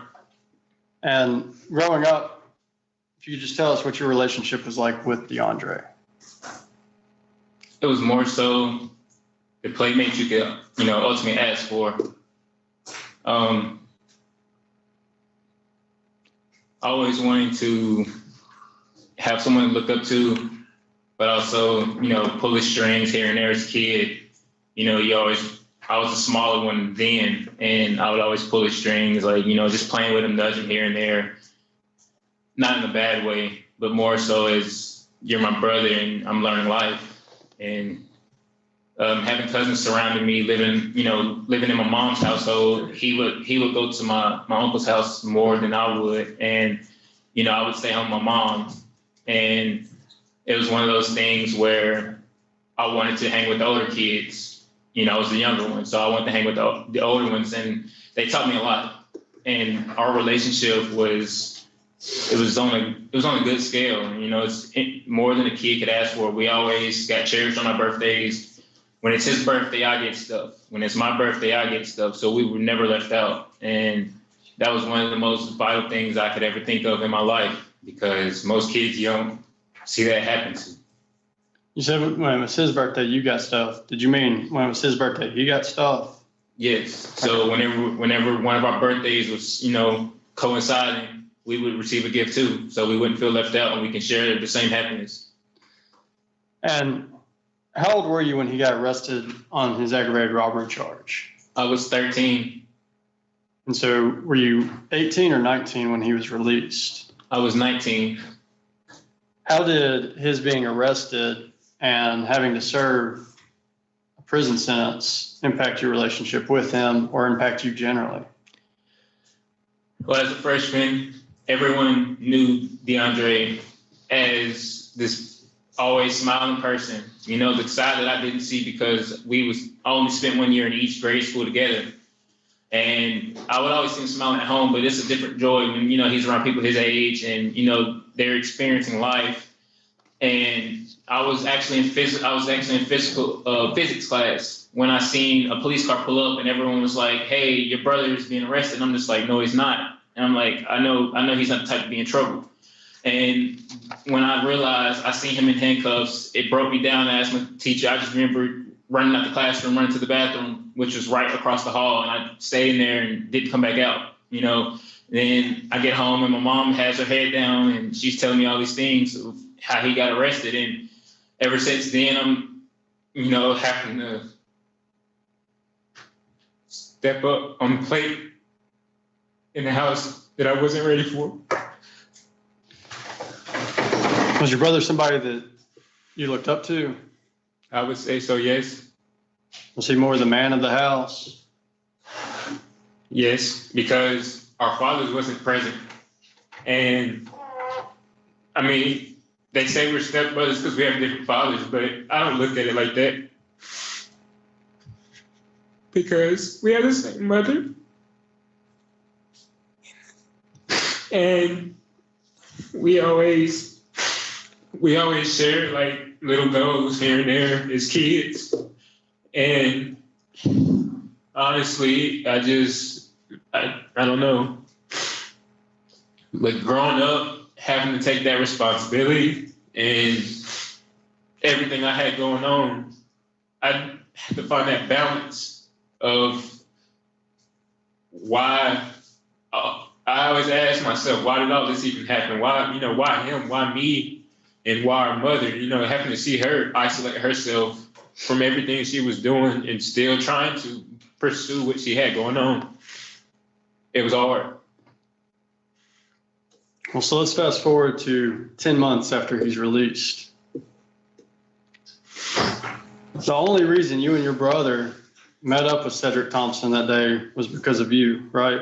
Yes. And how did that come about? Did you message him directly as yourself? No. Did you message him on Kik as your own profile? No. Did you hide behind your girlfriend's profile and act like you were her to trick him into meeting up with you? Yes. Why? Why did you act like Takia to get Cedric to meet up with you? There was already a conversation going on. And when I woke up from my nap, we were napping. I woke up from my nap when I just had got back from Memphis. I was on a cross country trip and I had just got back. Finally sound asleep, and then all I hear was ding, ding, you know, the iPhone notification. I see this text message with this guy who was presumably sleeping with my girlfriend, and I had questions, and it was questions that she wouldn't answer, so I asked him proposing to be her. So you wanted to meet up with him because he was sleeping with your girlfriend? Yes. Behind your back? Yes. And you didn't feel like you could get the truth from her? No. And so you've got his phone number, you've got his Kik profile name. Why not just confront him head on as Trayvon? Actually, there was no phone number, just a Kik. Well, even still, why didn't you just, I assume you had Kik or the ability to create your own profile. Yes. Why didn't you just man up and go at him head on as Trayvon? Why hide behind your girlfriend's profile? I felt like he was already complying with her. They was already texting us. Was being a coward. I was hiding behind her profile instead of showing my own face. And it's the worst mistake of my life. So why'd you take DeAndre with you that day? First off, I lied to my mom because I said I wanted to spend time with him. When really, I just didn't want to go alone because I was scared that I would lose a fight. And I wanted to take my brother because in the back of my mind, I realized it might end in a fight because that was in the back of my mind. And I've already had discussed it with my coach. How good of a fighter are you? Could you repeat that? How good of a fighter are you? I've only been in one fight in 6th grade, and all I remember seeing the ground and having a big knot on my head. So I wasn't a great fighter, no. Not a good fighter at all. So you act like your girlfriend to meet up with Cedric, and you convince your brother to come with you. Did you tell your brother you were meeting up with Cedric because he was sleeping with Takia, or what did you tell him to get him to go with you? Yes, that's what I told him. I said, there's this guy who keeps texting my girlfriend, and I wanted to talk with him. But I didn't want it to be any weapons. I didn't want to fight. And I lied to my brother as well because I didn't tell him we were going to be posed as her brothers. Me and DeAndre Sanders are brothers, but we're not Takia's brothers. And then that's where it just all went wrong because I lied about while we were initially there. Do you appreciate that none of this would have happened had you not acted like Takia? Yes. Did you know that your brother had a knife on him that day? No. Did you specifically tell your brother not to bring a knife with him and not to bring any weapons? I remember saying no weapons because there's not a moment we've ever wanted to hurt anyone. Was that also, do you recall messaging Cedric as Takia, asking if he had his gun with him? I remember saying in the text messages, just as a fascination, do you have your gun license? But that was more in the sense of actually, as you're pursuing, does he have a gun? And yes. Why were you concerned if he had a gun? I would have most likely 100% never even went. It would have been a fair fight. And being that Cedric didn't know it was supposed to be a fight, that was the shady part of my side where I feel guilty every single day that you said that shouldn't even happen. What about your brother? Do you feel any guilt towards tricking him into coming with you? Every single day, I just know like it's not deserved for him to even be in a situation. He could have been living his life. I could have been still in college, and Cedric could be still alive with his family to this day. Well, so you've acted like Takia, you've lied to your brother, and now you and DeAndre are meeting up with Cedric. Tell the court what happened. So I picked him up from work, and Takia was already with me. And I just asked him, did he have a good day at work? He said yes. And that was no more talking until we got to the scene. And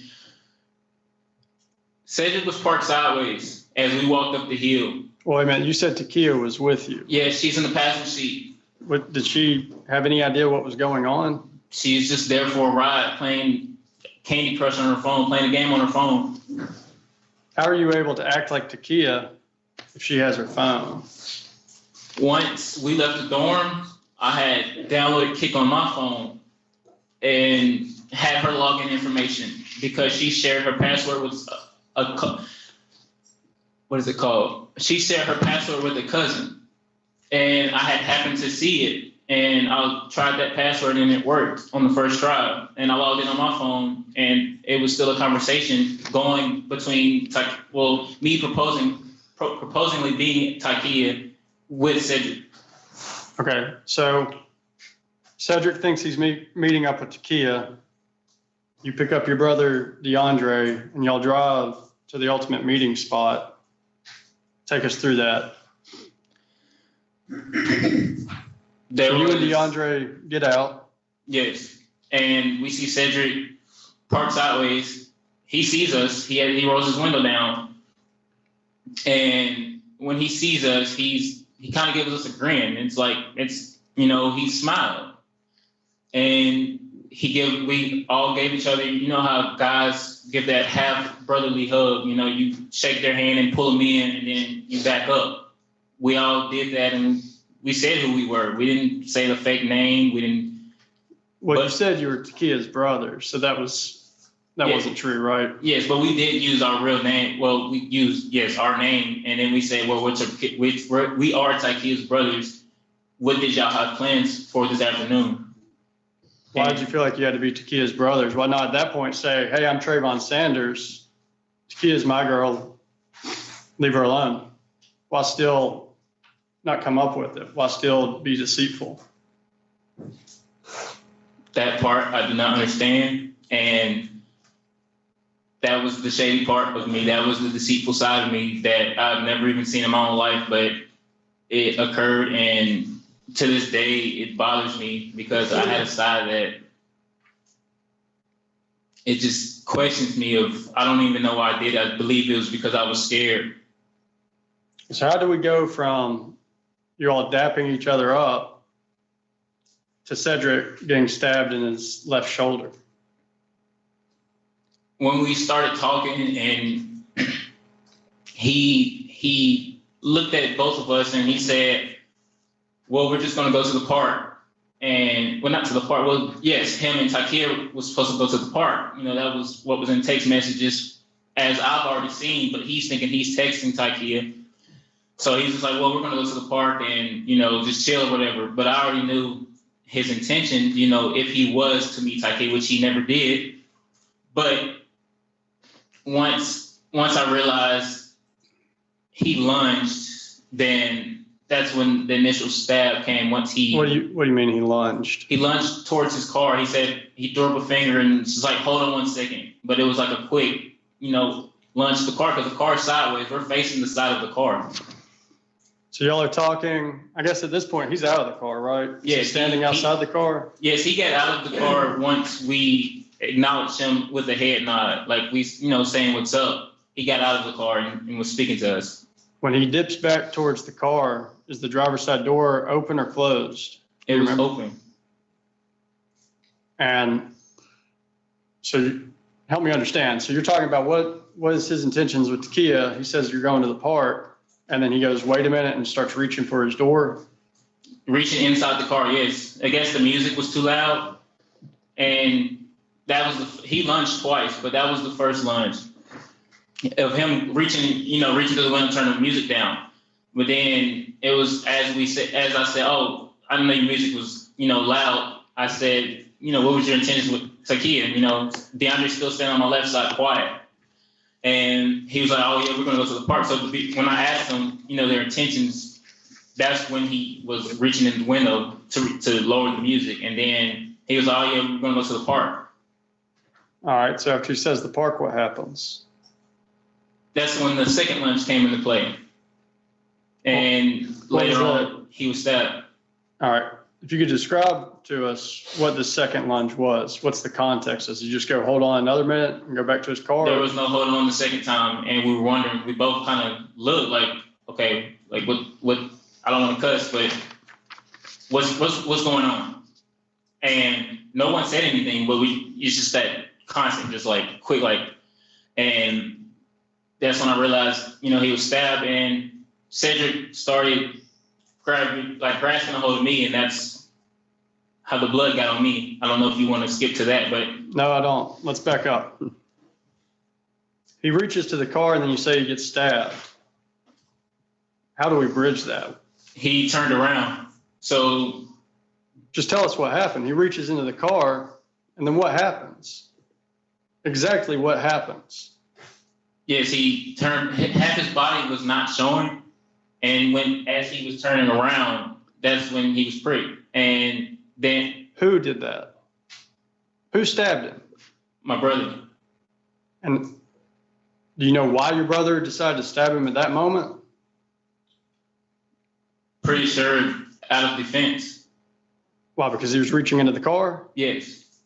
Okay, so your brother, he's on your left. On my left, and the doors. Does he jump forward and stab him? Or how does that, you've got to tell us, how does that happen? It's more so a reach over prick.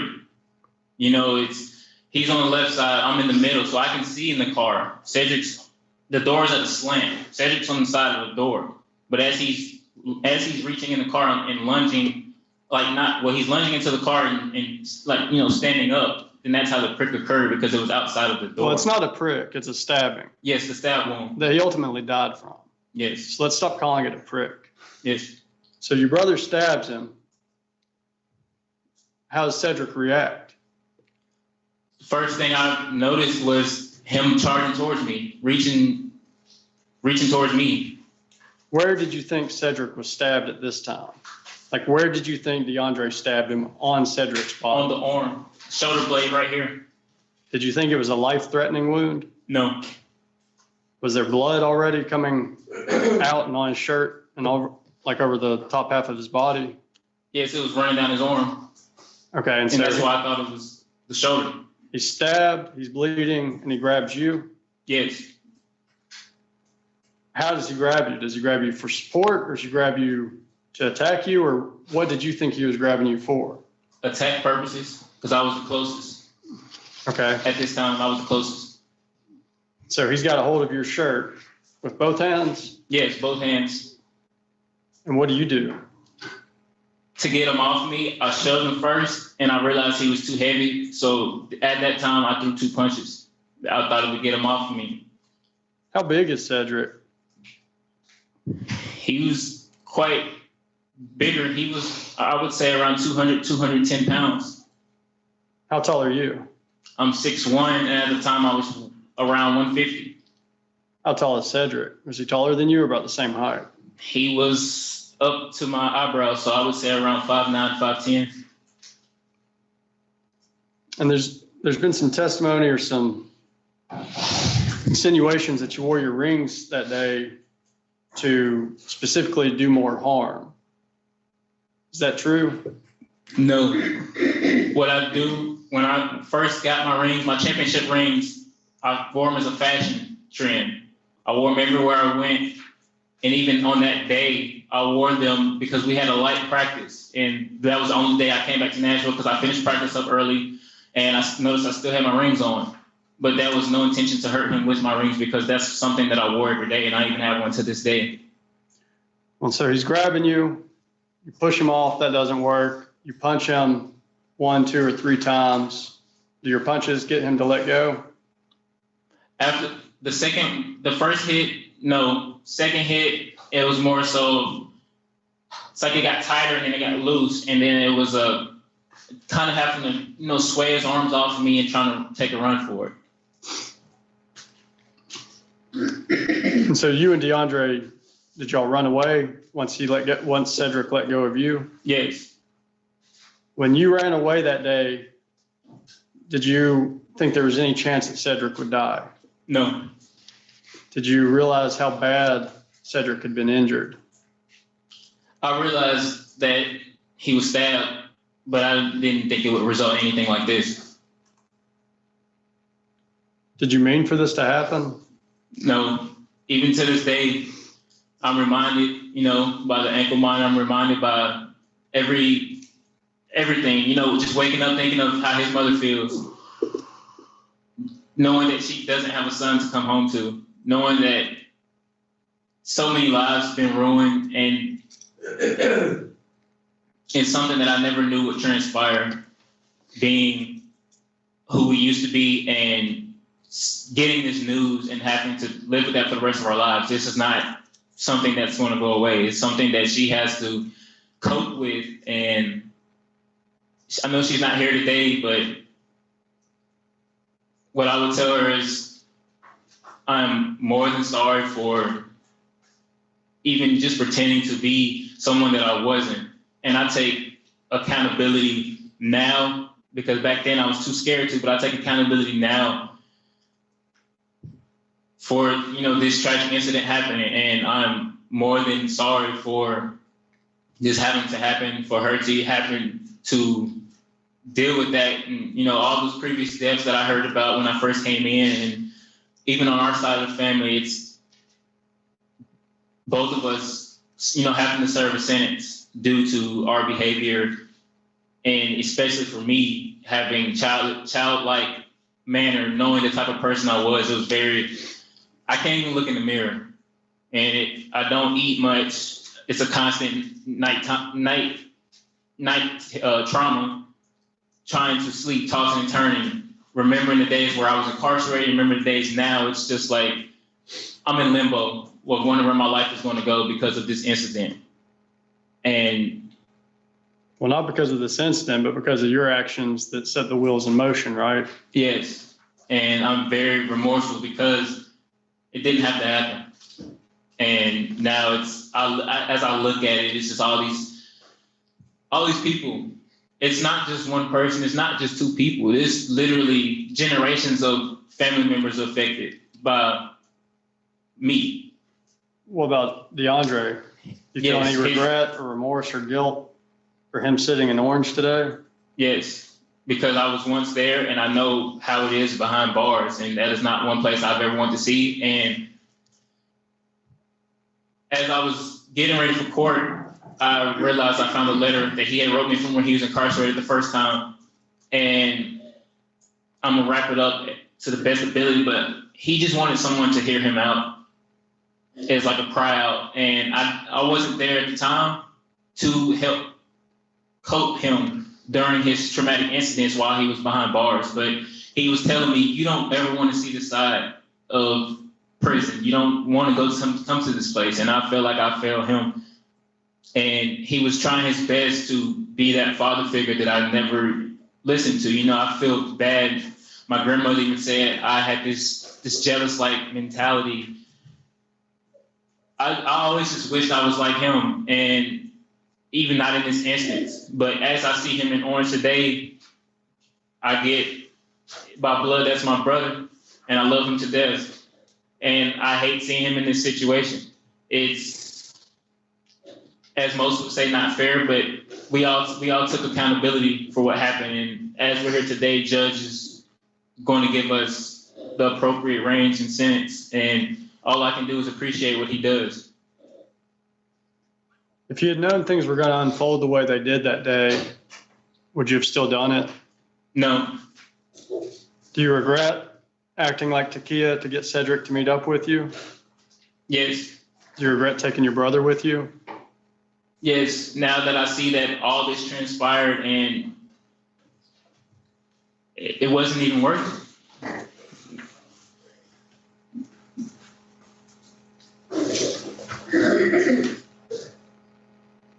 Do you regret, well, let me back up.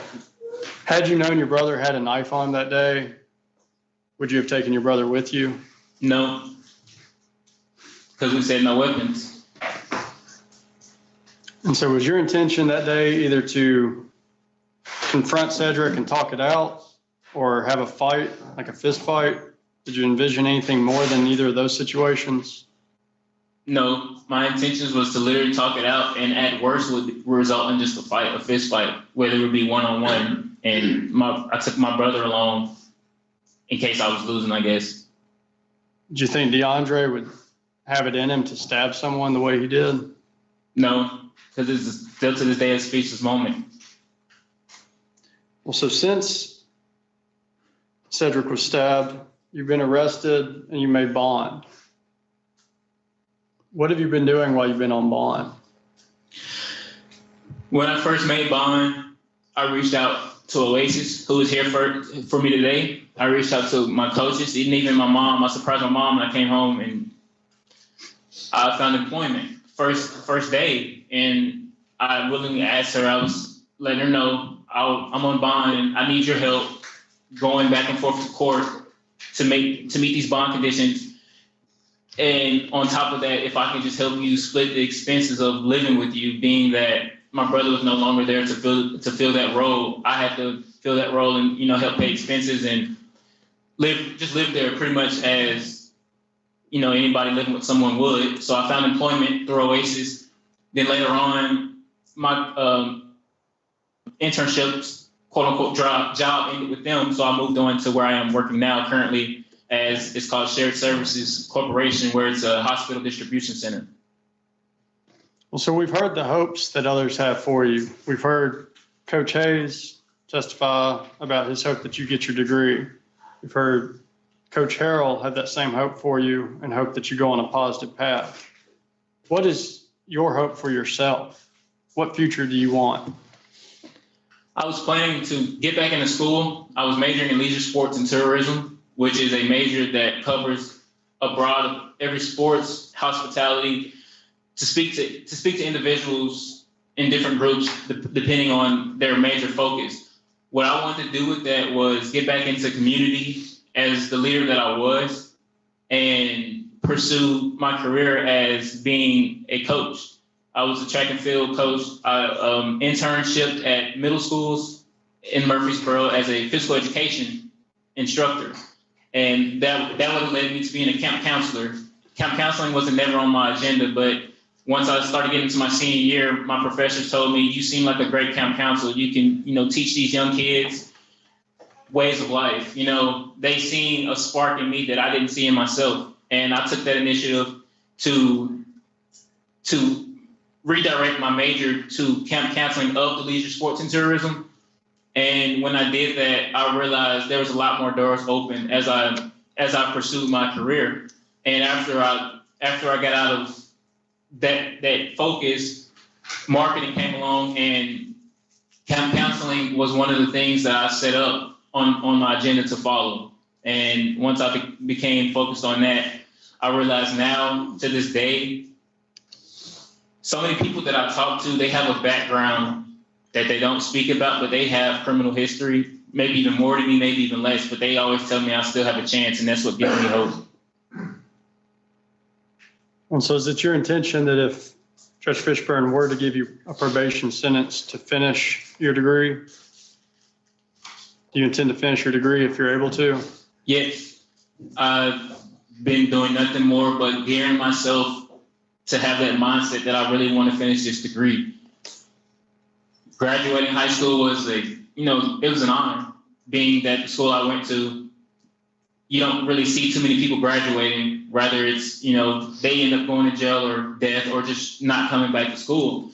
And going to college, seeing myself excel so far and not even wanting to go to college, but my coach, he pushed me, said, you're going to go to college. You're going to make your mama proud. You're going to make your brother proud, because he would want to be released and see that you're doing something for yourself and that you didn't go the way that unfortunately happened for him.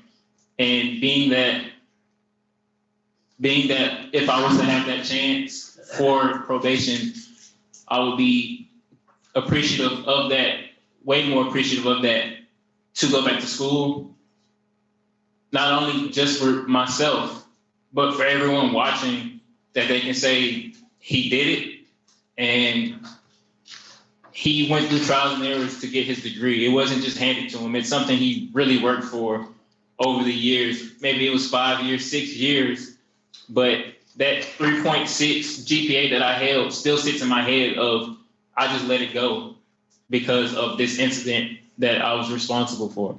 Because of Takia? Yes. And so going back to the incident, how many interviews did you give immediately following? Do you remember your interview with Detective Holt sitting there in the corner the same day? Yes, he came to my dorm room in the morning. It was 1, 2 a.m. And you remember talking to him? Clear as day, yes. Do you remember telling him everything that you've testified to today? Yes. Did he arrest you at that time? No. How long was it from that conversation to your actual arrest? It was 2 months, 3 weeks. So from September 4th all the way up until November 24th, that's when I was indicted and arrested. And are you aware that DeAndre also met with Detective Holt? It came to my attention once I had my visit with you back in January of 2020 when Are you aware that DeAndre got arrested the same day they met with Detective Holt? Yes. How many other officers did you give statements to? MTSU police, because I had lost my dorm that same day. And you told the story to Coach Hayes that's here. Who else did you tell the story to? It was Holt, Detective Holt, Coach Hayes, and bits and pieces to my grandmother. Why were you so willing to talk with police, to talk with your coach, to talk with your family about it? Being that was my first time in trouble, of course, I was 100% scared. And seeing Hope come to me and say, "You're in questioning of the murder of Cedric Thompson. Could you please come out and talk to me?" Before Detective Holt told you that, did you know Cedric had died? No, I take that back, yes. I've seen it on social media. It said Cedric Thompson was murdered in East Nashville. And that was from a Scoop post. When you saw that post, how did that make you feel? Did you have regret, remorse? Did you feel anything? It was a shocking experience. I was in total disbelief. I was wondering, in my mind, I noticed I just seen this guy, and in my head I said, "What?" Just gasped for air. Couldn't say anything. I just had to get outside. I had to get some fresh air, and I'm pacing back and forth, wondering, okay, what is this even about? How did this happen? Or more so, I didn't think that what had happened that day was life-threatening. Well, I think we've gone through everything that I want to cover with you. If there's anything else you want Judge Fishburne to know about you or about how you feel about what happened, this is the time to tell him. From experience of this whole situation, it's very traumatizing for each and every person who has to go through this. And for me personally, having to experience that side, never thinking I would be behind bars, never thinking I would be shackled up in handcuffs. I can't be more appreciative that I was let out on bond and to be able to get this second chance at life. Being a part of this case, I want the victim side of the family to know that from the bottom of my heart, I'm sincerely sorry. I am very empathetic that this had happened. It's not one of those things you can just wake up and say, this didn't happen. It was just a bad dream. You can't wake up from something this traumatic and there's no waking up. You have to deal with this for the rest of your life. It's embedded in your heart, in your mind, and your conscience. It's something that I'm deeply remorseful for. I'm out of tears from amounts of time of crying and even urges of wanting to reach out, but knowing I can't because of my restrictions with, you and the DA and no telling who else. But I really wanted to tell her how sorry I was, but that would have resulted in different spectrums of life, like anger. And she has a lot of unfelt feelings that the court may not even know of, but it was childish. And I accept that it was childish. And now I have to live not only my range, but the rest of my life knowing that this life was taken because of accountability that I should have taken in a better manner, of being a responsible man that I know I was, but I acted as a child. I acted as someone who felt incapable. And it just bothers me each and every day. I go to work, I have to run to the bathroom. Just everything I do, I just have to take those breaks and just to say, I'm sorry. And it just bothers me. Those are all my questions. No.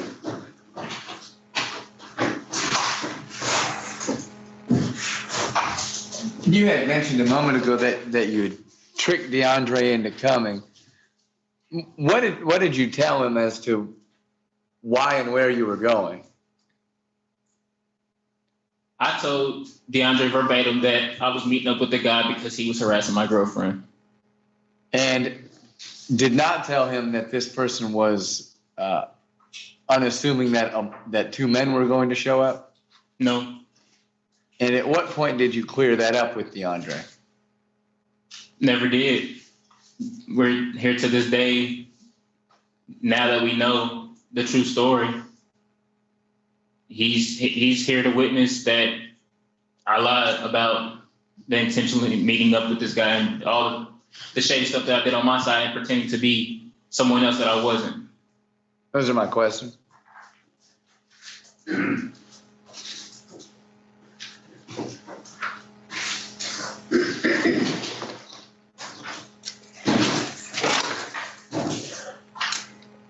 So the story you told today regarding how this incident led to Mr. Thompson's murder, you gave details as far as how that all happened. And just to kind of start you where I got confused was you said that you'd gotten there, you told Mr. Thompson that you're there and you're the brother of Takia Winston. Is that what you told him?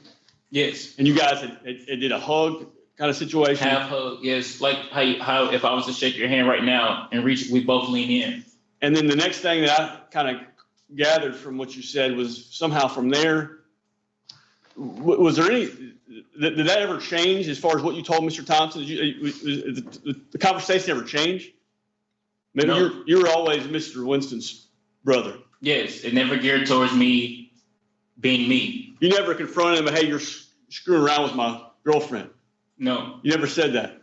Not to him, no. Okay, so the conversation was, you're just being friendly, talking about that, and all of a sudden Mr. Thompson gets stabbed in the chest. Is that right? Yes. Tell me how that happens. Well, like I said before, we were talking. The half hugs happened. We back up to, talking distance. So between me and the glass, that's how close we are. And we're not too close to the car. So the car would be from where the desktop is. And he has music still playing. We all were talking and it was kind of too loud to where you couldn't hear what one another was saying. So he went to turn it down, but he said, hold on 1 second, threw up a hand, turned around, said, hold on 1 second. And then he kind of put his hands to his side and was like, oh, okay, now what's up? What's up with you? That was the context of how he greeted, how he went on to say, basically like, why are y'all here? And I guess clearance of when he can presumably leave with Takia Winston just between meeting us. So that's when the second lunge occurs after I had said, oh, so what's your plans with Takia and where y'all going? And he was just like, oh, we're just gonna go to the park, we're just gonna chill out a little later. And he started getting fidgety. So that's when I noticed, I think he realized that we wasn't Takia's brothers because he just started looking around and he lunged back in the car then, and then that's when I noticed that he was being stabbed. After the second lunge and coming back, standing up. That's not what you told Detective Holt the next day? When you got interviewed, you didn't tell him that story, did you? At the end of the day, I was able to reach that point. But when I first met with Detective Holt, I admit that I was traumatized. And I did facilitate some of the statements that I gave to Holt.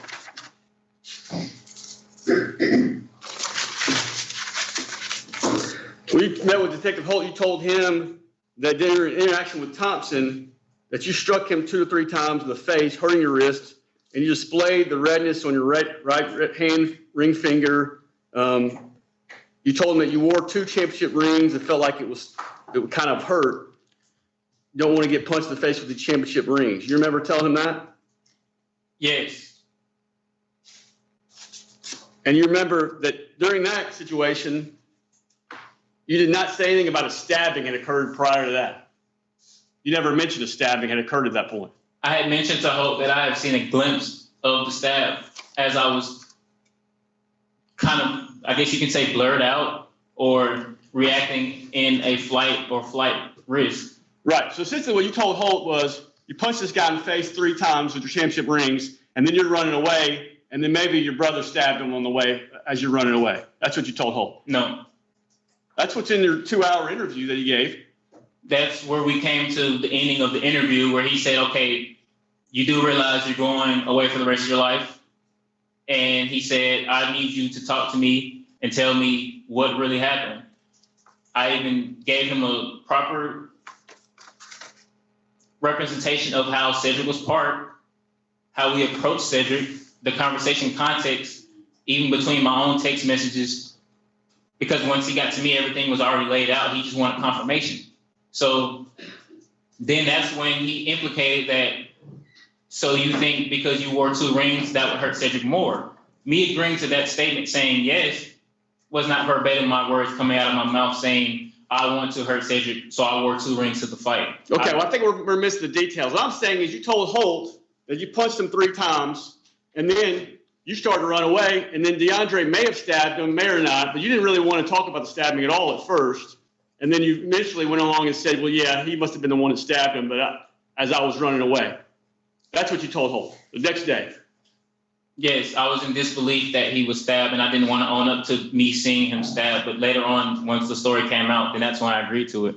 Okay, so the story that came out was that you punched him in the face 3 times, and then your brother stabbed him after you punched him in the face. The story's coming out today is completely different. It's a complete opposite story. You're saying your brother just, out of the blue, just decided to stab this guy because this guy may think something's happening that he doesn't even know what's happening. He may think that we're not Takia's sister. He has no idea why he's there. He thinks he's meeting with Takia. He thinks he's meeting with Takia. He has no idea who you are. Yes. So you're saying all of a sudden your brother just stabs him. That's your story today. Completely different than what you told Detective Holt the next day. It's similar. That's why I said by the end of his interview, he questioned me and he said, I need you to tell me the truth. And I told him the truth, being if it's in the statement or not. At my bond hearing, Detective Holt was here and he heard the story through my lawyer.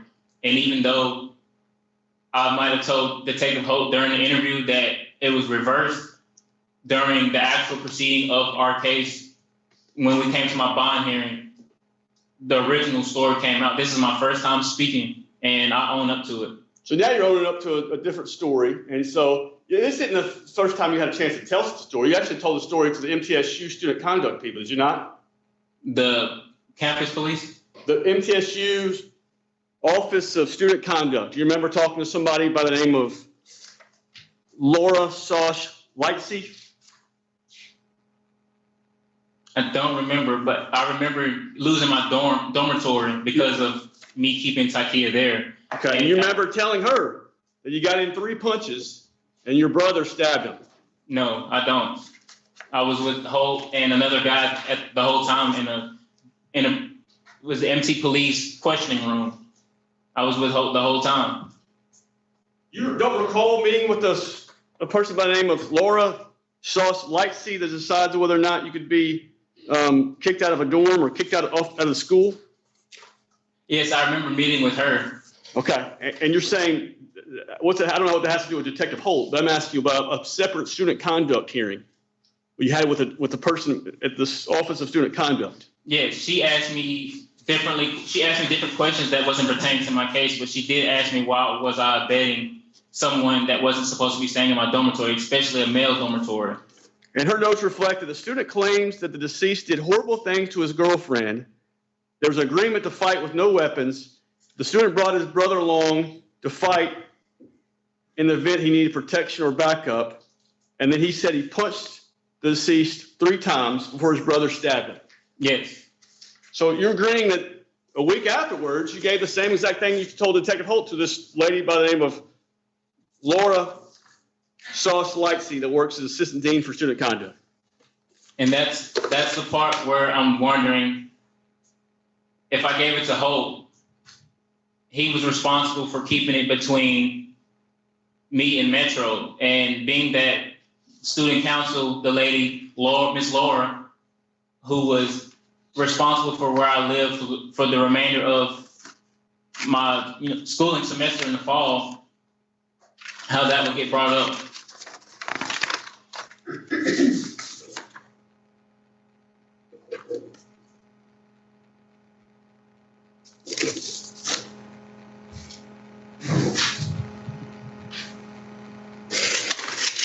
Now, we've heard now today that you've lied to your mom, because your mom came in here today and said that just first she didn't know anything about this situation, about this trickery, or about the fact that there was a mutual relationship between Takia and the victim in this case.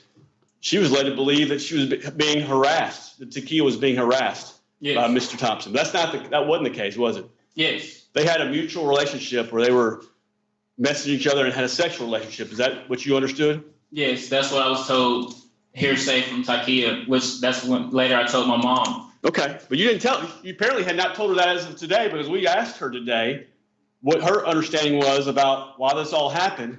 And she said it was because Takia was being harassed by this individual who was murdered.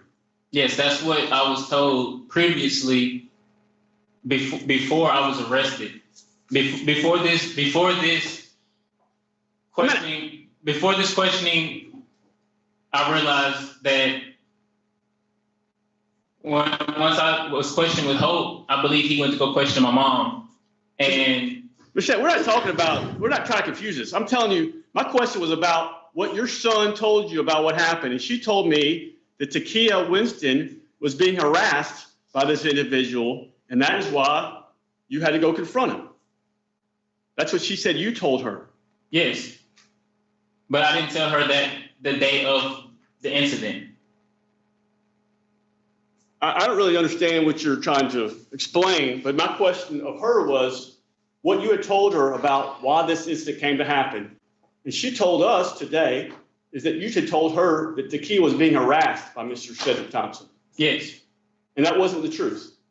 That was the truth, based on what I heard. That's what I'm saying. When you asked me, when you said she was being harassed and she was on the stand and she said, Takia told me and I told my mom, Takia didn't verbatimly tell my mom that she was being harassed. She told me and I told my mom, believing that that was the truth at the time. I don't understand the confusion. I heard it from your mom clearly, and I think the judge heard it too, so I don't think I need to ask the question anymore. But you didn't tell your brother. I mean, obviously, it's been covered a few times already. You didn't tell your brother the truth, did you? You said verbatim what you told him was that that he was doing something inappropriate. Is that right? Yes, inappropriate actions. Your actual text messages were recovered by Detective Holt, and he was able to confront you with those text messages. Is that right? Yes. Your exact words were, bruh, what you doing later? I might need to get a nigga touched. He disrespecting Takia, and I told him to stop multiple times, but he's still going.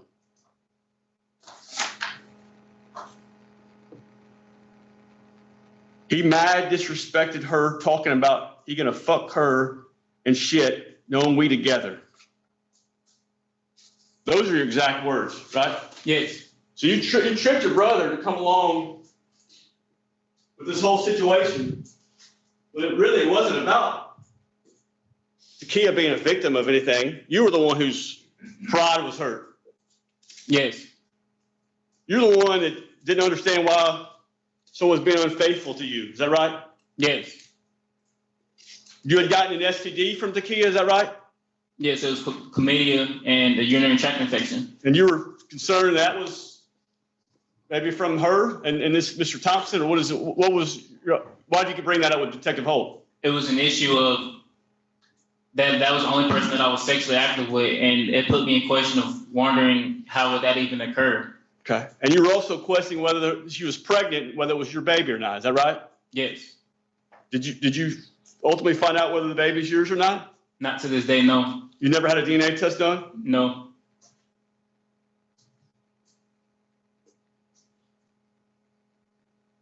So when you saw this text message to your girlfriend, that angered you, is that right? Yes, and frustrated me. I mean, and you learned from those text messages that you sent back that they had a long, ongoing relationship? With me and her, or them two? Them two. I was unaware of it, but yes. But you learned through the messages where you pretended to be Takia, you learned through those messages that they had been doing some things behind your back for a while? Yes. And you kind of formed at that point a plan to attack him, is that right? To talk to him, confront, the word confront, yes. Okay. Well, when most people say the word confront, they think about, I'm going to go up and just walk up on this person and say, hey, my name's Trayvon, and you're doing something wrong. Not create some trickery where they meet someone at a location they're familiar with and sneak up on them. Yes. You say that's more like an attack. Wouldn't you agree? Yes. And you didn't tell your brother what was happening. You tricked him as well. Yes.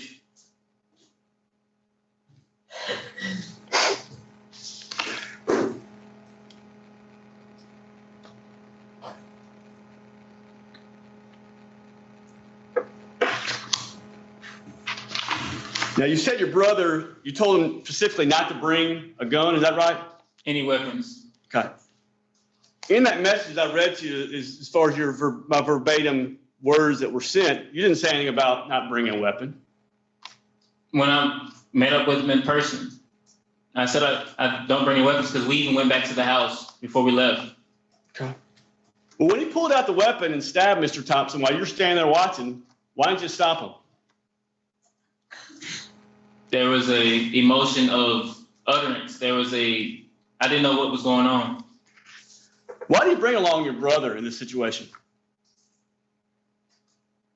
I felt like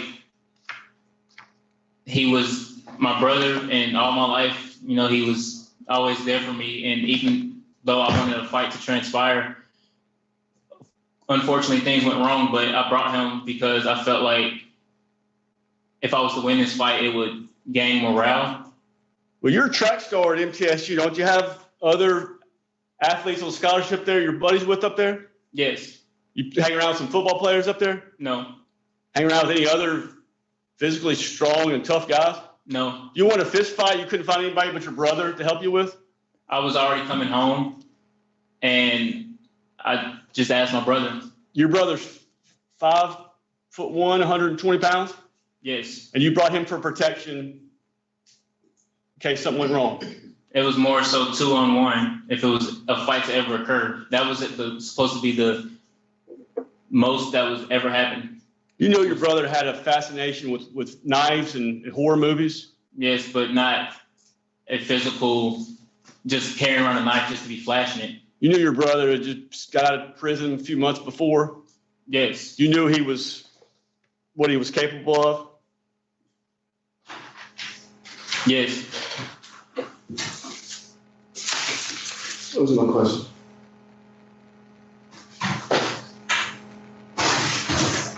Be honest with yourself and tell me what you really thought was going to happen by the two of you going to meet this gentleman.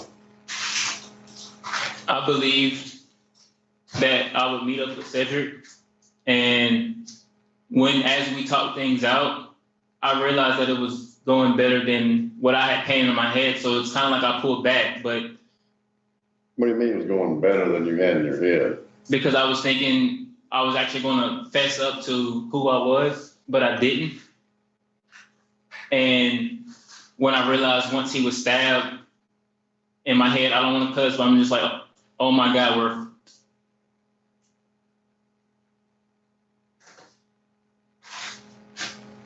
That doesn't answer my question. Did you really think you were going to be able to go there and talk it out without violence? Without a death, yes. Maybe resulting in a fight, no. Well, fighting is violence. Yes, a fight, yes. So did you really think you were going to go there and violence not break out? No.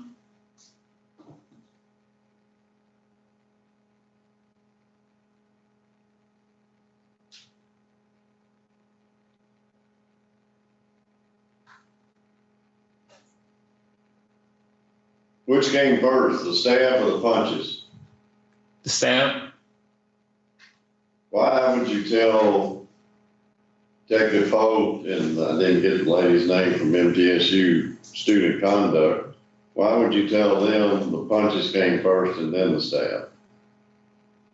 It was a sense of me still being in shock, immediate shock and trauma. Well, the woman that you met with from student conduct was a week later, not the next night or early the next morning or whatever it was with Detective Holt. You had a week to kind of sort through this and figure out, oh my gosh, what happened, and put it together. Yes, it was the next Monday, I remember. And during the weekend, my coach Hayes, he sent me to talk to a counselor during this process. And as I was talking to conduct, she was like, you do realize I have no choice but to kick you out because of this incident. But why did you stay with a story that you knew was not true? I believe it was an acceptance issue that I had, that I didn't want to accept what really transpired of me. Well, that's actually accepting responsibility more, because you initiated the punches and then the knife, and in your scenario today, out of the blue, Mr. Thompson is knifed, falls on you, and you just punch him and get him off it because you think he's beating you up. What's the acceptance in that? Your explanation is just totally irrational. Yes. Today, how are you accepting more responsibility by putting the onus on your brother doing a stabbing first? Isn't it more of acceptance and responsibility is that you beat this guy up before the stabbing? That you initiated the violence? I didn't. Okay. And I was thinking Hope was going to speak, but what I told Hope, I still remember to this day, I did film on the first story that I gave him. And that's the statement that he initially wrote down. And as I told the truth, I owned up to it. And I told him the actual thing that happened was the initial stab and me punching in. The bond, at my bond hearing, that's the story. And it's the same, that's a true story.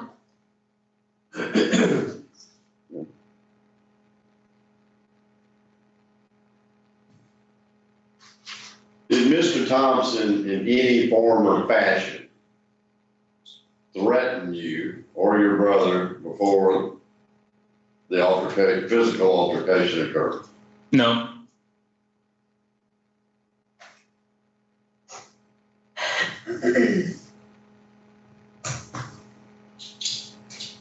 So the aggression that you say the aggression that he directed towards you after the stabbing, you construed that to be an assault upon you? Yes, because I was grabbed by my shirt. But you knew he had been stabbed, right? Yes, from what I had seen, I just seen blood running down his arm. But you saw the stab. Yes. You kept calling him a prick, but it was a stab, right? Yes. And so if he showed aggression towards you, it would be out of self-defense rather than being the first aggressor, right? Yes. I mean, he's responding to what happened to him. Yes.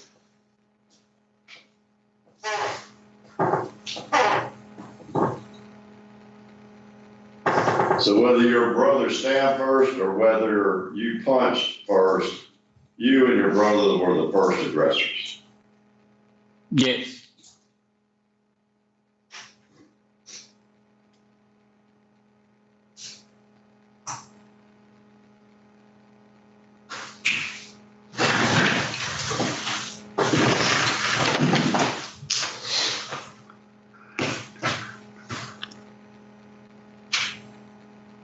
And what is it that you said you wanted to do after you got your degree? I was planning to go into camp counseling. That's what I wrote down. I just wanted to make sure I had it right. Yes.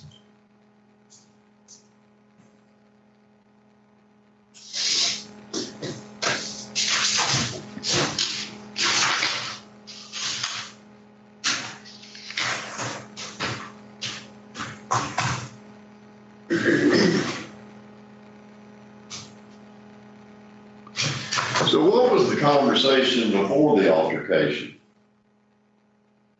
Hi. Between us and I'm Taika's brother, and we just kind of want to know what you and her are going to be doing this afternoon. Yes. And then he lunges into the car and turns down the radio and gets jittery and reaches back into the car. Yes. That was the totality of the conversation. Yes, we were talking about what was previously in the text messages on the kick. So you brought up the text messages? No, he was going along with what was text. He was saying about him going to the park with Takia and how he wanted to not sexually be involved with her, but he was just saying he wanted to go there to quote unquote chill with her. Did you confront him with the text messages that you saw where it was obvious they were having an affair? Not to him, no. Engaging in sexual encounter. Not to him, no. So he never knew the real reason that the two of you showed up. No, because the event had escalated at that point. But the event had escalated without really anything having been said, other than, hey, I'm just going to, she and I are just going to go to the park and chill. Yes. And that caused your brother to pull a knife and stab her. Yes.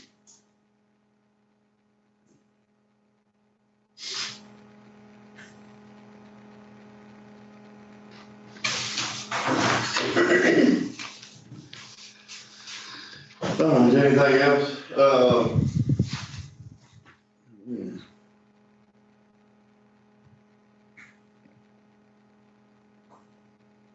Anything else?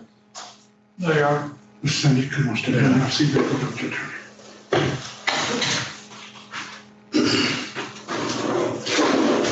Oh, wait a minute, get back on stand. I do have a few things on that. How often do you see, your son? On a weekly basis, whenever my mother would agree to watch him. That doesn't make sense. Do you only come over when your mother can watch him so you can go do something? What do you mean? Well, because I work roughly 65 to 70 hours a week. And I asked her in correspondence of my work schedule if you're okay with that. But if you don't want to, then he can go to daycare. And I use my mom to contact. I don't have direct contact with her, so I asked my mom as her responsibility if she could. Why do you not have direct contact with? Well, first, because prior all of this is going on, I don't want to be involved with her, and I don't have a relationship with her. And second, my mom, she watches him while I'm gone, but when I'm there, of course, I watch him. When did the relationship end? It ended once all of this happened. It was more so just, I guess you can say, a friendship, just because a co-parenting relationship had to be established. So it was just more so a co-parent thing. But I established that I just wanted her to talk to my mom about anything else. But that's not co-parenting. Well, as far as me parenting him on my behalf and her parenting him on her behalf, she has her daycare provider, I have mine, she's working, I'm working. What do y'all do about decisions regarding the child? I asked my mom, I said, is there anything that Takia brought forth towards you that my son needs? And I fill our household with things that we need as far as food, diapers, wipes, toys, etc. And sometimes Takia would text my mom and say, hey, Vaughn needs this, Trey, he's a junior. Well, he's not a junior, his last name is actually Winston. But she would text my mom and say, hey, the baby needs this for our house. Could you ask Trayvon if he's willing to send us over some diapers? And I would fill the diaper bag with whatever he needed. Well, why does your mother have to serve as an intermediary between you and the mother of your child? Well, first being that this case was involving her. And second, I talked to my lawyer while this case was going on about the DNA situation. And he told me to wait until all of this went forth. And so what are your intentions in the future as it relates to this child? I do want surety of who his parent actually is. I mean, it's a decision based on you today is depending on that. But I really do want to find out if the child is mine. All right, well, let's say that I don't put you in prison.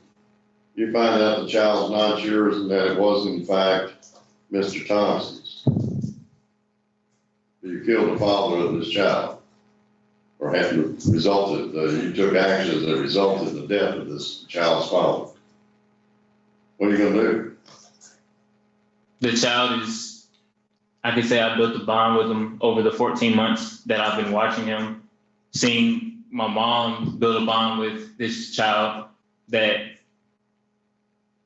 her depression eased once she started watching this child. And I noticed how much she changes things around the household. As soon as you walk in the house, it's nothing but baby stuff.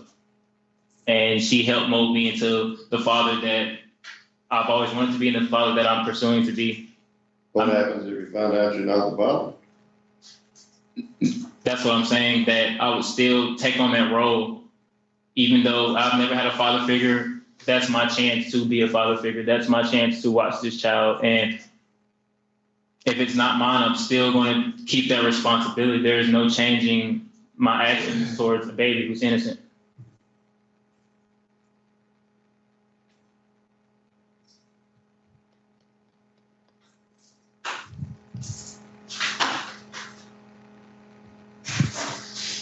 Anything else? No, sir. Later on.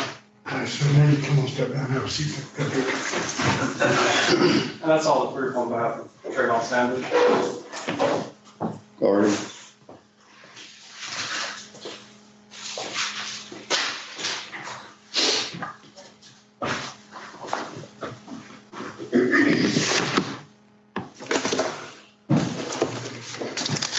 Your Honor, at this sentencing hearing, Trayvon Sanders faces a sentence between 6 and 10 years on voluntary manslaughter at 35%.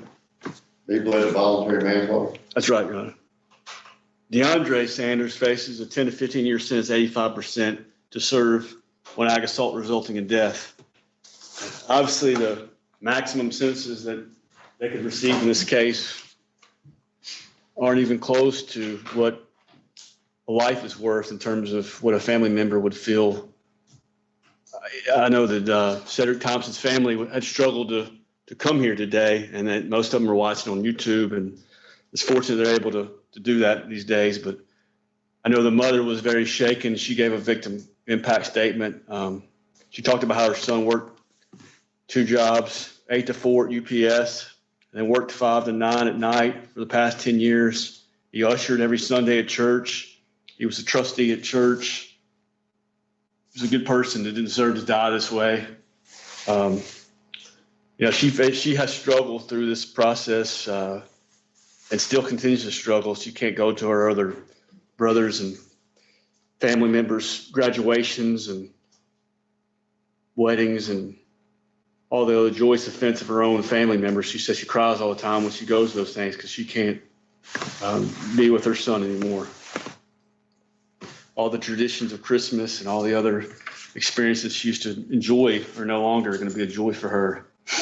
You heard the same thing from Miss Alexander about how he was like the family patriarch in the making. He was truly, sweet person and giving spirit. You even heard Trayvon explain how he smiled at him when he first pulled up. He didn't look for any of this. He wasn't there that day for a confrontation. He didn't even know what was getting ready to happen to him. And he deserves justice in this case. He deserves someone else to at least think about him for a time and understand that he's lost his whole life at a young age because of something like this. Tennessee Code Annotated 4035-102, I'm sure the court is so well aware, way more than I am, but that every defendant needs to be punished with a sentence justly deserved in relation to the seriousness of the offense. The seriousness of the offense in this case, a homicide, I don't think there could be a more serious offense than what happened in this case. Obviously, we have several reasons for punishment, and one is to generally deter others that are likely to commit violations of the criminal laws in the state, and the other is to basically, and that's I think would be aimed at Trayvon, as you don't resort to violence in situations like this. I don't know when the days have gone where people that have a problem with somebody can't just go up to them and talk to them about it or say something to them about it or even get into a fist fight with somebody about something without having to bring a gun or bring a knife. Those days are long gone. It's sad, but I think something needs to happen to send a message to people that they can't just use weapons whenever they have their feelings get hurt or their girlfriend cheats on them and they just think they can be be God and take someone's life because they don't like what someone did to them. And that's not fair to Mr. Thompson to have that happen to him. In this case, Mr. DeAndre Sanders, it would be more to restrain someone with a history of criminal conduct. And certainly he had aggravated robbery. He had the other incident at school. And whether you believe the story that Trayvon told first, which is a situation where he was punching and then he jumps in and he's there tricked in the situation to be there, and he thinks this guy's an abusive, harassing person. He does what he did, or you believe that he just pulls this knife out of nowhere on this guy who's doesn't even know what's going on or doesn't even realize there's a confrontation even happening at that point from what he told you in his second version of the story. Either one of those situations, DeAndre is definitely a threat to the community if he's going to pull a knife on someone and stab him in the heart for something little as stabbed in the heart. Essentially, you stabbed one time in the left chest, which in the heart. So essentially, what we have in this case are situations such as these where people have different reasons for punishment, but in this case, I think the enhancement factors towards DeAndre are previous history of criminal convictions, being aggravated robbery, the employment of the deadly weapon. And then, does that apply in this situation since he's pleading out of range? Yeah, that may be something the court would look at. I wouldn't. The Hicks plea that's being entered, which therefore takes into account his more than his actual prior record. So I don't know that can be considered an enhancement factor. I think it can be considered in terms of whether or not he is a danger to society and how he ought to be dealt with. And that's really what I was going for there, Judge. But I think also very little hesitation about committing a crime when the risk of life was high. As far as Trayvon, I think the consideration here is that he is the leader in this commission of this offense involving two or more actors, and I clearly he's a leader. I don't even know that DeAndre was led to know what he was getting into. But I think the biggest issue that I think with what Trayvon told us today, I don't think his story is believable at all in terms of he didn't know he had a knife. He either knew he had a knife beforehand, which I think is what happened. I don't think you bring along a guy who's 5'2", 120 pounds as protection, or if there are things that go wrong when you're going to what you know is going to be a confrontation. Well, you might if you know he carries a weapon. And that's what I'm getting to, Joe. I think that's the only way you would do that is if he thought he had a weapon. Except for he always looked up to his brother for protection. Right.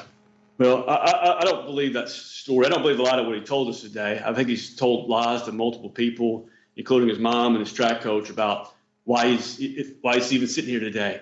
He hadn't been one to own up to the truth of all this, but that's his one truth he's held on to now. He's still not going to tell.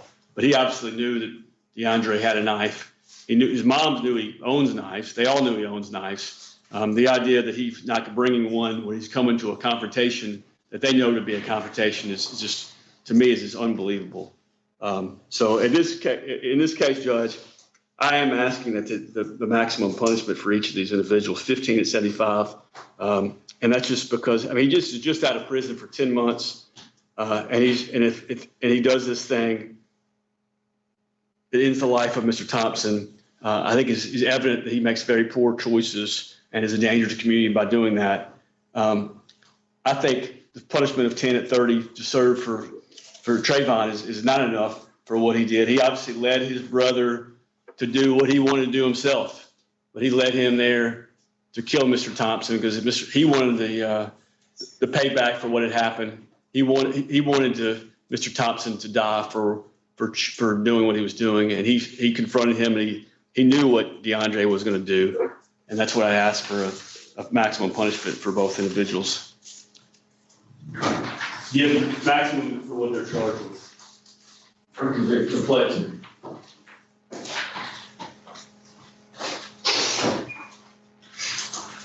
For DeAndre Sanders, he gets out of prison in 2019 and he goes and he starts working, is what we heard. He had no problems with anybody. He didn't have the issue with Cedric Thompson is not that of DeAndre Sanders. Even the evidence shows that he did not know who this person was. Which brings me to 2, 3, and 11, subsections 2, 3, and 11 under the mitigating factors. It's committed in such an unusual way that he was tricked into being there, and he was tricked into action, essentially. And that's not just crediting Trayvon Sanders' testimony. That's looking at the text messages that the state brought up today. Well, I don't have the text messages. Mr. White asked him, he said, you told him you were going there because you were meeting Takia's abuser. And that is the impression that DeAndre Sanders has as he's going to this. Not that this person is just sleeping with my girl and we need to take care of it. He believes he's going there to stop abuse. And that comes from both what Trayvon Sanders was asked by Mr. Powers and by Mr. Wyatt. And that doesn't excuse his activity, doesn't excuse the knife, everything, but it is such an unusual circumstance that he finds out after the fact that this person was not abusing Takia, and this person was not there to fight, and this person was not even going to meet men consensually. So his impression of what is happening while it is happening is that in such a manner that he believed the tension and aggression was more than what it was. And again, that comes from. But there was no aggression shown. See, that's the problem I have with this situation. I kind of understand what you're saying, that he went there under a false impression that this was basically a woman abuser, and they were going to put a stop to it, which could certainly, likely, end up in some kind of altercation.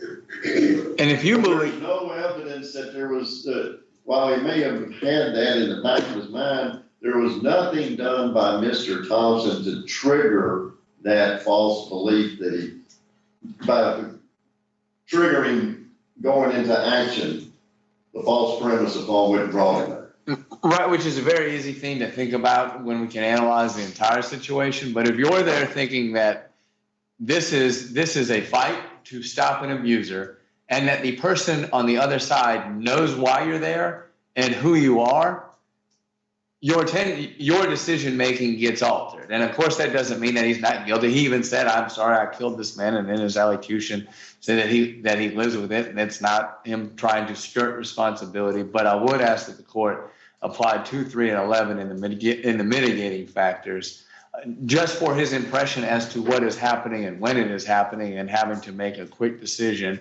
and acknowledging that, yes, it's not Mr. Thompson didn't swing on them or anything like that. But when you believe that this man knows why you're there and what and is capable of fighting back or planning to fight back or planning to engage in a fight, it's not terribly crazy to think I might need to get a jump on this situation.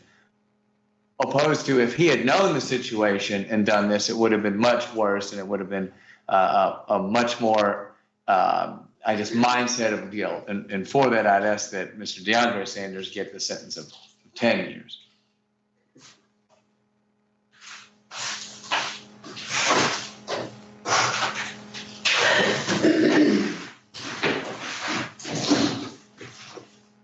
It's undoubtedly a tragic situation that led to Cedric losing his life. And it's also undeniable that Trayvon Sanders was the facilitating factor. Because you take Trayvon out, DeAndre doesn't know Cedric, Cedric doesn't know DeAndre. This meeting never happens. But we've heard. Can he come in and tell what happened? Well, I think he has. I think the only distinction is where the only deviation in the story is were there 3 punches before the stab or 3 punches after the stab. But the one thing that's consistent is Trayvon was not the one that stabbed. It was DeAndre. I don't know what happened as far as how things transpired. It does sound like it happened rather quick. There may have been a lunge into the door. I don't know DeAndre's mind. DeAndre is a small guy who just got out of prison less than a year before. I don't know what was going through his mind. I don't know what 6 years of prison does to someone and the way that they see situations. But what I do know is Trayvon wasn't the one that had the knife. Trayvon was the one that tried to make sure there were no weapons. Even when he was acting like Takia, he was making sure that Cedric didn't have his gun with him. And even when he was lying to his brother, he was making sure his brother didn't bring a knife with him. Is that, any of the text or anything? Or is that just something he told his brother? Don't bring him. I believe the testimony was they told his brother because they ran back by their house before they went to meet up with Cedric. Because he picked him up from Tyson. Food. So why did he even go back to that? I have no idea. Maybe to change because his brother just got off work. That's the only thing I can think was to assume if you're working in Tyson. Do what? Or get a knife? I don't think that that's why they went back. I think it's more likely they went back so DeAndre could change because he just finished a pretty long shift at a food processing plant. I can't imagine you smell too great and your clothes are too clean. I think that that's more likely, especially since there's no testimony that they went to get a weapon. In fact, the testimony has been the exact opposite, which is Trayvon told him not to bring a knife. And so this really is a very unique case and a very unique circumstance because Trayvon undoubtedly did things that were wrong. He lied to Cedric. He acted like Takia. He lied to his brother. He's lied to his mom. But what we do know is that he did not have the knife and that he did not intend for this to happen. And we have the messages where he is messaging Cedric to make sure Cedric doesn't have his gun. And so I think it's also fair to find his testimony truthful that he did tell his brother not to bring a knife. At any rate, the big deviation in the case is were the 3 punches before the stab or after the stab, but there's not any debate about who did the stabbing. And the person that did the stabbing was DeAndre Sanders. It's not appropriate, even with all the deceit that Trayvon committed that day that led to the ultimate tragedy. It's not appropriate to hold Trayvon accountable for the actions of his brother DeAndre, even though he was the facilitating factor that got DeAndre face to face with Cedric. DeAndre is a grown man with his own free will who decided to take a knife with him and who decided to use that knife. And we're talking about one stab that DeAndre committed. Trayvon didn't do any of the actions that led to the ultimate consequence, that led to Cedric's. He led to the situation of everyone meeting up, but it was DeAndre that made the ultimate act. And so it's just not proper to hold Trayvon accountable for the actions of DeAndre. And we've heard from Trayvon's coaches, we've heard from Trayvon's family members, we've heard from Trayvon himself. that he's a hard worker, that he does have a future, that he does have good character, that he is trustworthy, he is reliable. And other than making the poor decisions on this day, he does tend to exercise good decision-making, and that he does have a future. And so for those reasons, Your Honor, he pled guilty to voluntary manslaughter on a Hicks plea. And so before you today is the decision of whether it's going to be a 6, 7, 8, 9, or 10-year sentence, and whether it's a probation sentence or a prison sentence or some other combination.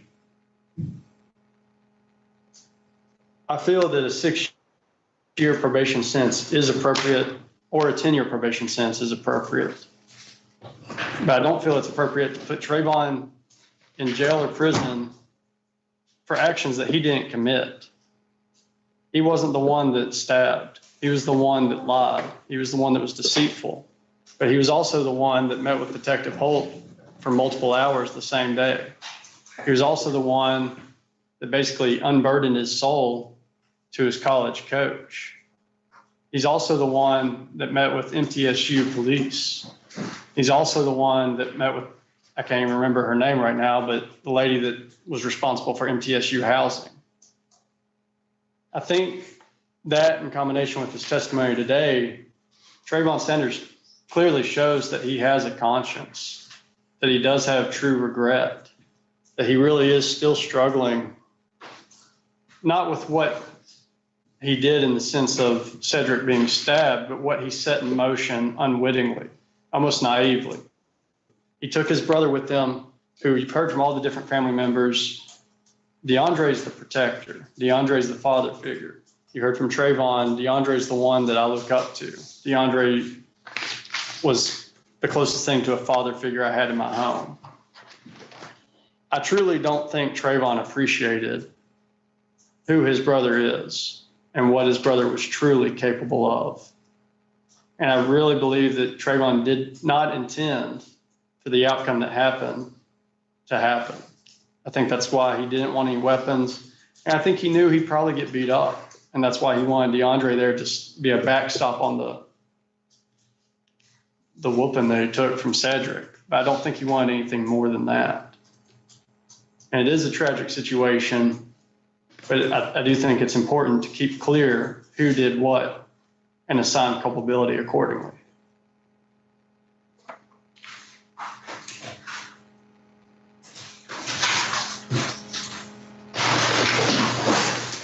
Anything else? No.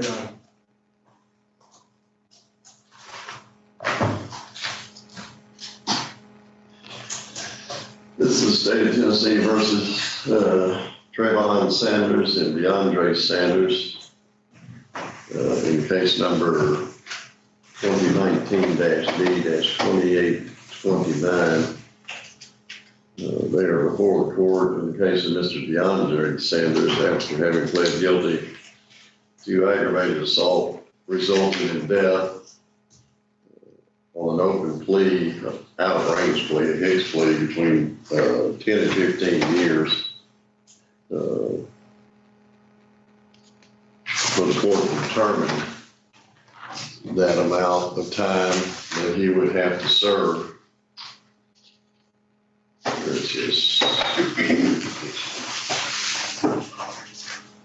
And whatever sentence is imposed would have to be served 75%. In the case of Trayvon Sanders, he has pled guilty to voluntary manslaughter under a Hicks plea. In the case of Trayvon Sanders, the court's responsibility is to determine the manner of service of a sentence and the length that that sentence would be, however it is to be served. It was referenced, just a clarification, about 30%, so I think was referenced once or twice. It got to be 35% on the plea agreement. Is that correct? That is correct. Yes, Your Honor. Okay.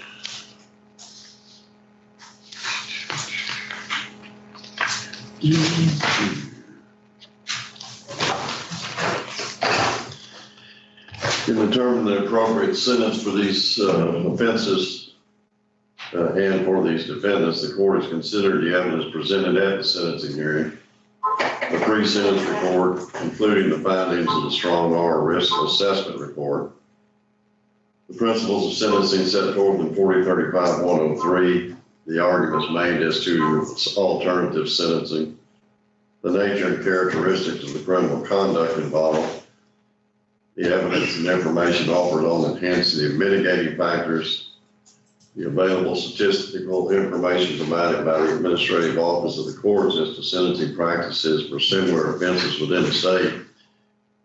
The problem with that is they have a very select few of crimes that they track and put in the sentencing for those, none of which apply to the sentences or the pleas that were entered in this particular case. Court has considered the statement of the defendant's allocution in the case of Mr. DeAndre Sanders and the testimony of Mr. Trayvon Sanders at the sentencing hearing. The defendant's potential for rehabilitation or treatment and the general purposes for which the Sentencing Reform Act was enacted set forth in 4035-102. As previously noted, Mr. DeAndre Sanders pled out a range under State versus Hicks to 10 to 15 year range 3. Of course, it is a 75% range, but it's a range 3 in terms of the possible years that can be imposed. And in the case of Mr. DeAndre, he pled out a range under Hicks to a range 2 offender or voluntary manslaughter, which carries a 6 to 10 year sentence. In looking at the enhancement factors under 4035-114, in the case of DeAndre, the defendant has a previous history of criminal convictions or criminal behavior. In addition to those necessary to establish the appropriate range, he doesn't have the necessary convictions to put him in range 3. He's only got the aggravated robbery from 2013. However, he's got a rather lengthy history of criminal behavior, including carrying a gun to school, getting kicked out of school for that. He admits to a lengthy drug history of using about every drug that you can find on the market. Whether it be cocaine or MDMA or marijuana, although I don't put a lot of weight on that one way or the other. All sorts of pills that he was using. Percocet, I think, was one specifically identified. Point being is that heroin was used. He pretty much has run the gamut on using illegal substances for quite some period of time, including after he got out of the penitentiary for a period of time. According to his statement, he did that for maybe 3 or 4 months and then miraculously was able to stop that except for the alcohol. But anyway, he has a lengthy history of illegal drug use. So from that standpoint, the court finds that it has some, although not significant weight, since he is pleading to a range 3. But it does carry some weight in terms of the criminal behavior as to where in that range he should fall.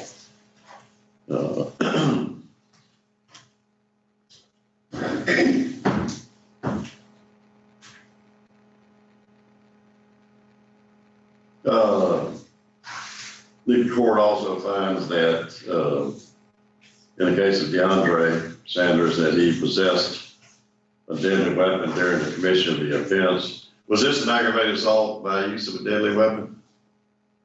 It was aggravated assault Resulting in death. Just resulting in death. Yes, sir. So the fact that he had a deadly weapon doesn't apply as an enhancement factor. I guess it could have done it. I don't know. What the advice say?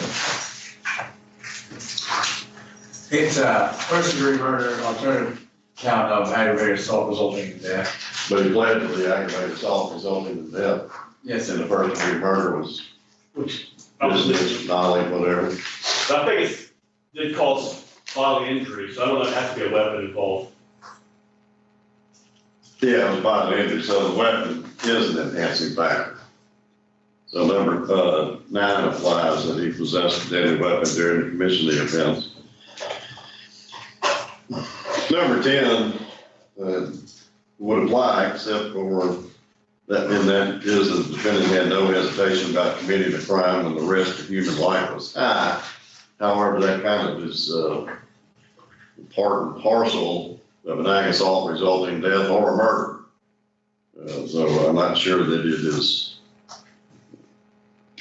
an independent enhancement factor that can be considered by the court. Although in this case, there was just absolutely no real basis for the stabbing to occur, because there was absolutely no aggression on the part of Mr. Thompson.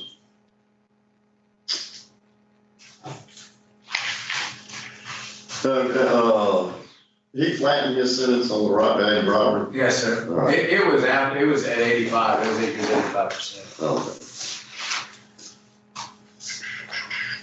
In the case of Trayvon, the court finds that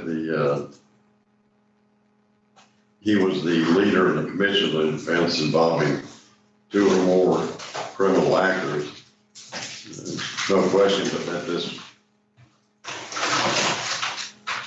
horrible, tragic event would not have occurred if he didn't put in motion all the various deceptions that he did in order to bring these parties together.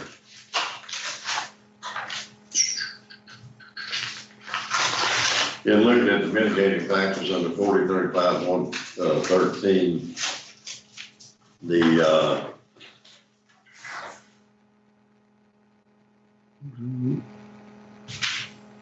which ones did you enumerate? 2, 3, and 11. Yeah, I don't find that 2 applies because he wasn't acting under a strong provocation. He went over there maybe on the belief that this guy was being physically abusive or something to someone, but there was nothing done by the individual himself at that time. And he wasn't the one dating this girl. I mean, he really didn't have a dog in this fight. He was kind of back up for his brother if anything were to go wrong, and that was it. So, and there was nothing that existed, even in the deception, to provoke him to take the ultimate action that he did. So I don't find that number 2 applies. I don't think that number 3 applies. There was nothing that I heard that, again, even with the deception, that would excuse or justify his criminal conduct. I mean, they walked up and pretty much within a matter of 10, 15, 20 seconds, it was on and over with. It didn't take long at all. There was no real conversation involved. I will say that number 11 does have some applicability because the defendant, although guilty of the crime, committed the offense under such unusual circumstances that it is unlikely that a sustained intent to violate the law motivated his criminal conduct. I think it was a very unusual circumstance and he was totally deceived into what was going on. It still doesn't explain why he resulted in pulling a knife and stabbing this guy. But I don't know that he would have gone there but for his brother deceiving him. So he went there under a false pretense. Why he acted the way he did, I don't know, but I'll give him some way that I don't think he went there necessarily with the intent to kill. I think, personally, it was more likely than not that Trayvon threw the punches and he reacted to that. He just felt like he had to get involved at that point in time. I don't think the evidence supports that he stabbed the guy out of the blue for no reason whatsoever, and Trayvon defended himself from what he perceived to be a perception when after the guy got stabbed and went in his direction. So I don't give it a lot of weight, but I do agree that very unusual circumstances why he was there.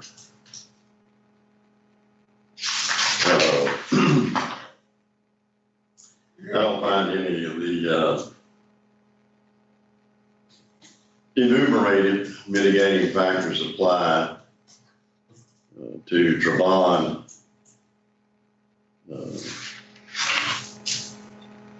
I do find that, there's some general mitigating factors that can be given some weight. One, he's never been in any kind of criminal difficulties before this. There's no evidence that he ever used drugs. There's no evidence of arrest or convictions. I think his high school coach said he never got engaged in any incident resulting in any type of write-up at school. I mean, there's nothing there to suggest any qualities as criminogenic qualities is what I'm trying to say. So, I mean, certainly, there's some weight that should be given to that particular mitigating factor. Also a mitigating factor, and unenumerated, is that he was less than a year away, semester away, graduating from college. Certainly, I mean, he was being productive, working hard up to that point in time to better himself and do what both coaches said that he would hope they can do with every one of their people that they mentor and coach, and that is to give them a possibility of having a better life. And I think he was on that track. How he can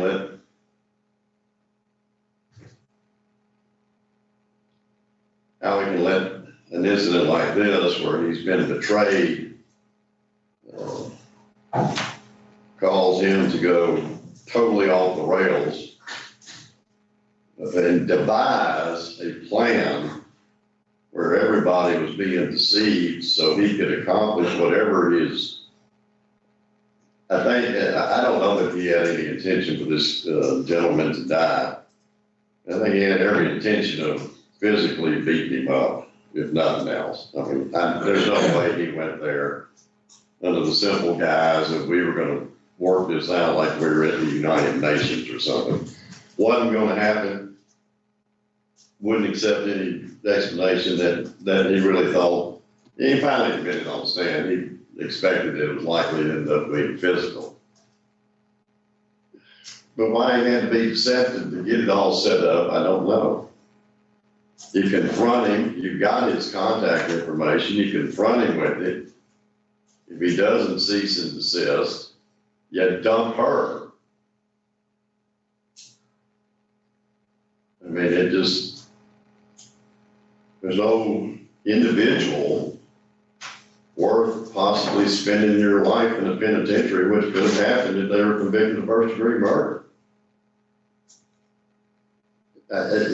It doesn't make sense to this court that an individual's ego is so big or so fragile, really both, that he would allow his girlfriend's betrayal to lead to this cold, calculated device of being able to confront this guy face to face with his brother there to ensure that he comes out on top.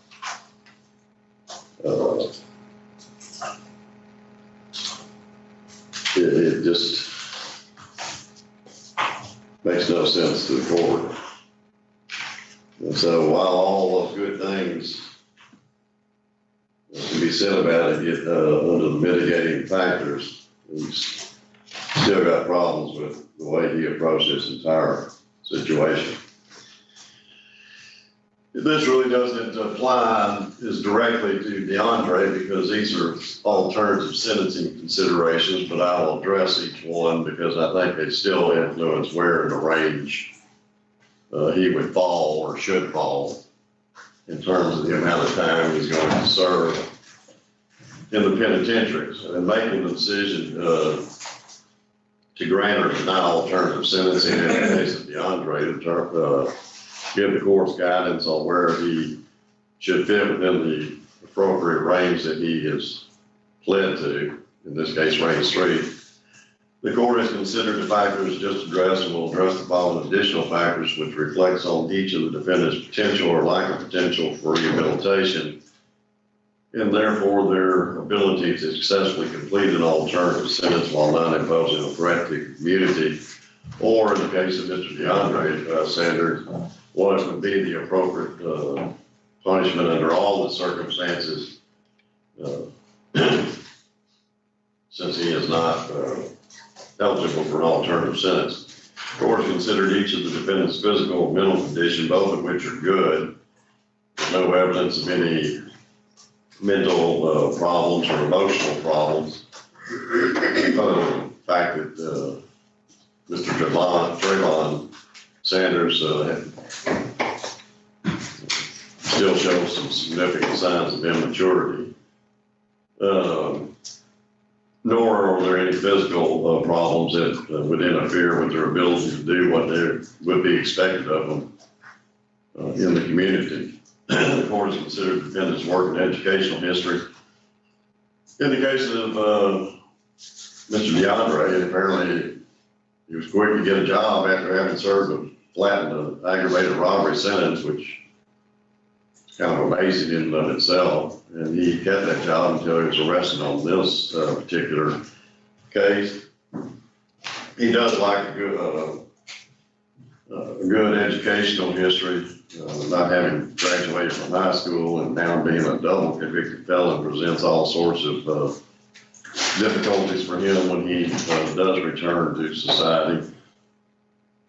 In the case of Mr. Trayvon, he is shown excellent work and educational history. May have thrown it out the window, but at least up until the point in time that he was here today, he was pursuing his college degree, had a 3.6 GPA, was engaged and very successful in track. After these events, he took measures to continue being productive in some manner since he was no longer in school. So certainly he's shown the ability to do whatever would be required of him to do if he were not to be incarcerated. And his actions were not a threat to the community. I mean, I admit, Mr. Powers, your client did not stab him. And he himself has not shown any significant propensity for violence. I'm convinced that he, without justification, struck this guy 3 times, which started the events that led here today. But be that as it may, that certainly is not a pattern that existed in his history in dealing with other people or other situations. Courts considered the character and social history of the defendants. DeAndre, that kind of speaks for itself. Most of his adult life has unfortunately been served in the Department of Corrections. Don't really know much about his social history. His character, despite his violent propensities apparently, between an aggravated robbery and a stabbing, I mean, at least when it came to family, he has an outstanding character traits. I mean, he's dependable, he's loving, he's loyal, he's there for his family.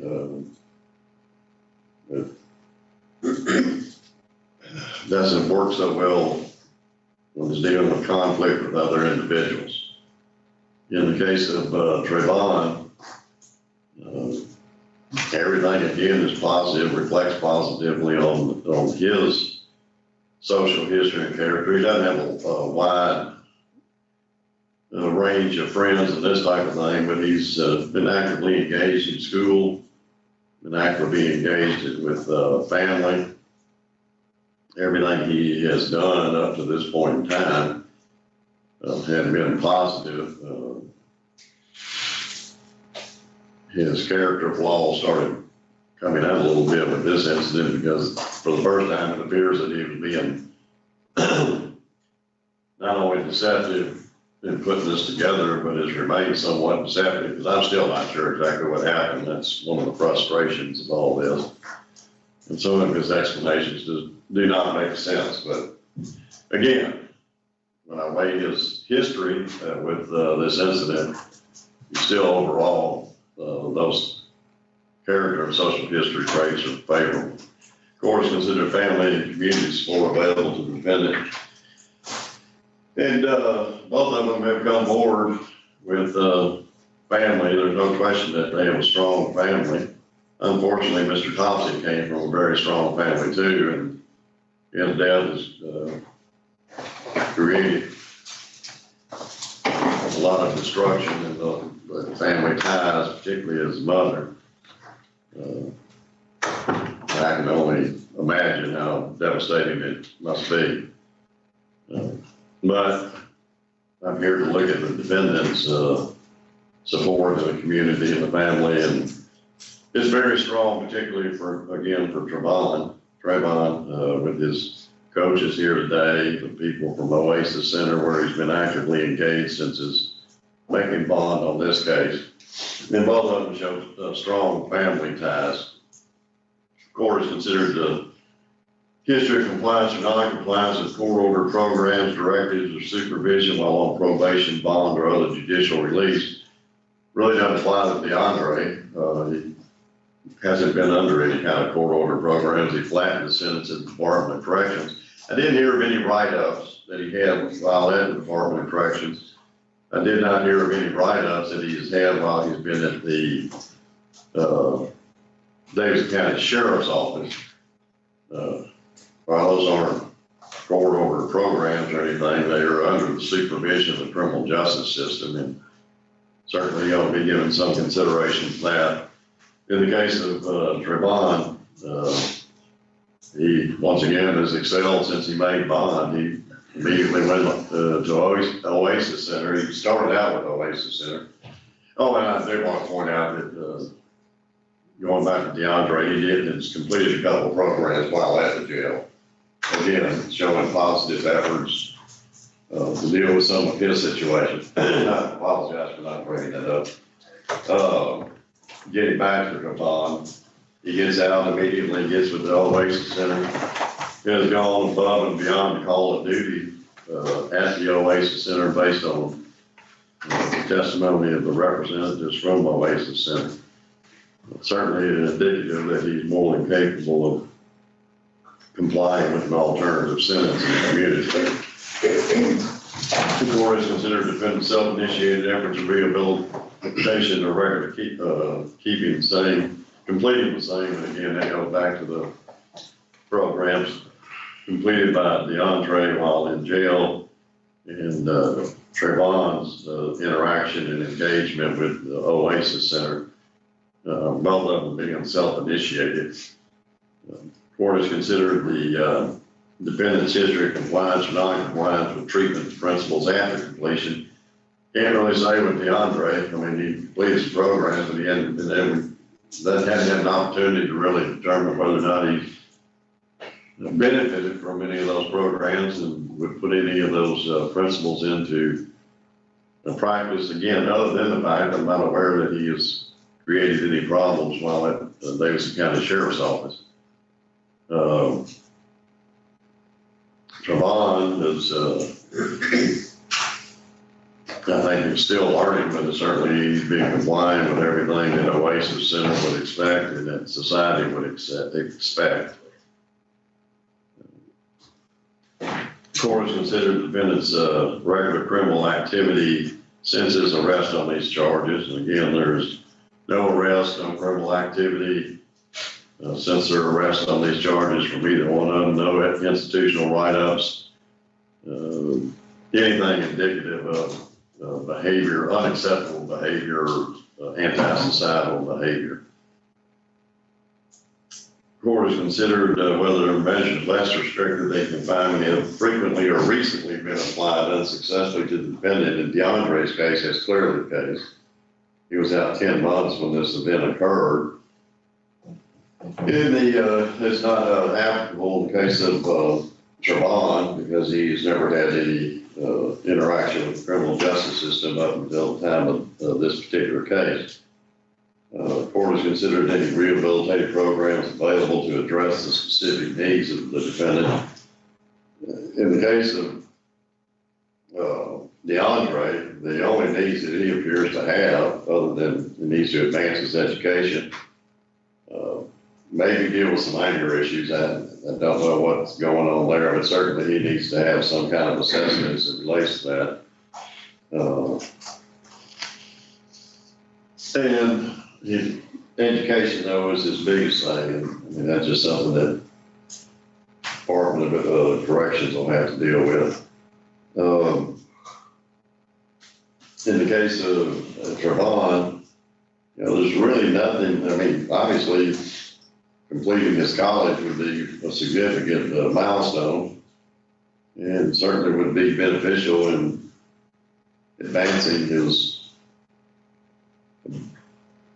desire to do what he wants to in life and be a productive citizen.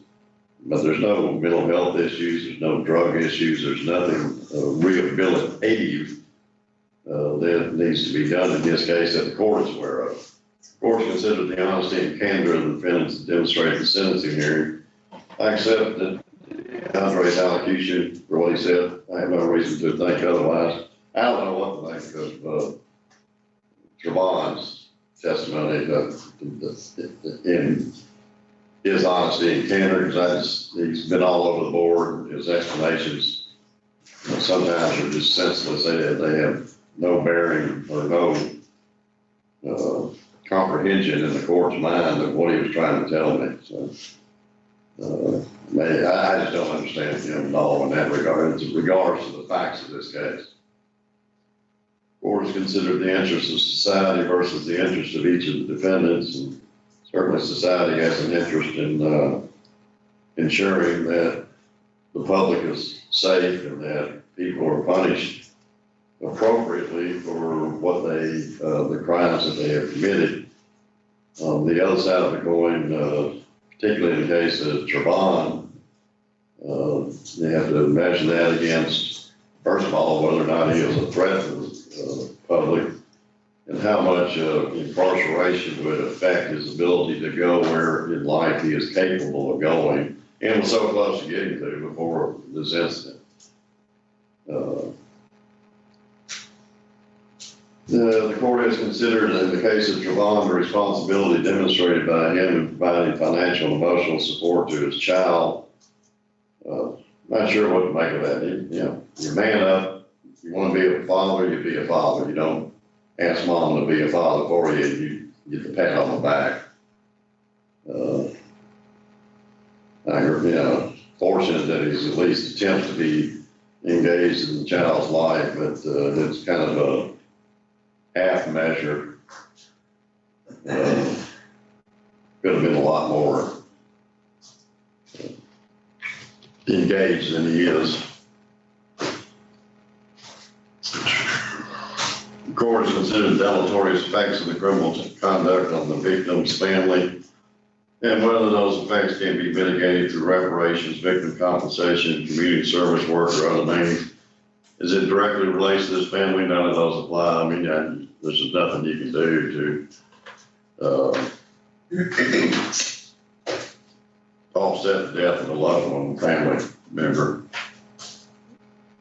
Is there something they can do in terms of the community? Yeah, there's probably some things that would reduce the deleterious effects of the criminal conduct on society, but this is primarily towards the victim's family.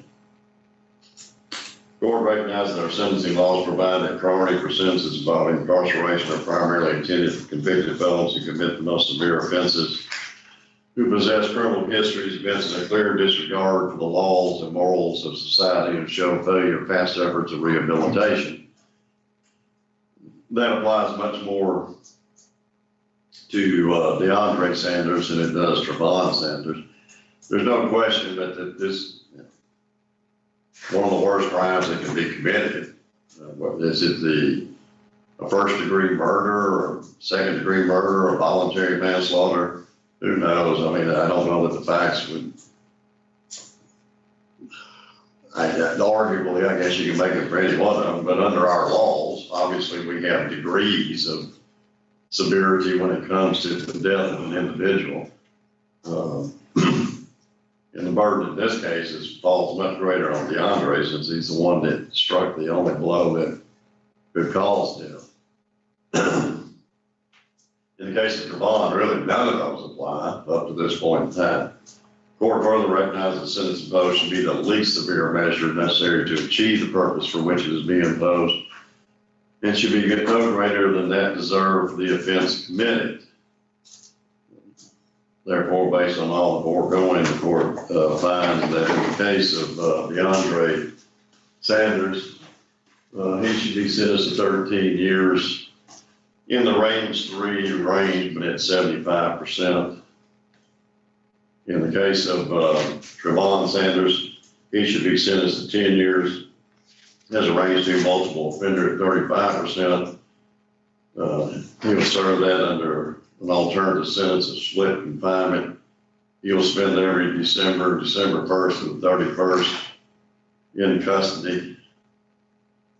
Requirements of his probation is that he complete his degree or get a degree, complete his degree, whether it be at MTSU or otherwise, but that he do that and he do it within the first year of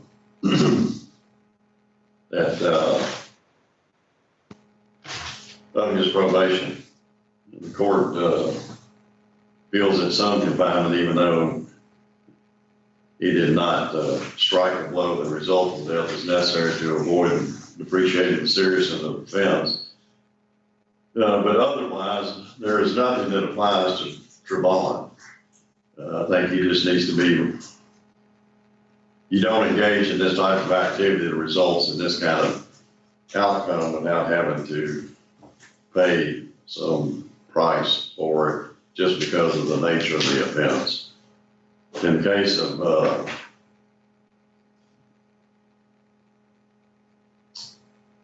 DeAndre, excuse me, God, which one I was about ready to talk about. Confinement is necessary to avoid appreciating the seriousness of the offense and to protect society. The defendant who's shown propensities to engage in criminal conduct and criminal activity, and who has had recent measures applied unsuccessfully to him, and also as an effective deterrence.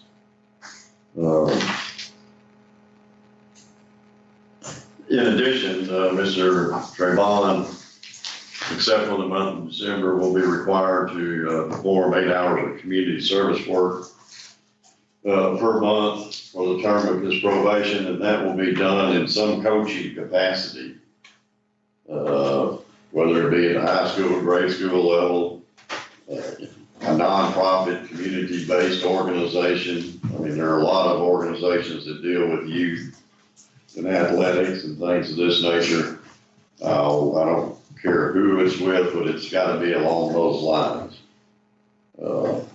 His coaches are the ones that says he still has the great potential to positively influence youth. He says that's what he's wanting to do.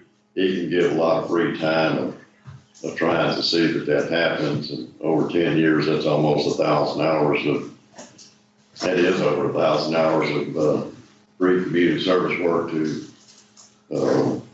hopefully achieve that for some youth that's coming up. There will be no fines. Looks like his mother was out $350 for 2 counseling sessions she went to. Trevon Sanders could make restitution in that amount. That was the only restitution figures that I saw. Is there anything else from the state? No, Your Honor. Defense? No, sir. No, Your Honor. All right. Mr. Trevon?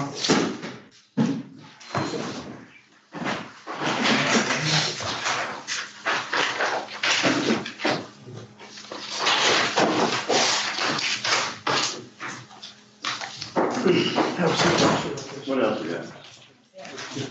That's it. You want me to go get those?